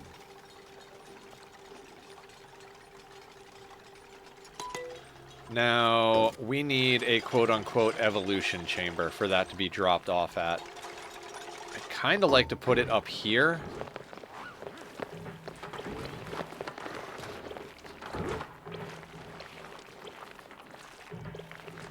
Okay. Let's start doing some automation stuff then. Automation, it might be under food actually. We're looking for a... That's right, there is a better way to do automation on this, and revolves around filter gates.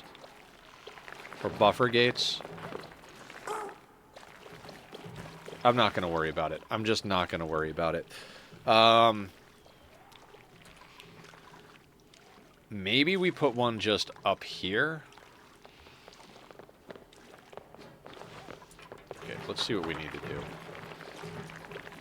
Right, like...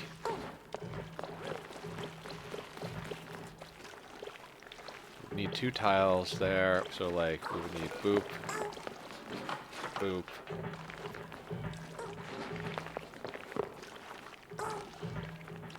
I guess it could be, in theory, 1 tile.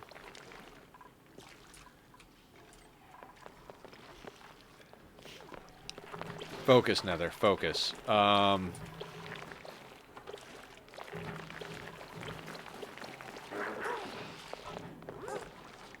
We're not making any use of this space over here, so I think it actually makes sense to put it over here.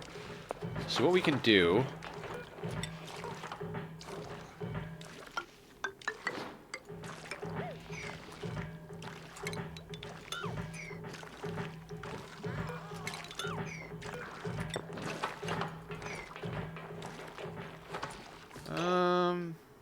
yes, no, maybe so.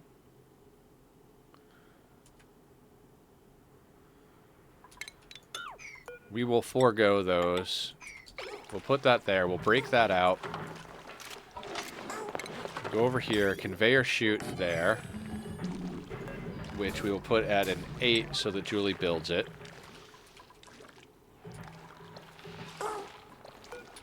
We'll start running our wire over to there. This will be set to critter eggs.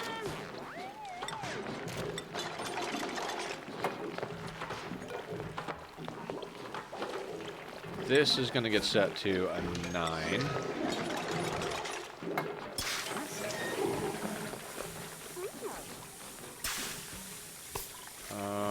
We're then going to grab this guy, put it here, and grab a doorway that can lock like that.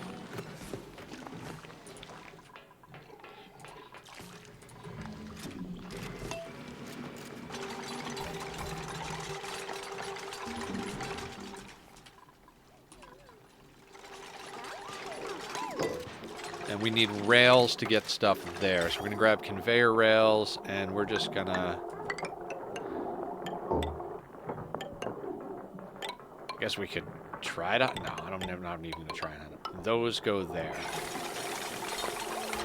And we priority 8 the rails. I know some of the wire is going to get priority 8'd, but that means Julie will get those rails built. And then we need... water, and we need to enable auto bottling, and we need to do this at like at a 9. Let's just get it done. We need enough water in here to drown the hatches. So the idea is all of the hatch eggs will go up here. In fact, let's do this with stone hatches. I'd prefer to get stone hatches going in here. We just have to be aware of it. So what happens is the eggs go up here underwater. The dupes will see that one of these incubators is empty. They'll grab an egg. They'll put it in the incubator. Any of the ones that don't wind up in the incubator then wind up dying in here. They drown.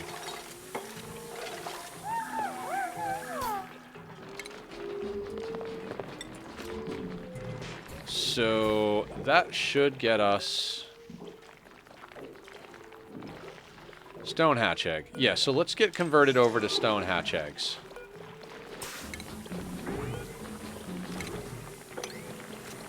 That'll make things very simple. We've got 2 stone hatches. We got 2 mutate. That's funny, because sometimes you're, like, going nuts trying to get stone hatches going. Like, they just won't mutate, won't mutate, won't mutate, right? And then sometimes you get 2 mutations before one even hatches. It's not like we had... it's not like we had a stone hatch that laid an egg. We literally had 2 hatches lay stone hatch eggs. So, very cool.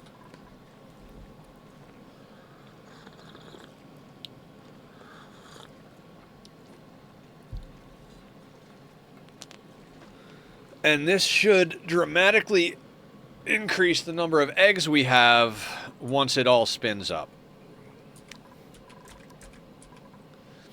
Now, I'd love to say let's ranch Sweetles and Grub Grubs. The problem with ranching Sweetles and Grub Grubs is that they're going to eat the sulfur, and the sulfur is growing our grub fruits at the moment.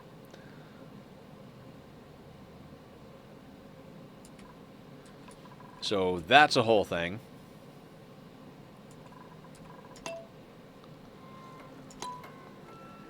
Let's get a couple of these jobs done.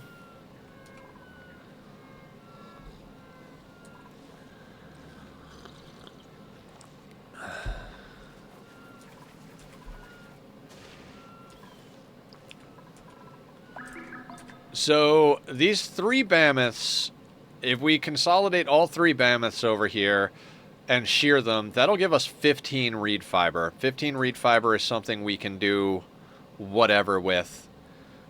We could get a couple of suits built. I think it's 2 reed fiber per suit. So we could get like 2 suits up and have enough to do minor repairs and use those to get something done. I.e. like get the hydrogen vent tamed, which now we don't have a liquid to lock into it. We would have to get real lucky. Although, I gotta be honest, we might want to just break that son of a bitch open. The map is cold enough that we could actually break open the hydrogen vent and let it flow up, and it wouldn't actually cook our base because there's so much cold. It's a risky endeavor, but it's an endeavor that I've done before. It's actually very feasible. We did it when we were doing the Frozen Forest start. We literally, like, we had our base, and then down on the bottom left was a hydrogen vent, and we just cracked it open and let the hydrogen flow up through the base. It heated the base enough to keep things going, and then we collected the hydrogen for power. If we start getting a little bit further along here, and we're starting to be a little, like, worried about power situations, we may very well do that.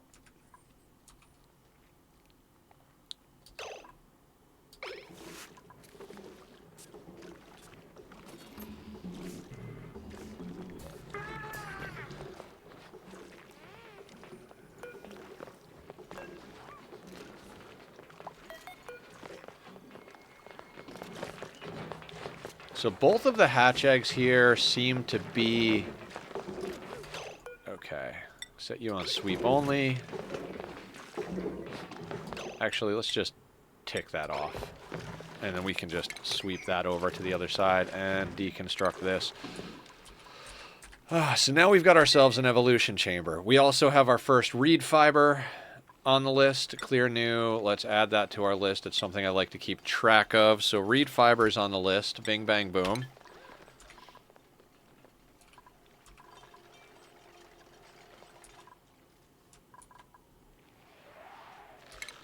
And let's dig this out over here so we can mop up the rest of this nonsense.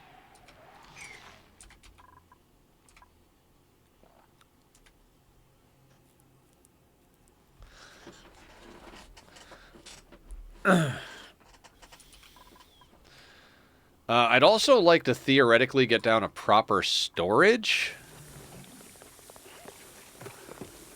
What if we just do that over here as well? Why not? I mean, we'd have to move all of this stuff, but maybe we do that. So, because we have the automated droppers, right? So automated droppers.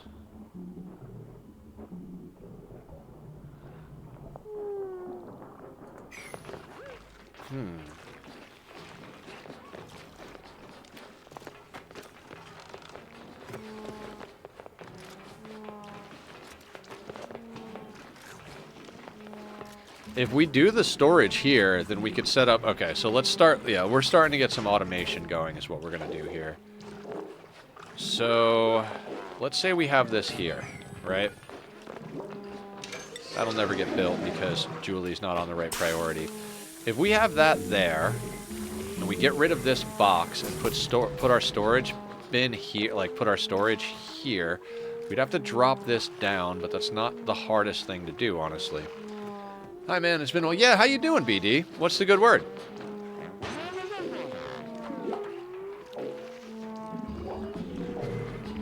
I'm very tempted. Let me think. Is there any reason not to get on board with this plan? Been playing WoW a lot. Thought I'd check in again. Oh, yeah. I mean, you have nothing to do. No research focus selected. Gotcha. That's why we're building that. Looks like that's the plan. All right, let's do that one. That one's gonna come in handy. So yeah, let's. We can eke out another couple of tiles in here. So let's put a tile there. And let's say do that and that.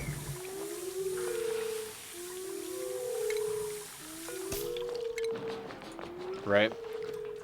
Actually, don't deconstruct that one. And then we deconstruct this door. Let's do this at like... let's do this at a high priority. Get those airflow tiles done. Then we delete this door. We maintain the size of our awkward ranch. I haven't played WoW in so long. When Cataclysm came out the first time, not on like I don't know if it's come out on the reboot, but when Cataclysm came out, my computer could only handle about half the content, and I was kind of overdue to call it quits for a long time at that point anyway. So I was like, you know what? I've spent enough time just hanging out, fiddling around in the auction house. Let me, what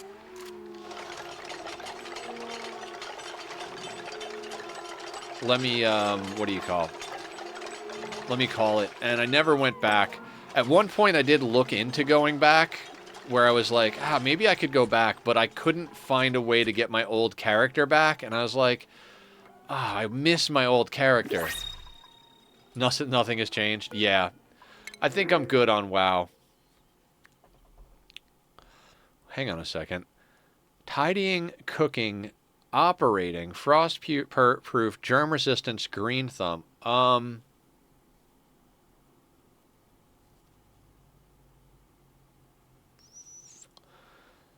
it's a bit all over the place, but this is tempting for a second planet colonist. Germ-resistant, frost-proof, green thumb. That means they can do all of the gardening. They're not going to be worried about getting cold. They've got a little extra strength to move things around. They could cook for themselves. It's just so scattered, though. I'd love a yodeler. Yeah. The thing is like... Okay, let's think long term. What would Freya, or I guess Aya, because Aya always winds up being the Freya, what would Freya end up doing long term?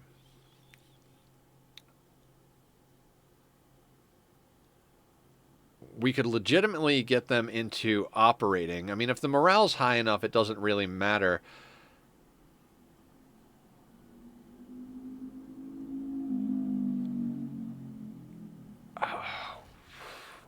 I don't know that we're going to need frostproof on the other planet, but radioactive ocean usually has the bee biome, and the bee biome is always cold. Vroom vroom, absolutely. Tidying, so you could cook. So you could, the grilling would be free.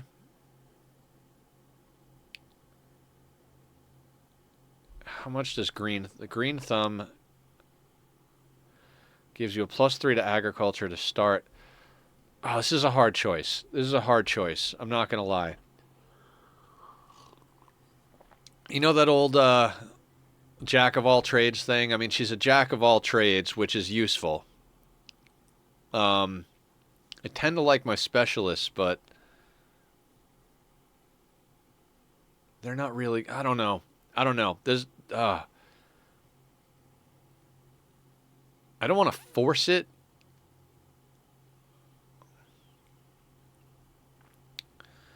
You don't have high digging and building, though.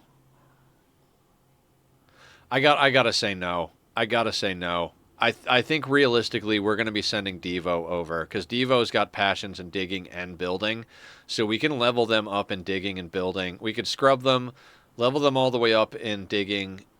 They have enough building experience that even if we don't put them into building, they could build pretty quickly, and then we could put them into whatever other side skills are necessary. I think Devo is going to colonize the second planet. We're not even using fertilizer, but I guess let's get fertilizer.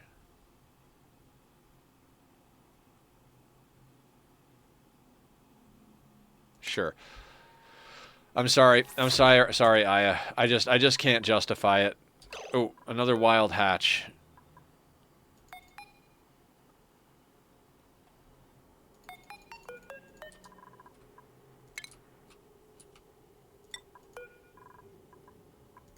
Let's get that guy moved up there.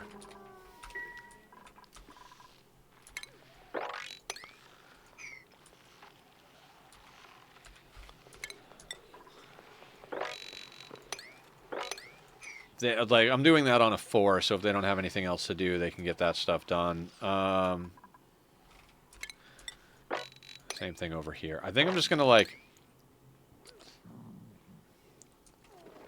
Just gonna put everything on a 4.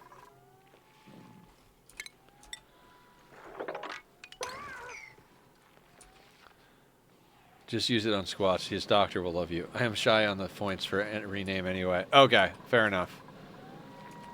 Is this the proper size? 96 tiles. So, a little bit of a weird looking one here, but...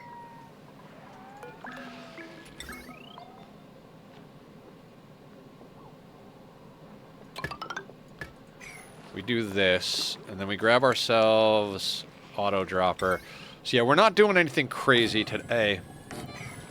I'm not about to jump over to our second planet right now, but I think we got a plan on Devo going over there. We'll continue to work on our strip mining, consolidating, and mammoth ranching.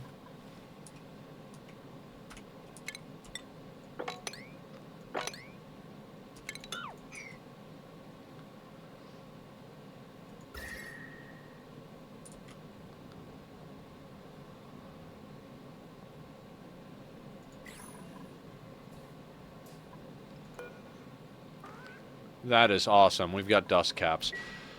All right. Getting over to the other mammoths. We'll get that going there. Don't really want to let the... I don't want to dig straight across here, because then hydrogen's going to leak in here, and we'll have to build in this area. So what I'm thinking is we might want to just go across here. It'll drop that water, but I don't think I care. Yeah, we're going to go across there. And then as far as where we go from there, we're going to have to dig some of the ice. So we'll go to there, and then we'll bring that up there. And while we're over here, actually...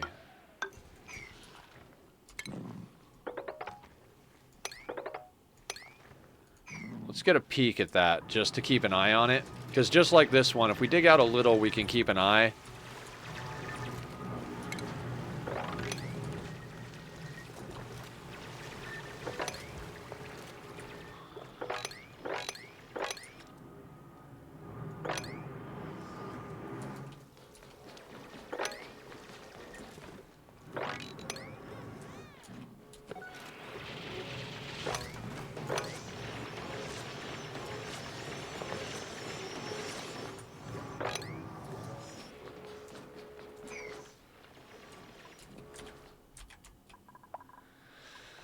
I gotta say, on a side note, is 6 squats too much? 2 redeems? No.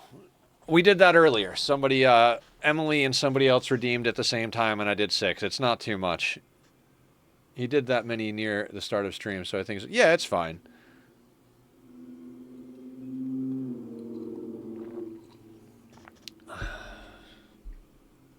Alright, stretch from Aya.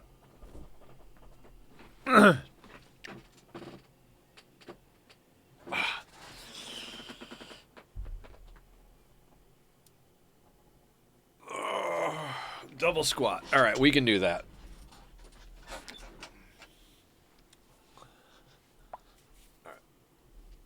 All right.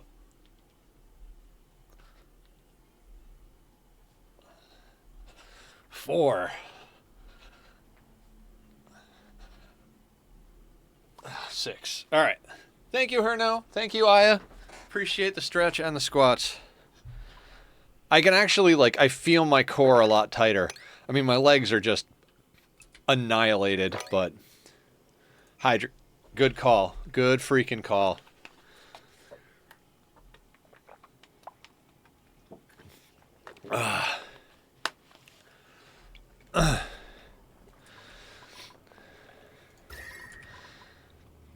So yeah, guys, I think the plan for next week on this colony is Devo's going to have to go and start working on the second planet.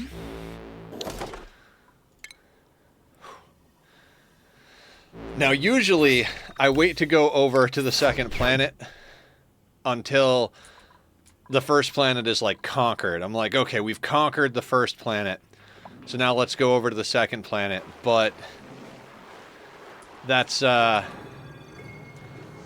going to happen. We need resources from the second planet, so...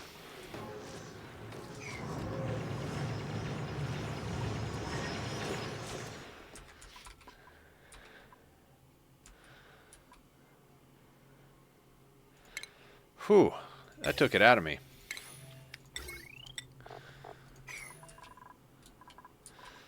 We might have to put in another tank. If we're not going to use infinite... I mean, I'm down to use infinite storage, but I don't think we're going to... I don't think we're going to be able to get there in time. Like, this tank is almost half full.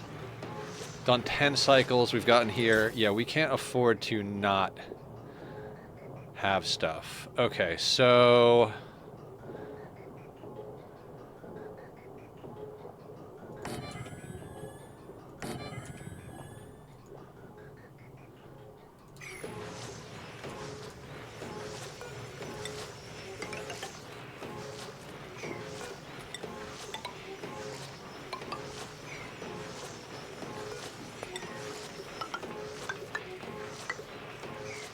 Can I ask how many of these bottles of water you had a day? I'm lucky if I can get a half of one in me, Herno. That's why I have you guys hit me with hydrates. I'd like to try and get a bottle of water in a day. Just because getting at least half of one of these is necessary.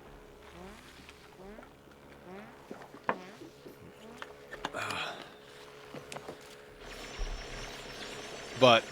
I'm so bad about drinking water. That's why the hydrates are so helpful.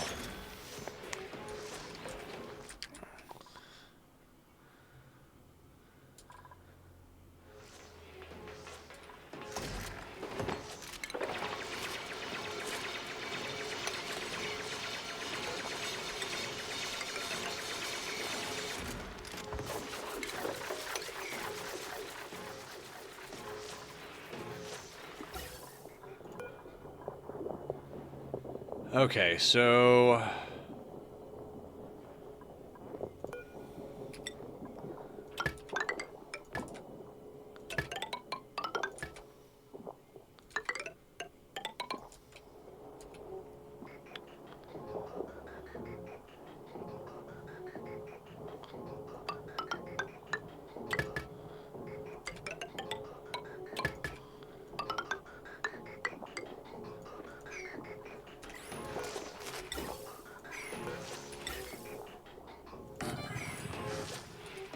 That should be plenty of storage.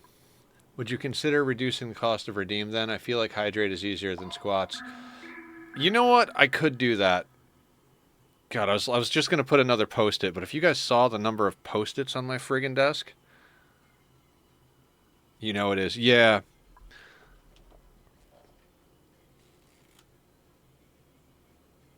Yeah, you're absolutely right. We should definitely lower... All right, one more post-it today.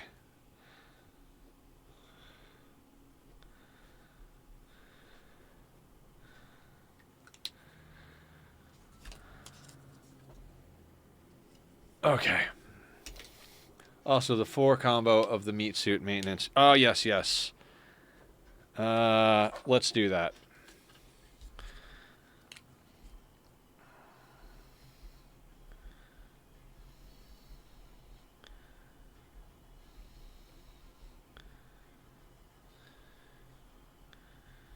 All right, meat suit maintenance redeem and hydrate down to 500 points. Okay. Can I guarantee those will get done anytime soon? No, but they'll probably happen at one point.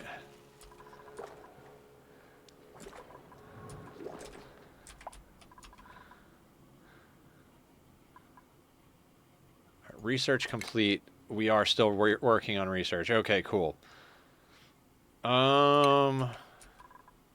What I might try to do is keep half an eye on this, because when that bar gets all the way up, it's then officially a waste for the radiation thing to be on, so we could clip it off, or we could just go up and down these research bits, trying to get as much done as possible. Could even, like, start doing stuff like, you know what, I'm going to do this. No, that doesn't matter, because I wouldn't spam it or abuse it. Like, I have to drink about one of those bottles a day because of my meds. Yeah, I'm kind of the same way, Herno. Like, on the days that I get at least half of one of those in me, my stomach feels, like, the pain from my diverticulitis is way better. But when I can't get at least half of one of those in, I am like, ooh, it hurts in a bad way. So it would definitely be helpful to have more of those going. They're both necessary. Like, I need to lose weight, which is so hard because I love eating food. But if you can't do everything, you might as well do some things, right?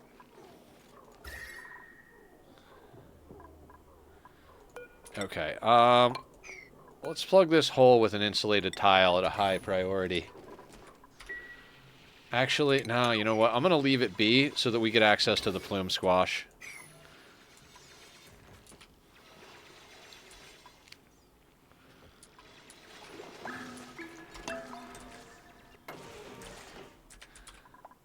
We are getting to the point where we can run things a lot faster because it's now like, I'm now not like concerned that we're going to starve on calories. We're not keeping like 3 cycles of calories on hand. Speaking of which, we're not even touching the pickled meal. Wow. I want to get a deep freeze up and running, but I don't know how we're going to get a deep freeze up and running without an aqua tuner setup. So we're just not going to worry about that right now.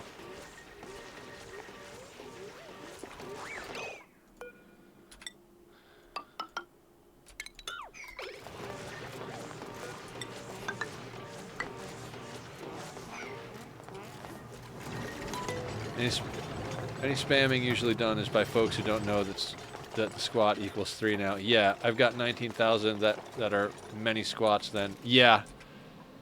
Oh man, 19,000. So 1,000 would be 3.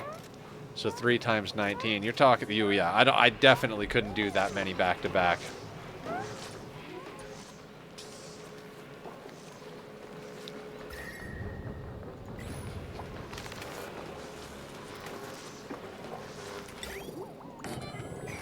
I want to move this so that it continues to help with that.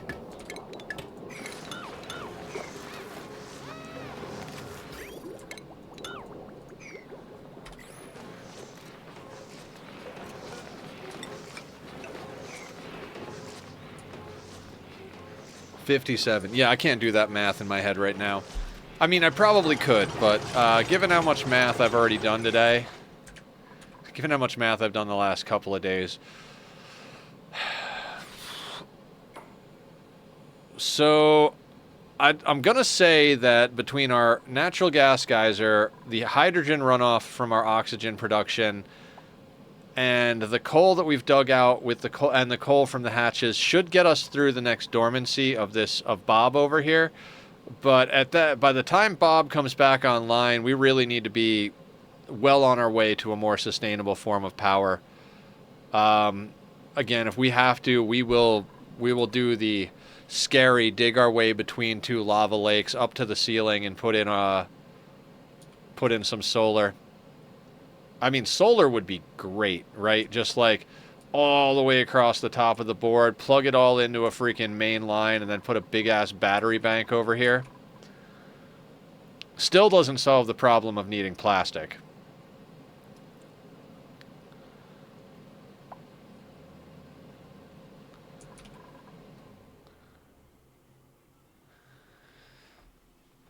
I'm tempted to take a quick peek using the teleporters to see, because, yeah, we might want to do that. We might want to do that. All right, let's see this. Oh, it's to Desolans. It's not to radioactive ocean. Ooh. Okay. That I thought it was too. Okay, so interesting. Another natural gas geyser, cool steam vent. So there is renewable water, chlorine gas vent, possible thing, hot polluted oxygen vent. We won't be able to deal with that too much, but oil reservoir. You don't have to listen to me at all, but maybe you have redeemed that you have to go outside and get some grass. Like your doctor would love that. Also, I've been a little bit better about that on my own. I went for a walk yesterday. I will start going on walks every morning, and I go hiking with my my roommate. We went on Sunday. We'll probably go again next Sunday, or somewhere around there. Okay. There are some more mammoths over here. Tell me this place is fucking cool. Okay, I see some actual, and there's coal. Okay, geode, small boulders, peak light is 30,000, cosmic radiation, sandstone, space, ice cave. Ooh, shit, an ice cave. Jungle. There will be Drecos then. Or theoretically Drecos. Cool pool and oily. Okay, so getting over here is important. I mean, duh. If we can get over here and mail a Dreco egg back home,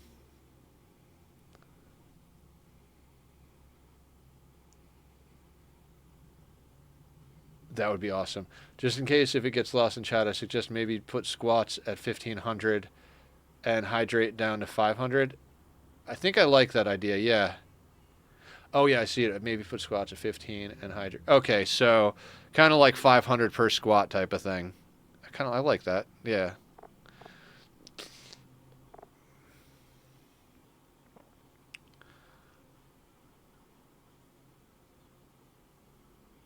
Okay, so this will have... Okay, so on this planet, we'll get fossil to make steel production a lot easier. And we'll get the jungle biome so we can get Drecos to make plastic. The barren biome, this is the one with the Sweetles, I believe. So that's not really... We've got that at home. We've got Sweetles at home. Cool pool will get us some more mammoths, which is good for reed fiber. But if we get Drecos, Drecos are going to be our main reed fiber situation. Ice cave, that's the Phloxes, which is fine. Space, we might end up being able to get some shove voles up if they have an actual space biome. Shove voles are good. Sandstone, that's going to be the starting biome over there. That's where we're going to get our free food and start our stuff. I'm just hoping that the cool pool and ice cave biomes aren't freezing the shit. Like, I hope these are kind of small or, like, far away from the starting biome. I don't want to deal with, like, it being super cold. But getting down into the oily area could be very good.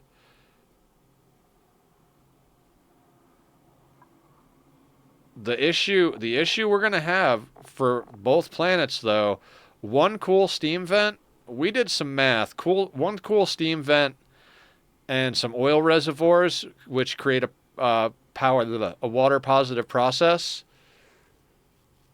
That is like enough to support, like, I think we did the math and it was like at most we could have 16 dupes, like at most.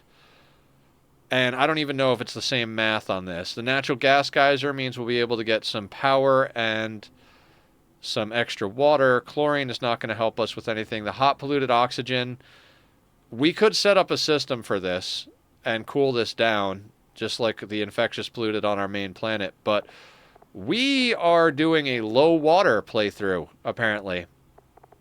I mean, ice meteor showers means we'll at least have ice for water. So we might end up, like, harvesting the meteors just for water to breathe. Cool steam vent. I'm glad we looked at this now. Alright, that'll give me something to think about.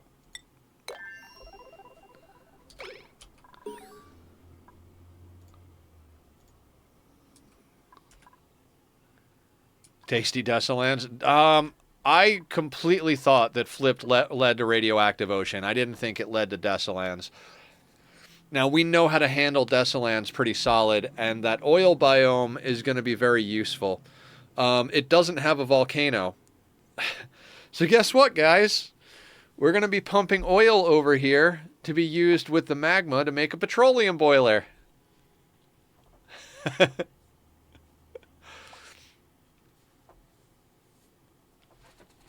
Because I think that's, like, legitimately our best way of doing that. Is, like, it won't last forever, but it'll last probably longer than we're... Well, I mean, I don't want to say longer than we're in this playthrough. I don't know how long we're going to be in this playthrough. This might be a nice, nice home for our Ani feel for a long time. But, yeah...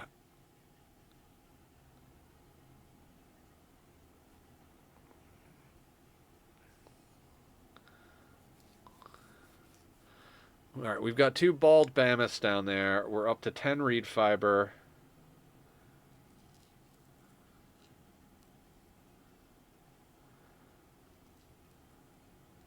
Are the Sweetles eating? They are. You guys need to move.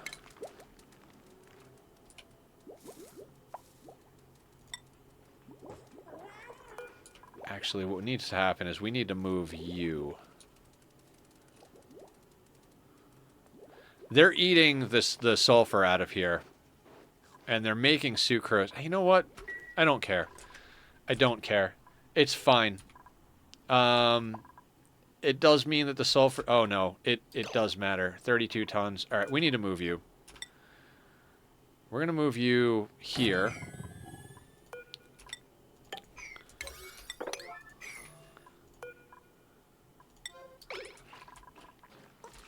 And we're going to do that.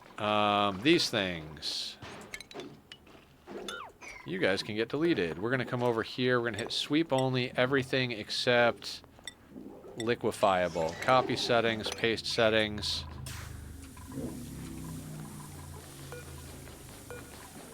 And so this should put the sand in there.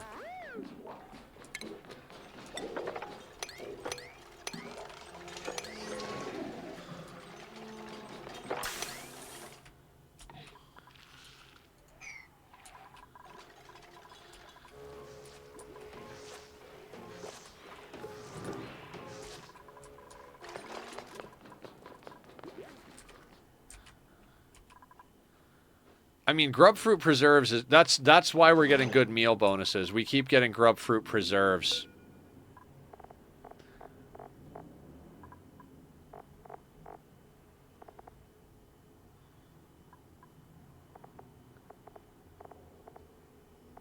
Yeah.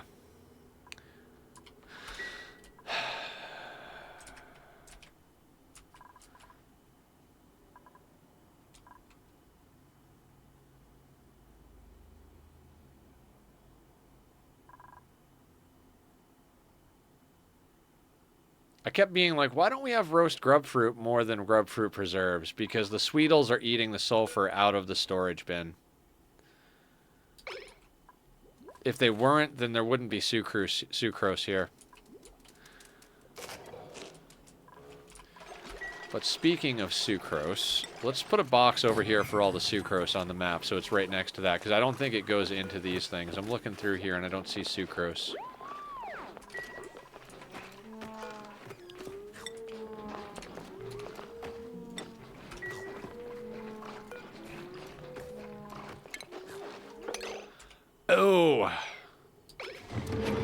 Oh, no, that's fine. I was like, why is this? I don't want this to get caught in a loop, but this thing's just going to make sure that all of the stuff that's on the floor isn't on the floor anymore.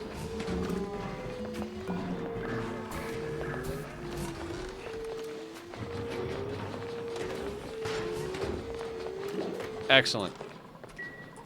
Well done, game.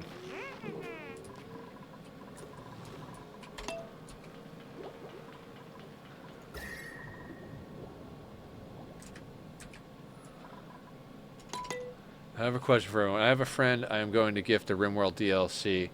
Bio or Nam, he has royalty. Which one would you suggest? Biotech. Yeah.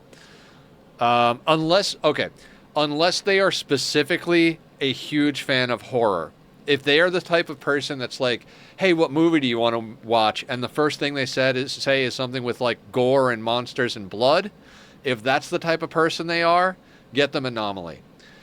If they're just like straight up like a lover of RimWorld, I would say Biotech. Biotech adds a lot with the kids, the mechs, the genetics, all that stuff. Die Hard. All of them, so I don't remember what was added by what.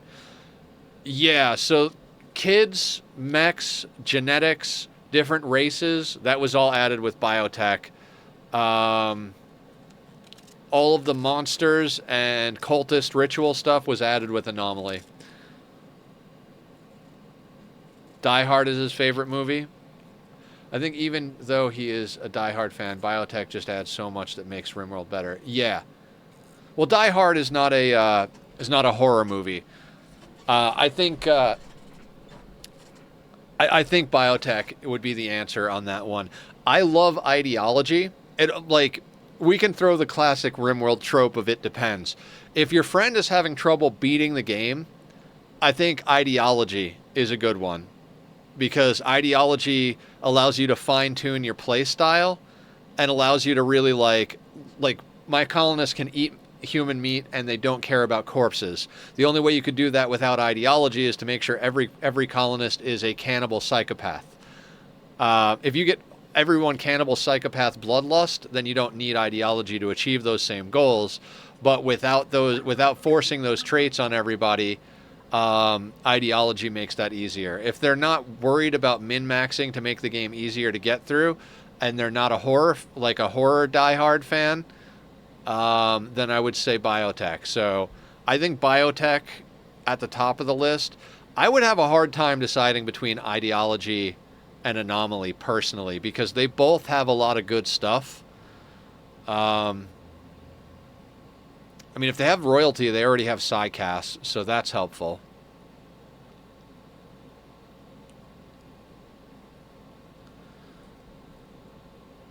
Anomaly has the monolith, metal horrors, creep joins with unnatural healing. Yeah, I'd say the creep joins are really awesome. The turret packs and flare packs that Anomaly add can be really a game changer for combat if you know how to use them. Like, the fact that the turret packs have infinite aggro, you just throw them and anything that's chasing you, like, drops aggro on your people and goes for the turret packs, is huge when it comes to combat. The flare packs being able to stun stuff. I would say that the events themselves, like, the first time I had to deal with a Revenant, it was just, how do you fucking deal with this? This is impossible. So, I think Anomaly can add a lot of stuff that's really difficult. And I think Anomaly adds the most new threats. Biotech adds boss mechs, but doesn't really dramatically change the events you get, whereas Anomaly gives you all sorts of crazy stuff. I would say having the Anomaly rituals without a way to make them not get the debuff from it is a little rough. Yeah.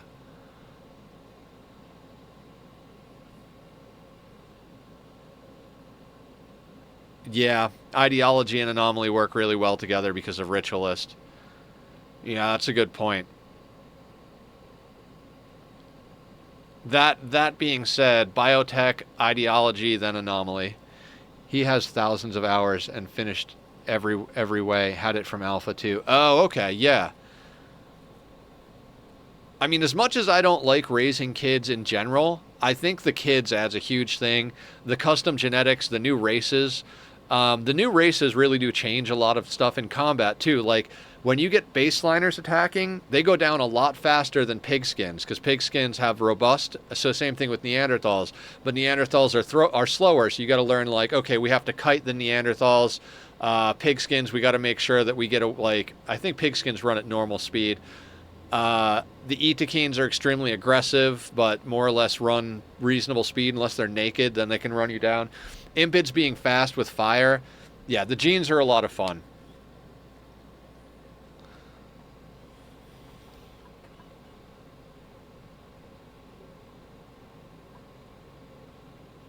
But yeah, I think I agree with that. Biotech is probably the way to go there.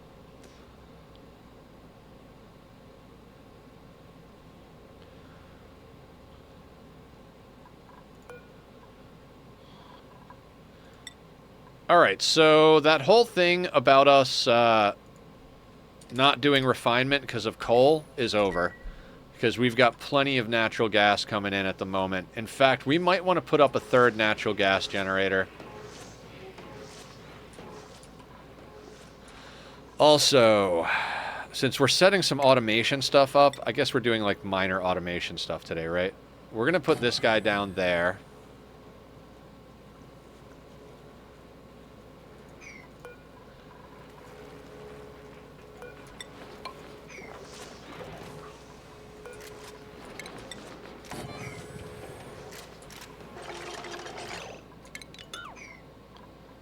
And this can see here, here, so there it can definitely see. And we're going to move this over here.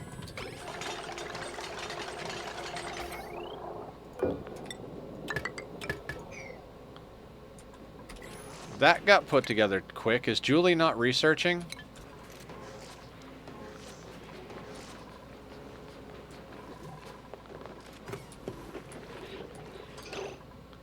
Why are you not researching?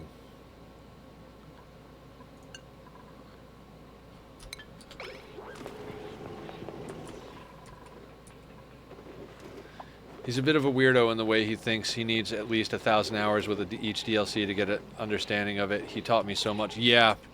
I mean, I've got over 2,000 hours in the game, and I'm still learning stuff, so... there's definitely a lot to learn with that game. He was committing war crimes before it was popular. Love it. Alright, we're going to have to move this up. This is going to start filling up rather quickly.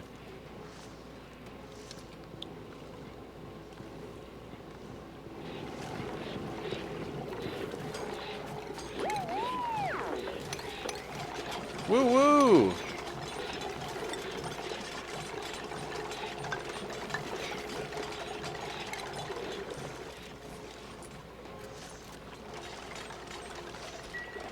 Just check his 13,000 hours. Oh, no research focus. Okay. How did I take it off then? I'm crazy. Alright, so we get the priorities back to where they were. I'm just a dummy.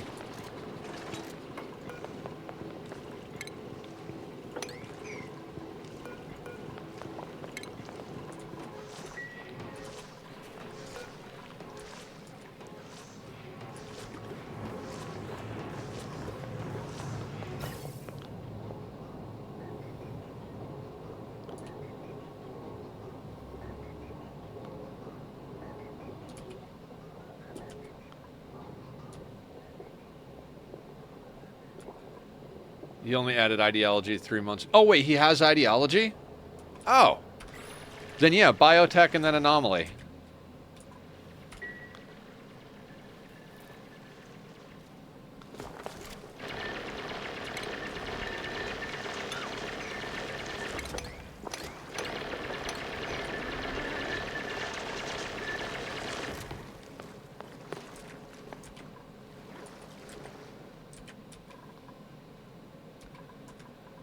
There is something so satisfying about melting out this whole biome.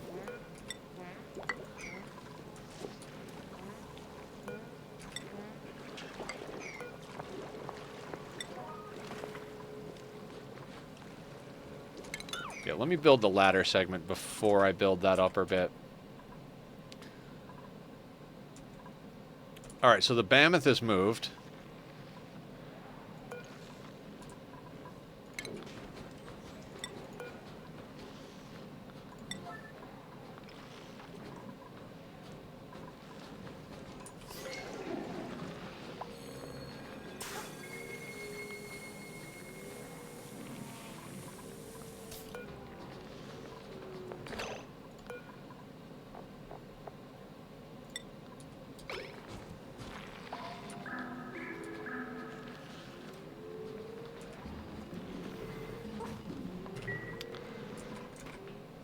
Okay, so we should be starting to cycle more eggshells gradually here. Oh, you know what? I bet now we can crush Mammoth patties, right? Yep, crush Mammoth patties forever.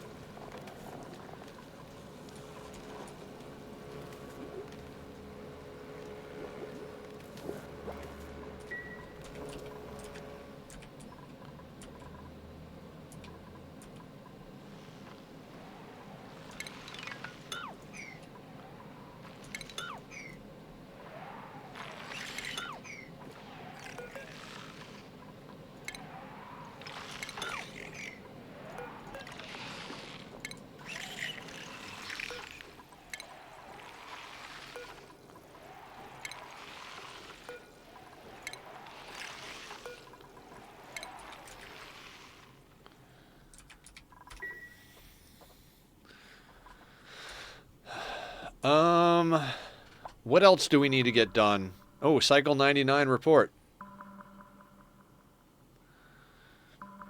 Alright, so what do we need to get done in the last hour here as far as, like, additional nonsense that we can knock out? Well, printables for one. Medicine, strength, shriveled taste buds, biohazardous, small, battered, medicine, cuisine, husbandry. No, we'll take this. I'm going to do K1, because this was where all of our old storage was, so...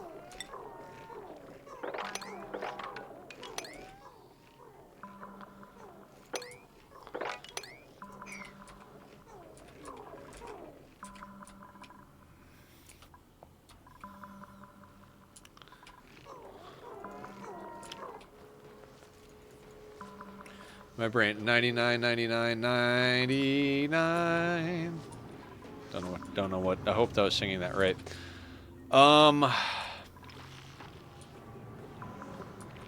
What's the temperature in here? I want to start getting this ripped apart. We kind of need to do that. Yay, 100 cycles!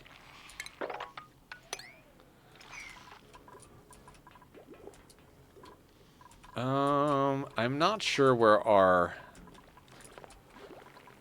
standard thing is, so there, 1, 2, 3, 4, should be there. 1, 2, 3, 4, okay, so this one is at the right level. That one's at the right level, 1, 2, 3, 4, so we're talking there. 1, 2, 3, 4, so this should be there. So we're talking here. Okay. I want to try and keep the base across the board the same, but...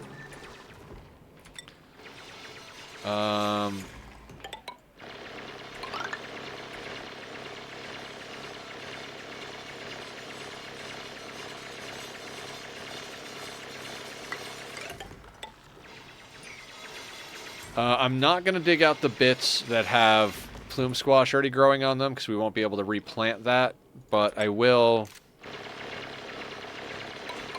I'm willing to dig out this ice over here. I want this area dug out so that we can get ourselves a proper space for this infectious polluted oxygen vent. We need to get this thing tamed next week as well.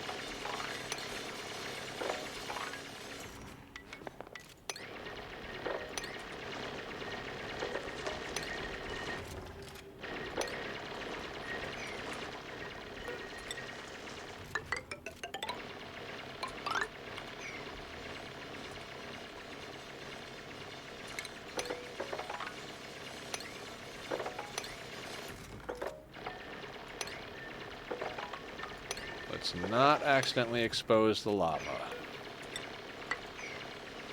Anything too hot? No, okay, so that's all blue abyssalite. And I think we're just going to go as far over to the right as possible.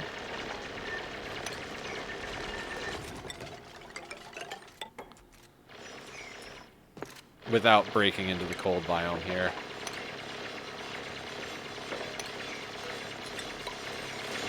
Actually, we might very well break into the cold biome. I don't know that I care about this cold biome.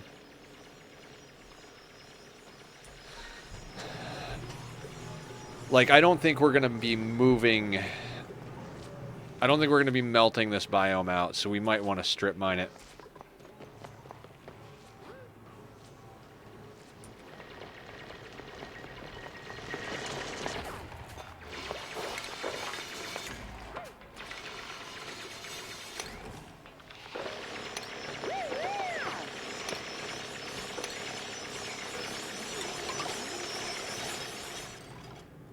There are people that really, like, try to preserve as much abyssalite as possible. I'm not one of those people. So I feel like there's two styles of Ani players. There's the Ani players that preserve as much abyssalite as possible, and there are Ani players that are like, I need every natural tile fucking gone. And I am the second one.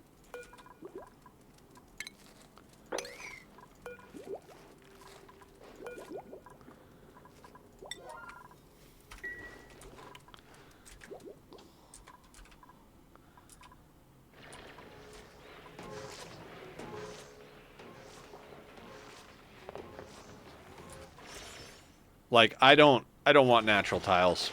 I don't need natural tiles. Get them out of here.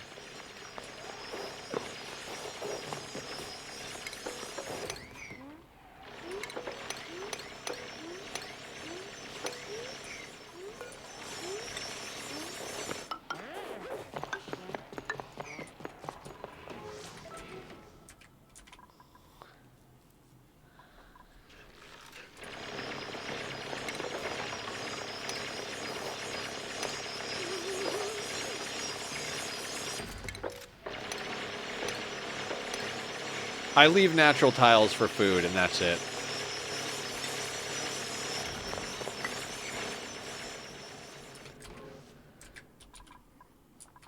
But I'd like to get this thing done up soon-ish. Like, not today soon, but this thing... I think we're researching what I... Yeah, so this is going to get us the research... All right, currently let's... Currently, we're going to shut that off. We don't need that on right now. We'll turn it back on. Right now, we've already got this up there, and I don't want to waste power on something. We're doing a lot better on power, but we're still not slaying it on power, so...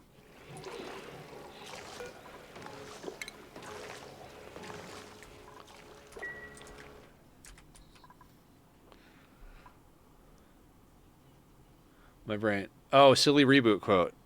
I just watched a thing about reboot, because we were talking about it, so something popped up on my timeline.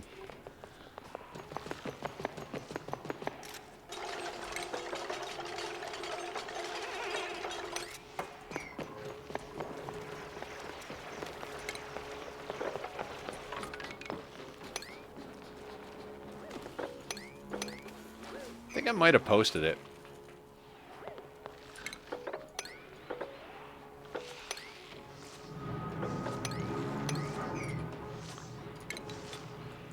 You know what, that's fine. That show lives rent-free in my head. Yeah, I remember, like, loving that show. Like, oh, man, that's so cool. Like, I want to be that person. You know, I want to be one of those guys. I want to be, like, I wanted to be, like, Enzo or Dot. You know, they weren't allowed to say the word hockey. That was like one of their no-no words. Like, you can never write a script that has the word hockey in it. So weird.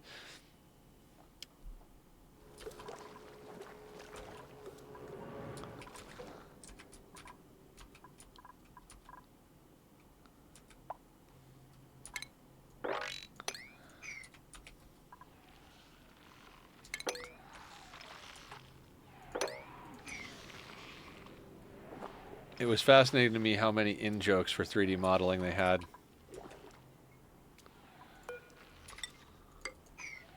Yeah, I mean, I gotta say, for the time, that show is absolutely revolutionary.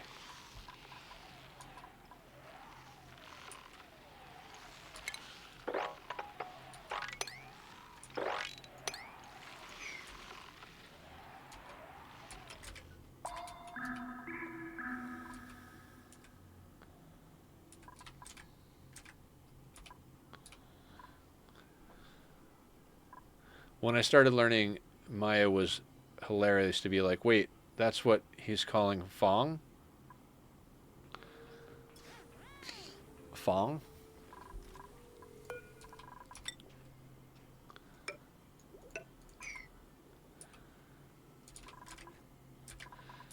All right. I do think finding more pip projects is going to be good in theory. Our big problem is where to plant things.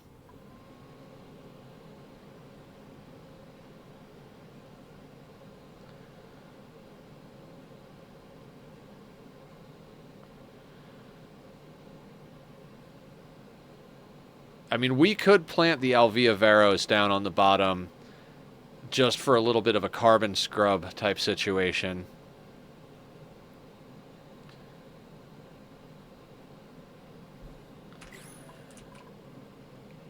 We might want to do something like that over here because we don't have the carbon skimmer on this side. Like, I can't stand that it's still like this, but literally, like, carbon. You see how the carbon dioxide gets thicker over here, and the carbon skimmer's here. Carbon dioxide wants to flow down to the right. So it'll, like, if we wanted to scrub carbon like the ideal way, we would scrub it down here. So,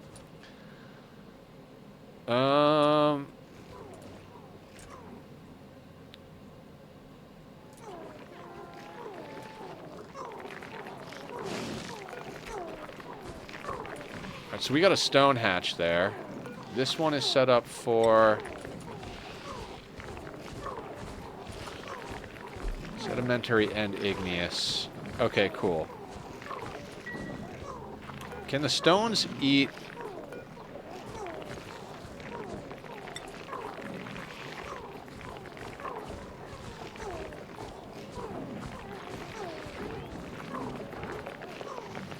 Okay, so they can eat sedimentary and igneous, the stone hatches. That's perfect.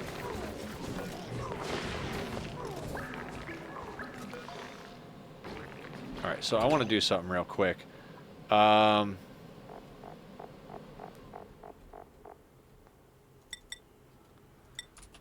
You are going to be sedimentary rock. And you are going to be igneous rock. So then there's a sedimentary and an igneous feeder. These are set on a 5. So these need to be set on like 7 so that they pull out of the box.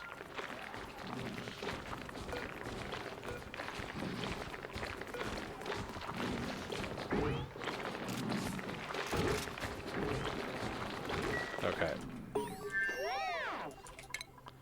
Alright, so that research is complete. What are we moving on to now? Like I said, we're getting to the point where our research is ahead of us. Let's go down this route because we can start doing some decor. I think I just found the site for my next couple of factories. Oh yeah? Do tell. What's the deal?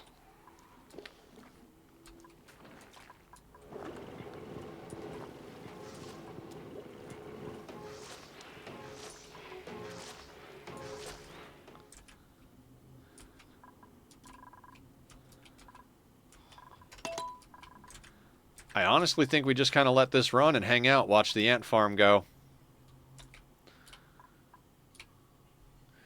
I mean, I don't know what else to do right now. The projects we've got going that we just need time, so let's just speed up time.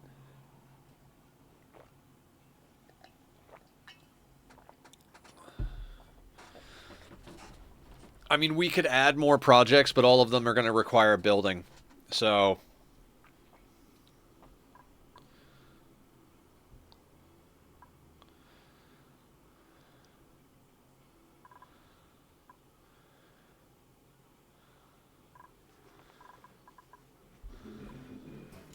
Are all of you tamed hatches? Okay. Found a spot up by the Crater Lakes that has just about all the resources I need for fused modular frames and cooling systems. Just need to pipe in the nitrogen and a little bit of bauxite. There's some bauxite not too far from the Crater Lakes. I know because that was the first place I set up my my aluminum in my last play. It's not right there, but it's not impossibly far away.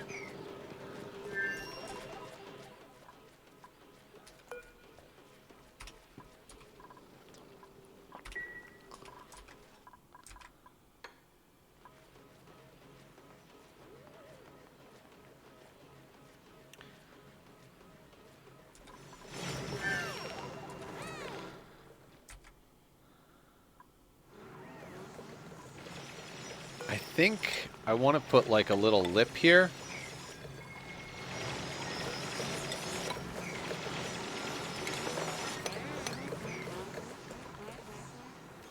Just because eventually stuff over here will start melting, and I'd like it to melt this way.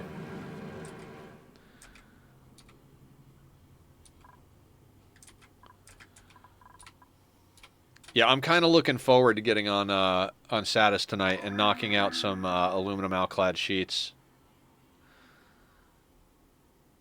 All next, yeah, in the red forest, exactly. Yummy Flip Flower, what's going on? I don't know if you're still doing some streaming, but just in case you are, we'll shout out They Flower.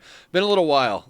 I know you're on a completely awkward sleep schedule, which is usually inverse to mine. So good to see you.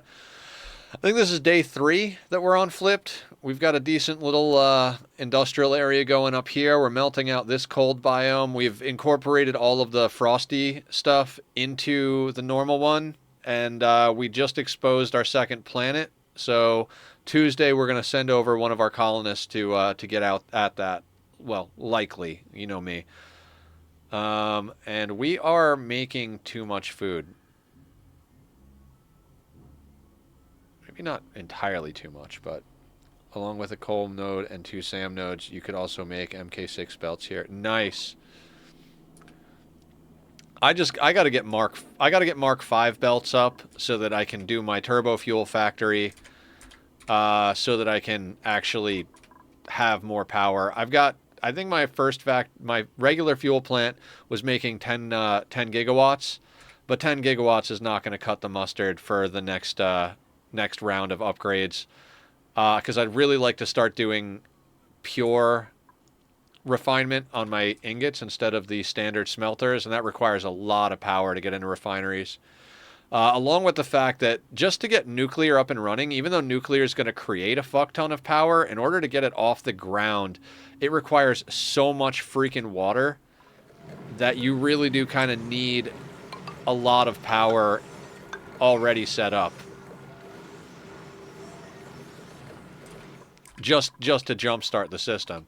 It's not like a coal power plant where you can go over and strap on a couple of biofuel things and get the coal going. You need a substantial amount of power before you can even think about tackling nuclear.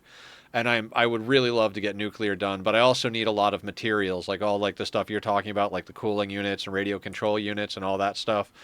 I don't even have heavy modular frames automated yet, so there's a lot of stuff I need to do. I just get kind of obsessed with power. I also miss playing Dyson Sphere Program. I will get back into that, but not until after I put some more hours into Satis.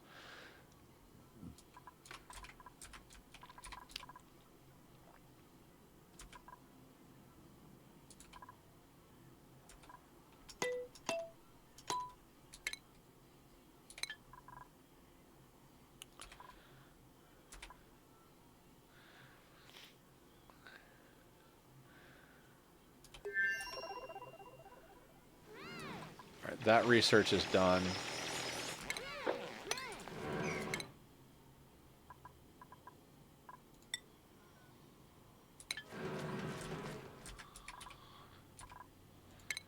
We're just gonna bounce. We're just gonna bounce all over here.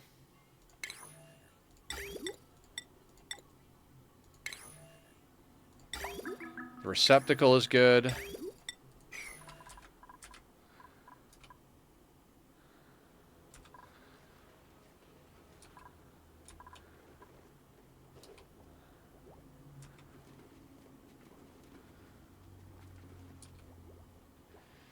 You know what I might do here?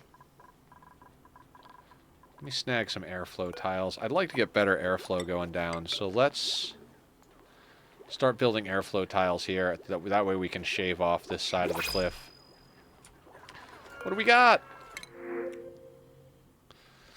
Cooking, suit wearing, cuisine. I'm going to take the dirt. Yeah, we've only got 51 tons of dirt. Not that we're running mealwood currently. Like, we are just running. We're running so many different types of food. Barbecue, omelets, grub fruit preserves, frost buns, roast grub fruit, plume squash, gristleberry, pickled meal, and we've got muckroot and nutrient bars just being saved so that eventually when we go to space we have food that won't spoil.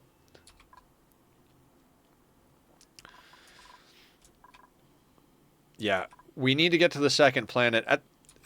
Legitimately, if we could get to the second planet and just ship back a Dreco egg, we could start doing some cool stuff, because we could just get Dreco farms up and running. That'll get us plenty of reed fiber and plastic, which means we could get a lot. We could get a lot done with that. I mean, we really need to colonize that second planet. The oil biome is going to have tons of fossil. We could then, use the oil to make our first bits of plastic, which means we could cool things down. Because once we have even if it's just enough for like 1 or 2 steam turbines, we could start actually working on cold areas. And if we can get over to that oil biome, we could use the oil to liquid lock into stuff. Like, once we have oil, we could liquid lock in and start working on taming up the hydrogen vent. We could also work on liquid locking into this cold area and getting some like cold farms going, like the phlox farms and the pike apple farms to feed the phloxes.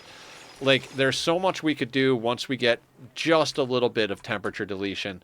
And to get there, we need at least 1 aqua tuner and at least 1 steam turbine. We've only got 150 steel because our only source of lime is eggshells. So how did water get inside the air vent?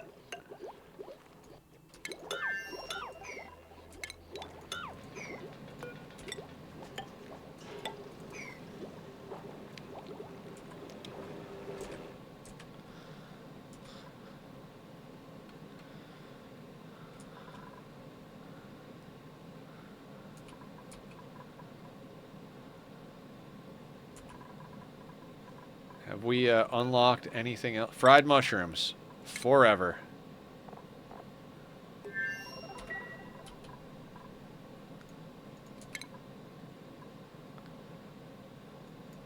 Let's just knock out all the basic research stuff straight across the board, and then we'll start worrying about what we need to get.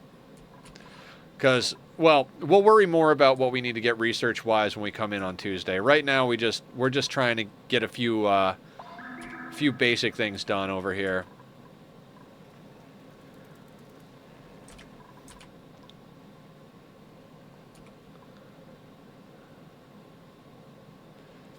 Yeah, I'd like to get this bad boy tamed.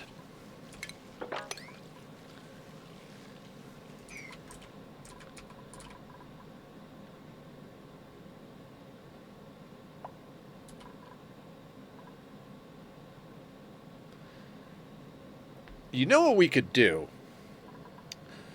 We could use a pip to wild plant a couple of wheezewort and have that killing off the germs, and then deodorizers removing the polluted part of the polluted oxygen, and then wheezewort, deodorizers, and we're left with oxygen instead of infectious polluted oxygen. The wheezewort would help cool it down too. Interesting.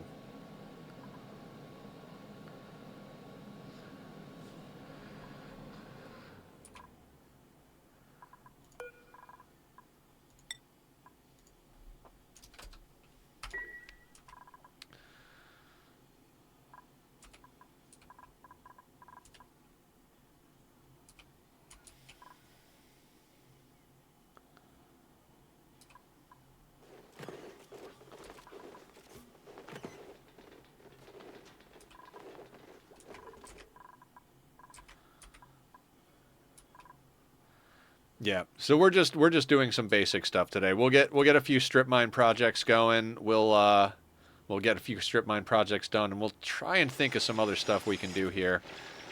But basically, Tuesday we need to get to the second planet and get this thing tamed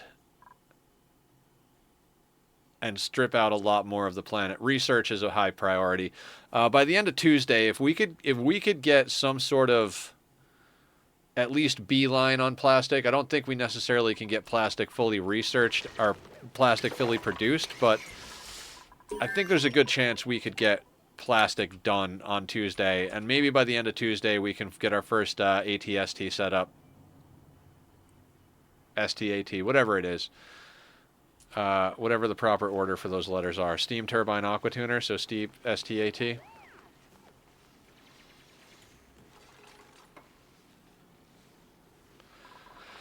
But I think, yeah, it's Devo's really got to be the one to go to the second planet. Because we could have Thriller take his place as the main digger builder, but he's got so many more levels since he was one of our OG dupes, so he's going to be able to get a lot more done on that second planet. Plus, Thriller has a negative to agriculture, so if Devo needs to sidestep into farming to keep themselves alive, they can.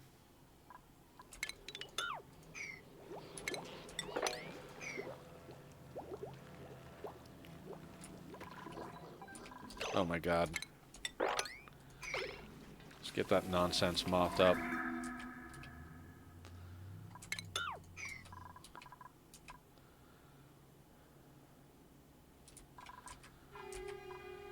It's starting to feel like an Ani map. And guys, I gotta say, I love small planets.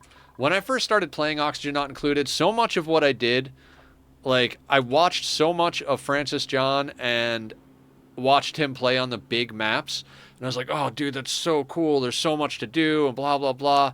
And then I got the game, and I was like, spaced out is weird. The radiation, having to build the interior of rockets, and, like, the planets are so small comparison. Now I love it. I'm just like, dude, shit's awesome. Small planets are fun. It makes, like, once you know the game a little bit, it makes you be creative. It's like, I have limited resources. What can I do with those resources? Like, let's say we didn't have teleporters. We would theoretically have to rush to rockets of some sort. I mean, maybe not rush. We've got a lot of water on our planet and a lot of cold to keep things stabilized, but we'd have to get a very basic rocket setup going. You son of a bitch. Of course you did.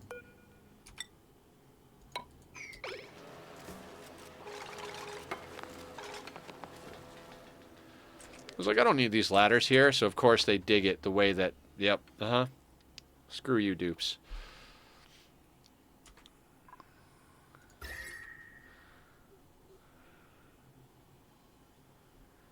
We're probably going to want to extend this loop over a little bit, but not right now. Right now, I just want to get some stuff dug out. Tomorrow, we're going to be back on RimWorld. We've got, I think, like 9 or 10 pawns, I almost said dupes, that have assault rifles. And we've got our kill box built. We've got a burn box setup going. There's a few minor things I want to do. Like, I think I've got an idea how we can force collision before they get to the kill box to make it so they stream in a single file line. We don't want to force collision as they go into the burn box because that'll make it harder to burn all of them. The great thing about the burn box, as opposed to like a normal kill box thing or even open field combat, burn boxes destroy all the items in them. So like, they die, they drop items, the corpses, the clothing, the weapons, like all of it.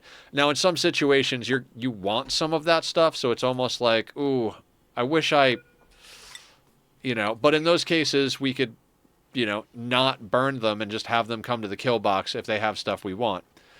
Like, let's say we've got some people coming in with a low shield that we want to grab. Like, we don't burn them, we force collision, we have them come into the kill box, and we keep an eye on the low shield guy. Once the low shield guy comes in close enough, we grab whatever Psycaster has skip, we skip them to the melee pawns, and then we gun everybody else down, and bing, bang, boom, we're sorted out.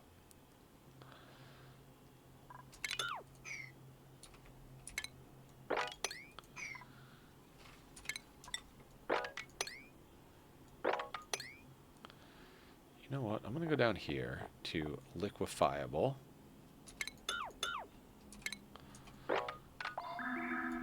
So what I'm doing is anywhere I want swept, like, reasonably soon, I'm doing it the standard 5, like around this thing. Anywhere else that I just kind of want stuff out of there eventually, I'm doing it a 4. Like over here. Let's just do that at a 4. What doesn't have... Sucrose. Sucrose is supposed to be here.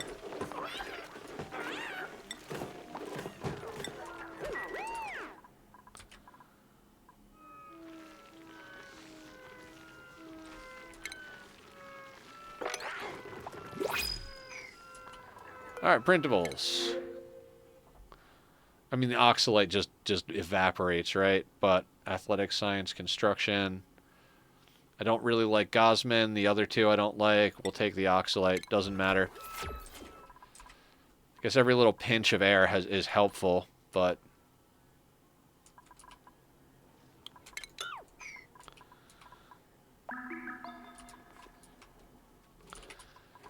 Okay, now that they've done that, let's start...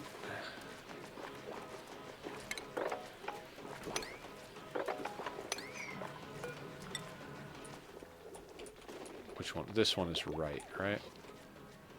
So that's there.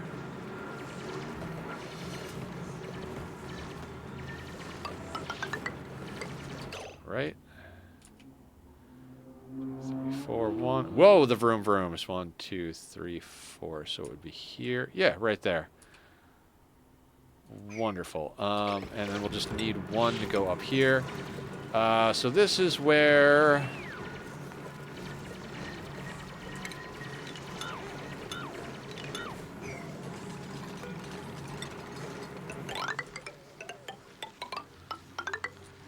This is where I think we start ripping this place apart.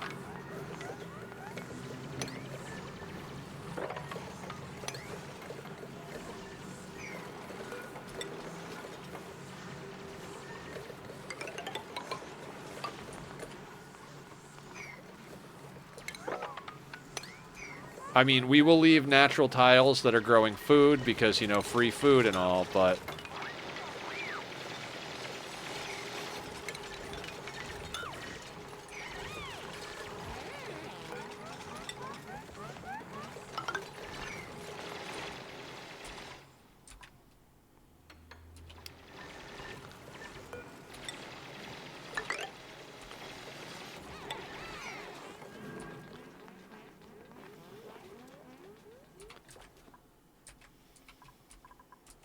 But that whole part about me being one of those players that likes the whole map ripped to pieces and cleaned up and get rid of all the natural tiles, yeah.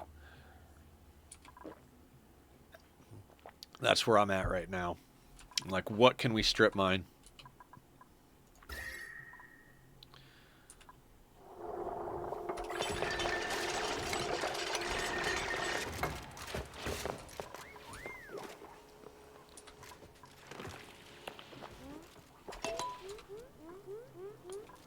No research focus. You know, get that one.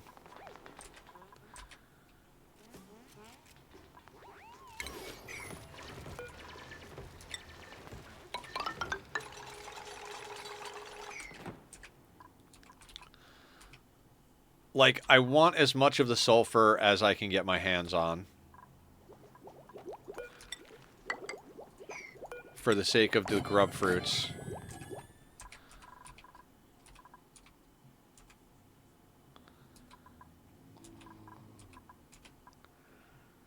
And I want elbow room, is what I want. I want elbow room. I want the space to accomplish some things here.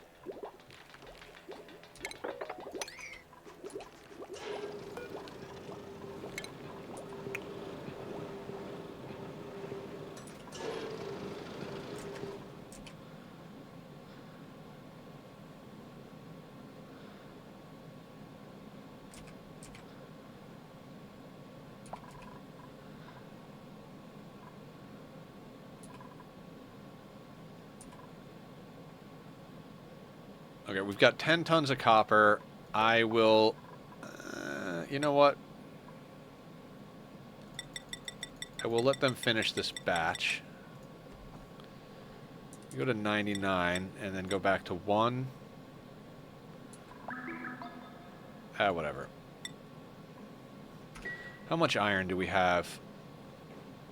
4 tons. We're going to need a lot more than that. So let's get them mostly doing iron. Okay, so we knocked out that research. Let's just, like I said, let's just keep going up the list here. See how much normal research we can knock out before the end of the day.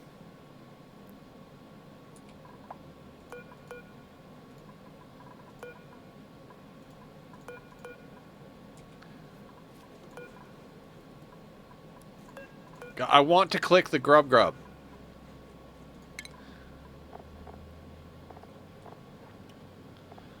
so sulfur or sucrose, it turns into mud. Don't really care about that. Okay, so that's an interesting loop I hadn't thought of. We could feed the sulfur from the sulfur geyser up here to grubs. That would give us mud. The mud would then give us water and dirt, so we would have those available. That's a neat loop. That's a neat little loop I hadn't considered.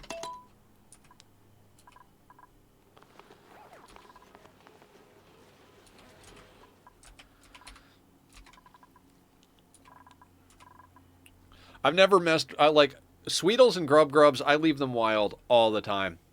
I leave them wild constantly. I've never found a need to domesticate them. I don't feel like they're like an amazing animal unless you need them for a specific task. Sweetle tending is great because it helps the crops grow faster, but at the end of the day, like, they will Sweetle tend wild just as much as they'll Sweetle tend tamed, so not overly worried about that.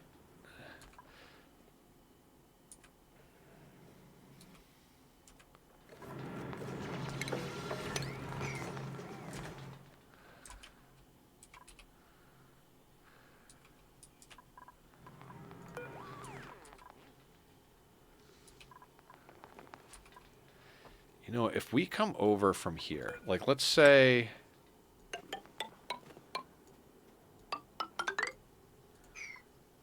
we do this.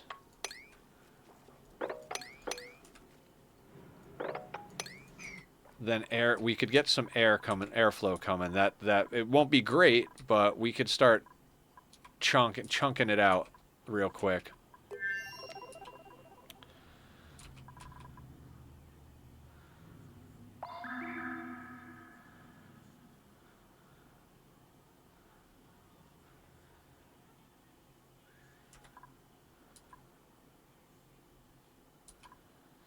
Look at that melty bit here. Ah, that's so beautiful. We may end up having to move our industry. I mean, after we melt out this whole friggin' nonsense... I mean, maybe move is a strong word. Once this all starts to get, like, greenish in temperature, what we might want to do is move some of the water over here and, like, kind of set up a... we'll keep it all in the same spot, but we'll move the water pull and the water push over here to melt out this bit, maybe even melt out that bit. If this gets in the way of us taming this infectious polluted oxygen vent, I will just rip that out, even if we lose mass.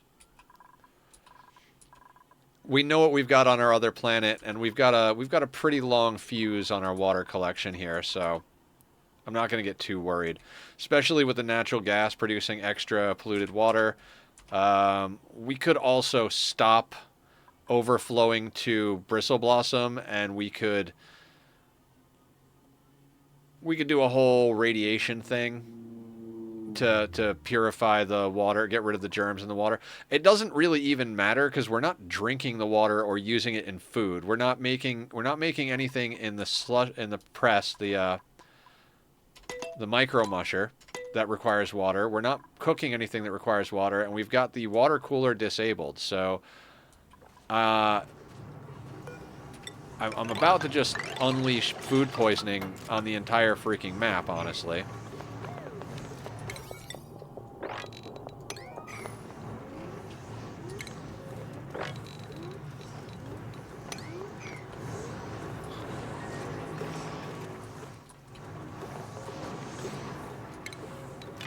actually, hang on. Before you guys destroy that, let's dig out this section here.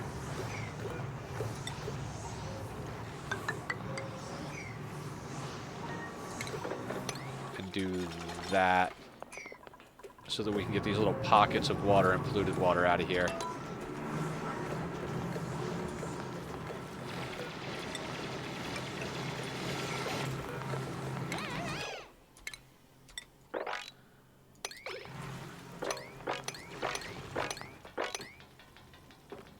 Some of it's freezing. That's awesome.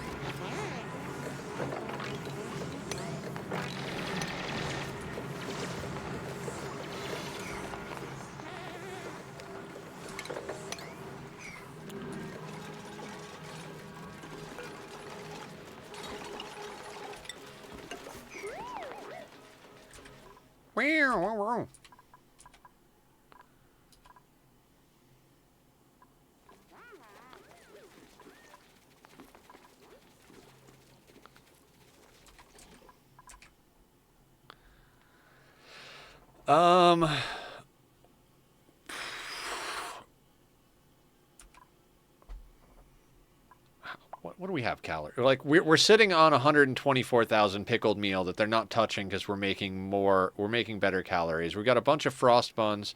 I mean, we've got 4 bristle blossom plants, but we've got 28,000 gristleberry, 24,000 plume squash, 19,000 roast grub fruit. Those omelets they never eat. We've got grub fruit preserves. I mean, we've got so much food. Luckily, the pickled meal, muckroot, and nutrient bars aren't going to spoil, which is 100 and... Okay, I'd say a little more than half of what we got up there is stuff that we're saving for the inevitability of going into space and eating food that doesn't spoil. So there is that.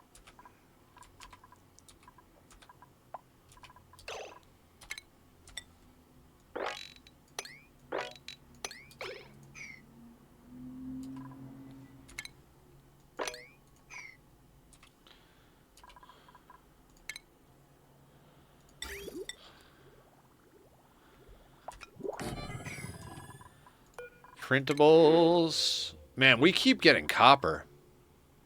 Medicine, cuisine, and someone with husbandry. I'm going to take the copper. You don't turn down free metal. No matter how much of it you have. I mean, unless you really need one of the other things specifically. I mean, I guess theoretically we could start stockpiling stuff like Joya. Just for, like, decor purposes later, but...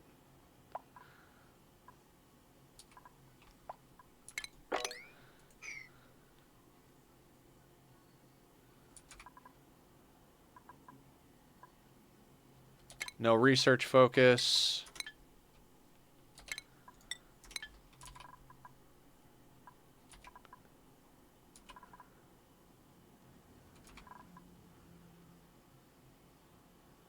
We're at 43.7 tons of coal, which is honestly the most coal we've had in a while. So, yay.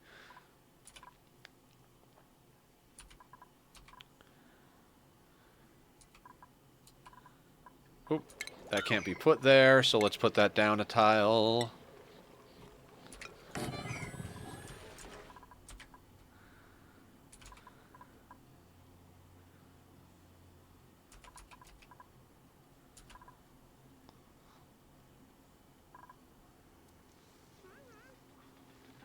We got a solid tile of ice? Not even... That's crazy. That means enough water landed there. 51 kilos. Enough water landed there and froze simultaneously to make a solid tile. That's kind of crazy. Same thing there. That wasn't there, so that's insane. The amount of cold in these frosty biomes is just absolutely bonkers.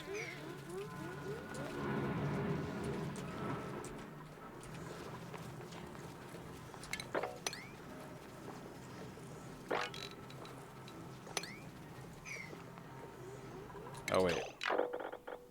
I want them to mop all this stuff first.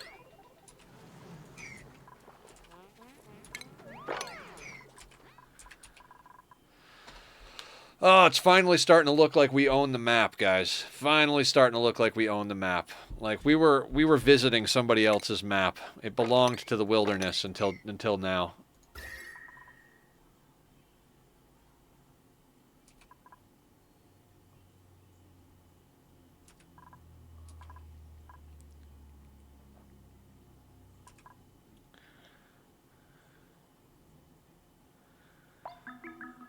It is a nice feeling, I'm not gonna lie.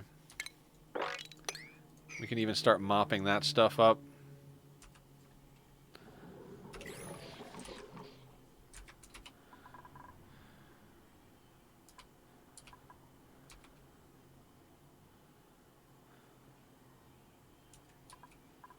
Is there sulfur over here that they're still eating? I think we got the sulfur out of here.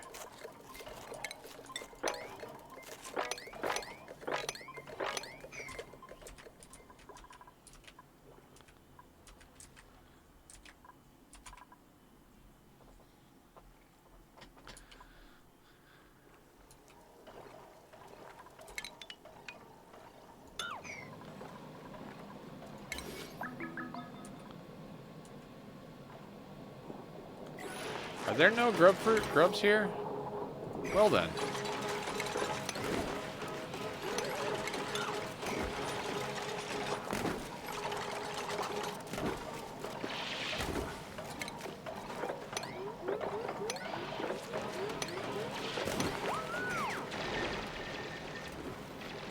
Let's get all these solid tiles the hell out of our life.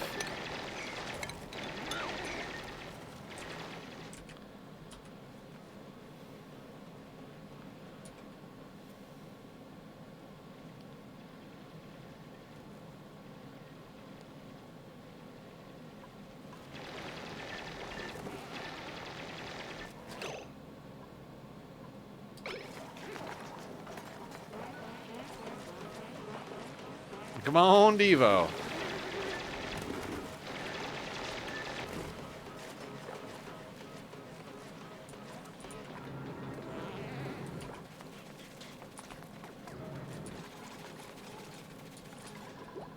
Alright, and then this gets set to polluted water again.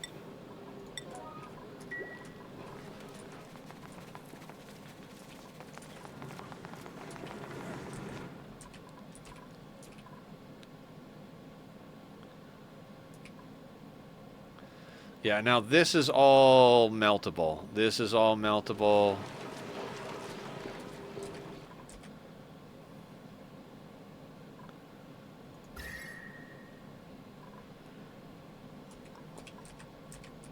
The map is ours.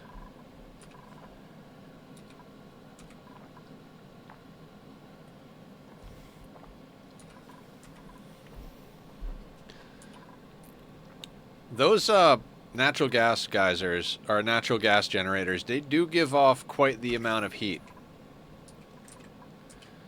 Which is fine with the amount of cold we have on this map. How are our skills coming along? Ellie! Yeah, let's just make you even smarter. Julie is a mecha... Yeah, we don't need any more on Julie just yet. Bat guy. God, I guess... Yeah, again, we'll just... Anybody who we don't know what else to give them. Oh, yeah. Let's get you super duper hard digging. Yeah, okay. So now we've got two people. Thriller and Devo are both pretty well off here. Although Devo still has more levels. Screw it. Let's get him into improved construction, too. Travaldo over here will give you improved carry. And I guess improved strength, so you can just lift more food. Tom doesn't need to do much. We'll leave Tom where he is, and Julie will leave where she is. Look at that. You probably got some barbecue, huh?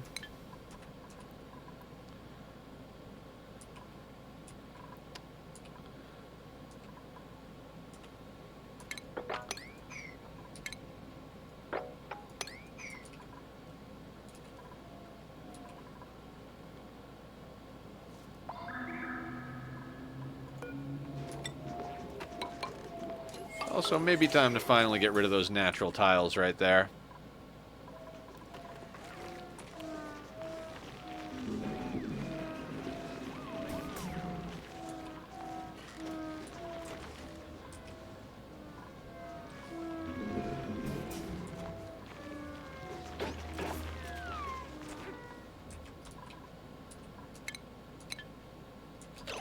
Oh, right.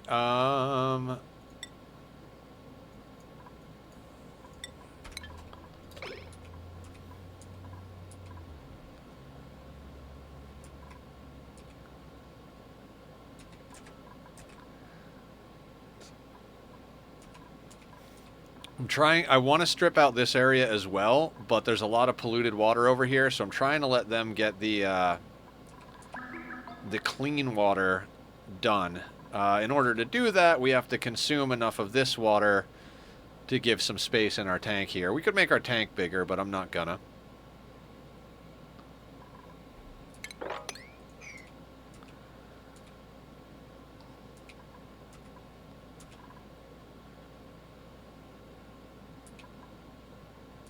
Yeah. Nice work, guys. Nice work. We're doing great.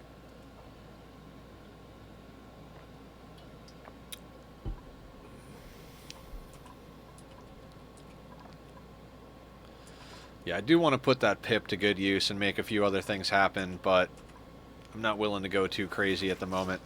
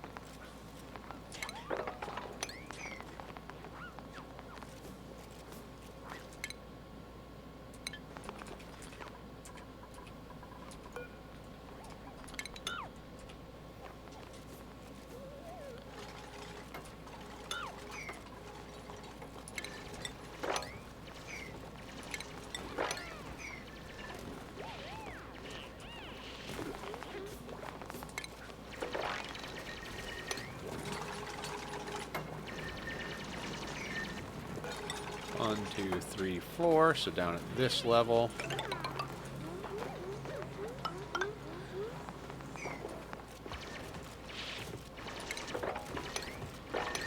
So one of the reasons I'm like so adamant about doing this is there's a lot of sulfur in here, and I would like to have that sulfur in our pockets.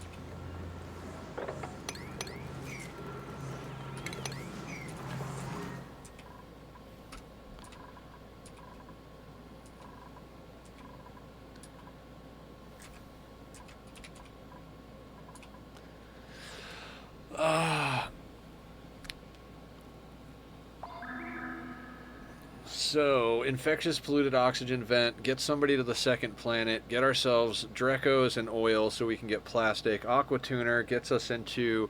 I'd like to get into ranching some of the cold stuff. I'd like to get pike apples going. I'd like to actually get the phloxes going. And that way we can loop in the mammoths.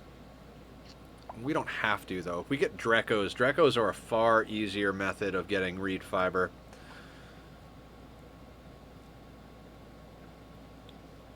But it is very likely that we're going to use the magma up on top to work a petroleum boiler.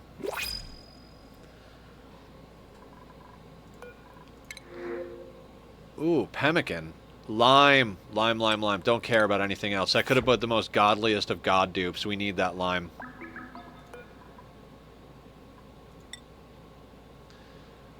That's 13 batches. That's enough for an aqua tuner. Oh my god, that was just the coolest print ever. That was just like the luckiest print ever right there. Because once they batch that steel, it's all over. What have I missed for the past hour and a half? I have to commute back home and traffic was heavy to say the least. Hope not. No one died, Avatar. We have been strip mining out this section of the map. We increased our natural gas storage. We just got a lucky print on some lime, so we'll be able to get enough steel together for a aqua tuner. We took a look at our second planet on the star map. We don't have a lot in the way of water because it's Desolans, not radioactive ocean. I was sure it was radioactive ocean, but I guess not. But we do have oil, cool steam vent, and natural gas. So we're going to be getting over to there next week and getting some stuff sorted out. I'm just glad we don't need the fossil as much. I mean, we definitely want enough so that we don't have to rely on a single aqua tuner to do things. But if we can get a single aqua tuner and a single steam turbine set up, we could legitimately start doing some stuff with, like, we could reliably build something that requires cold, like a pike apple farm to feed the phloxes.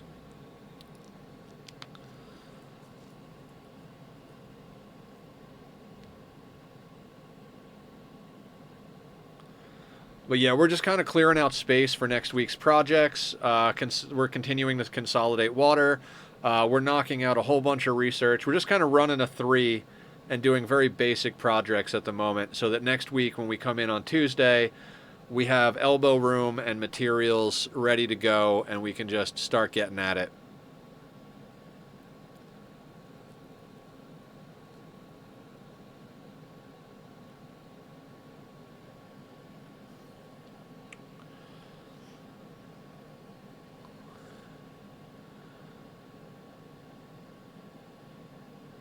I mean, all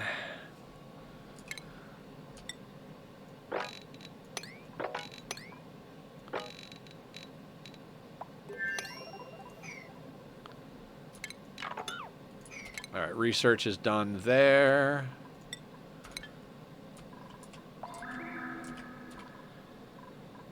We're kind of entering into the really fun stage where we're not necessarily trying to overcome the basics of survival. I mean, we do have a timer on our power and our water. Our water timer is very long. Our power timer, we've almost burned through the 40 cycles we had of natural gas. We have a little bit of a backlog, so we might want to slow down on the refining a little bit. In fact, yeah, let's... how much iron do we have? 6.7 tons. Yeah, let's turn off the iron. We'll purify the rest of the lime we have into steel. But we need to start conserving power just a little bit. We also got in some automation with the hatches. We've got stone hatch mutations going. We moved the sulfur so that the Sweetles don't eat it to make sucrose. I don't even know. All our systems are pretty integrated. The mammoths are all down here. We don't have a grooming station so that they don't go tame. So they'll just keep replacing themselves. But, you know, we only get them every however many cycles. Are your scales regrowing? Yeah, they won't regrow. The amount of time required for this critter. Yeah, so they will only get 5 reed fiber every 200 cycles from wild mammoths. We would have to actually tame them down, which is not reasonable given the amount of resources we have. But we will set that loop up, maybe. I gotta say, like, mammoths, I'm not thrilled with mammoths. They give you a lot of meat, but the amount necessary to put into them to keep them going, I just feel like unless you're specifically playing the DLC for the Frosty Planet, they're just not as useful as Drekos. I mean, we don't have Drekos on this map, but we have them on the second planet, so we're going to get over to the... Oh, fingers crossed we actually have Drekos. It's always possible the biome spawns without any, but... all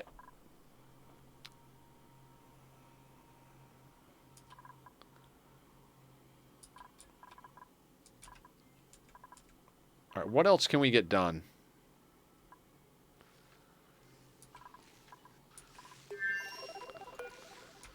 I guess we could get some of this knocked out. Yeah, we could get some of this stuff knocked out. I just don't want the ice here to melt into our faces.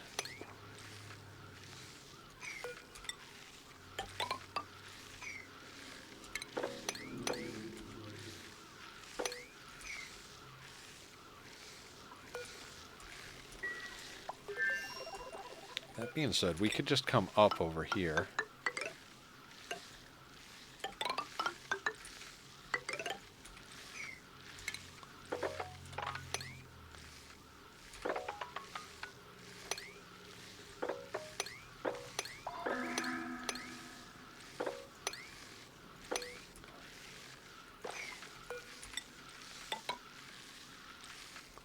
This is igneous, so...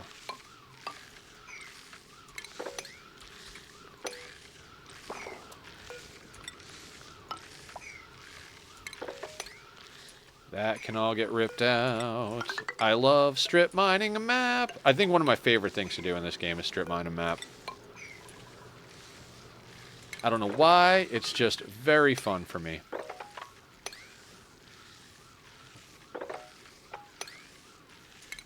We're just going to try not to expose any of this ice so that we don't wind up with melty going where we don't want it.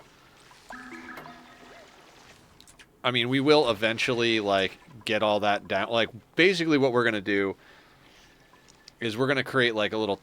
I don't want to... I hesitate to even call it a tank, but we're going to create a little area down here to catch all of the junk water. There is some ice directly up here. Yeah, we're going to have to do that sooner rather than later. But also, we can dig across there.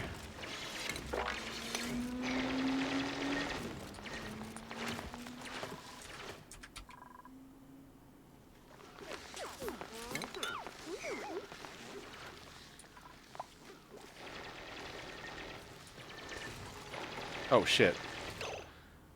How did ice get down here?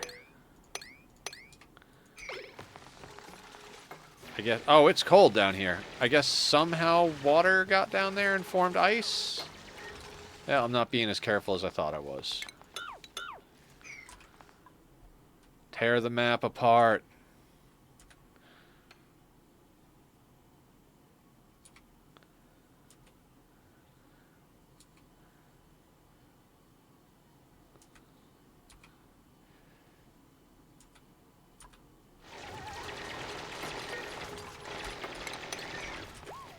Yeah, so what we're probably going to do... Alright, is there anything left in this column? That'll do. What we're probably going to do is kind of, like I said, create like a... some sort of a tank or something down here. And just as this biome melts... I mean, maybe not even a tank. I think what I... well, that is pumping. So, I don't want to pump polluted water in here accidentally. That's one of the reasons I'm trying to be careful with how I dig this whole thing out. But what we could do is set up like a little filtration system. The only problem with that is everything's going to be super freaking cold, so...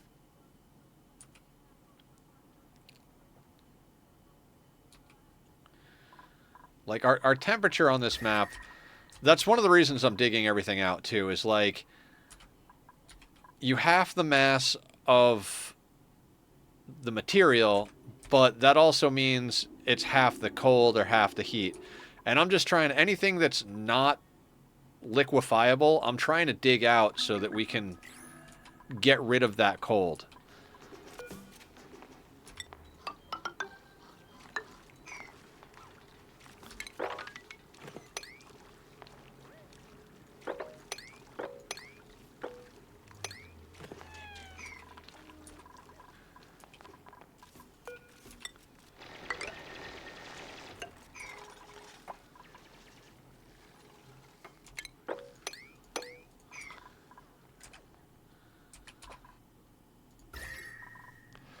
I'm just blown away that we've been able to keep this little section of green right here.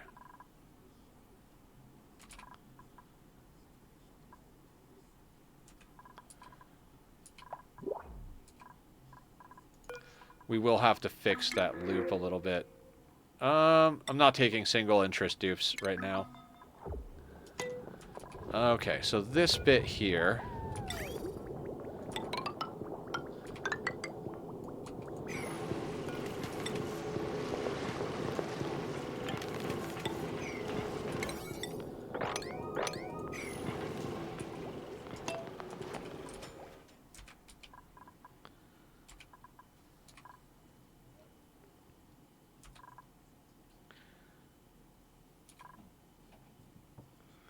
Yeah, magma on top because it's the flipped asteroid. This is a path that I think we could take to get up top. If we absolutely need to, we can get up there and do some solar power, but I think our big deal is going to be getting over to the second planet and start shipping home some resources.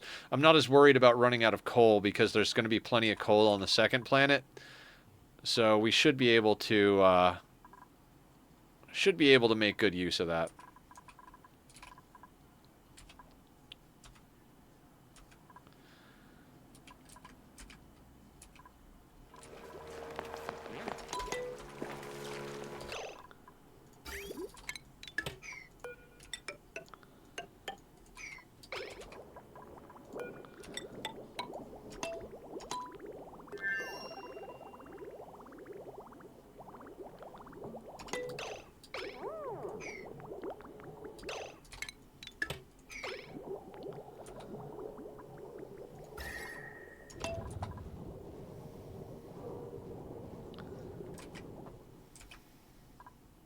We don't need this to be green because the grub fruits they run a little hot, so that'll all work. These pipes are kind of like they're already hot because they were just made into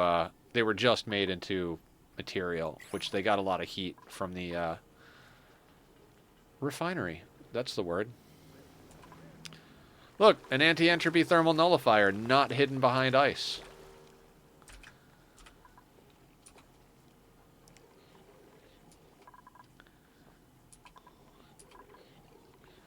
I think we might want to set up a water sieve operation over here real soon. No, we need to use the cold of the water still. Once this water starts to get up to like the 20 to 30 degree mark, that's when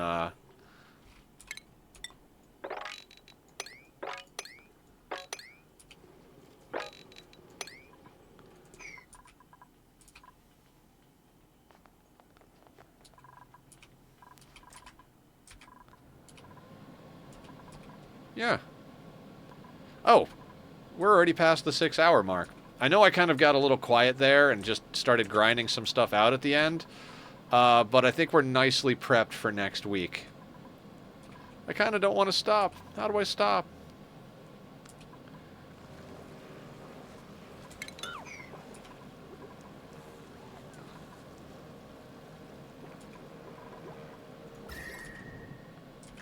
We just zipped through a whole bunch of shit. How long do we have on Bob? We've got 11.6 cycles on Bob. Okay, that's probably a good place to call it. Let's hit save. Let's hit save again, because I'm always nervous about that. We'll quit to desktop. Okay. And then let's find somebody to raid over to real quick. See who's around. Do. You know what? Bat's playing some games. You need supplies, right? You need your shells. You need a couple of guys working together. Yeah, let's go say hi to Bat. They're playing Foxhole with friends, whatever that is. Looks like a over the head tactical type game. So let's raid over and say hi to Bat. See how he's doing today. His namesake in the colony is doing well, so we'll go say hi, see what's up. Tomorrow we'll get back at some RimWorld, and then Saturday we'll be doing some Satisfactory. Hopefully I'll have a few things prepped by then, because I'm going to be getting on there tonight just to get a few things done. After dinner, of course, maybe some magic. I will see everybody tomorrow. Take care of yourselves. Be well. End of sentence. Good night, guys.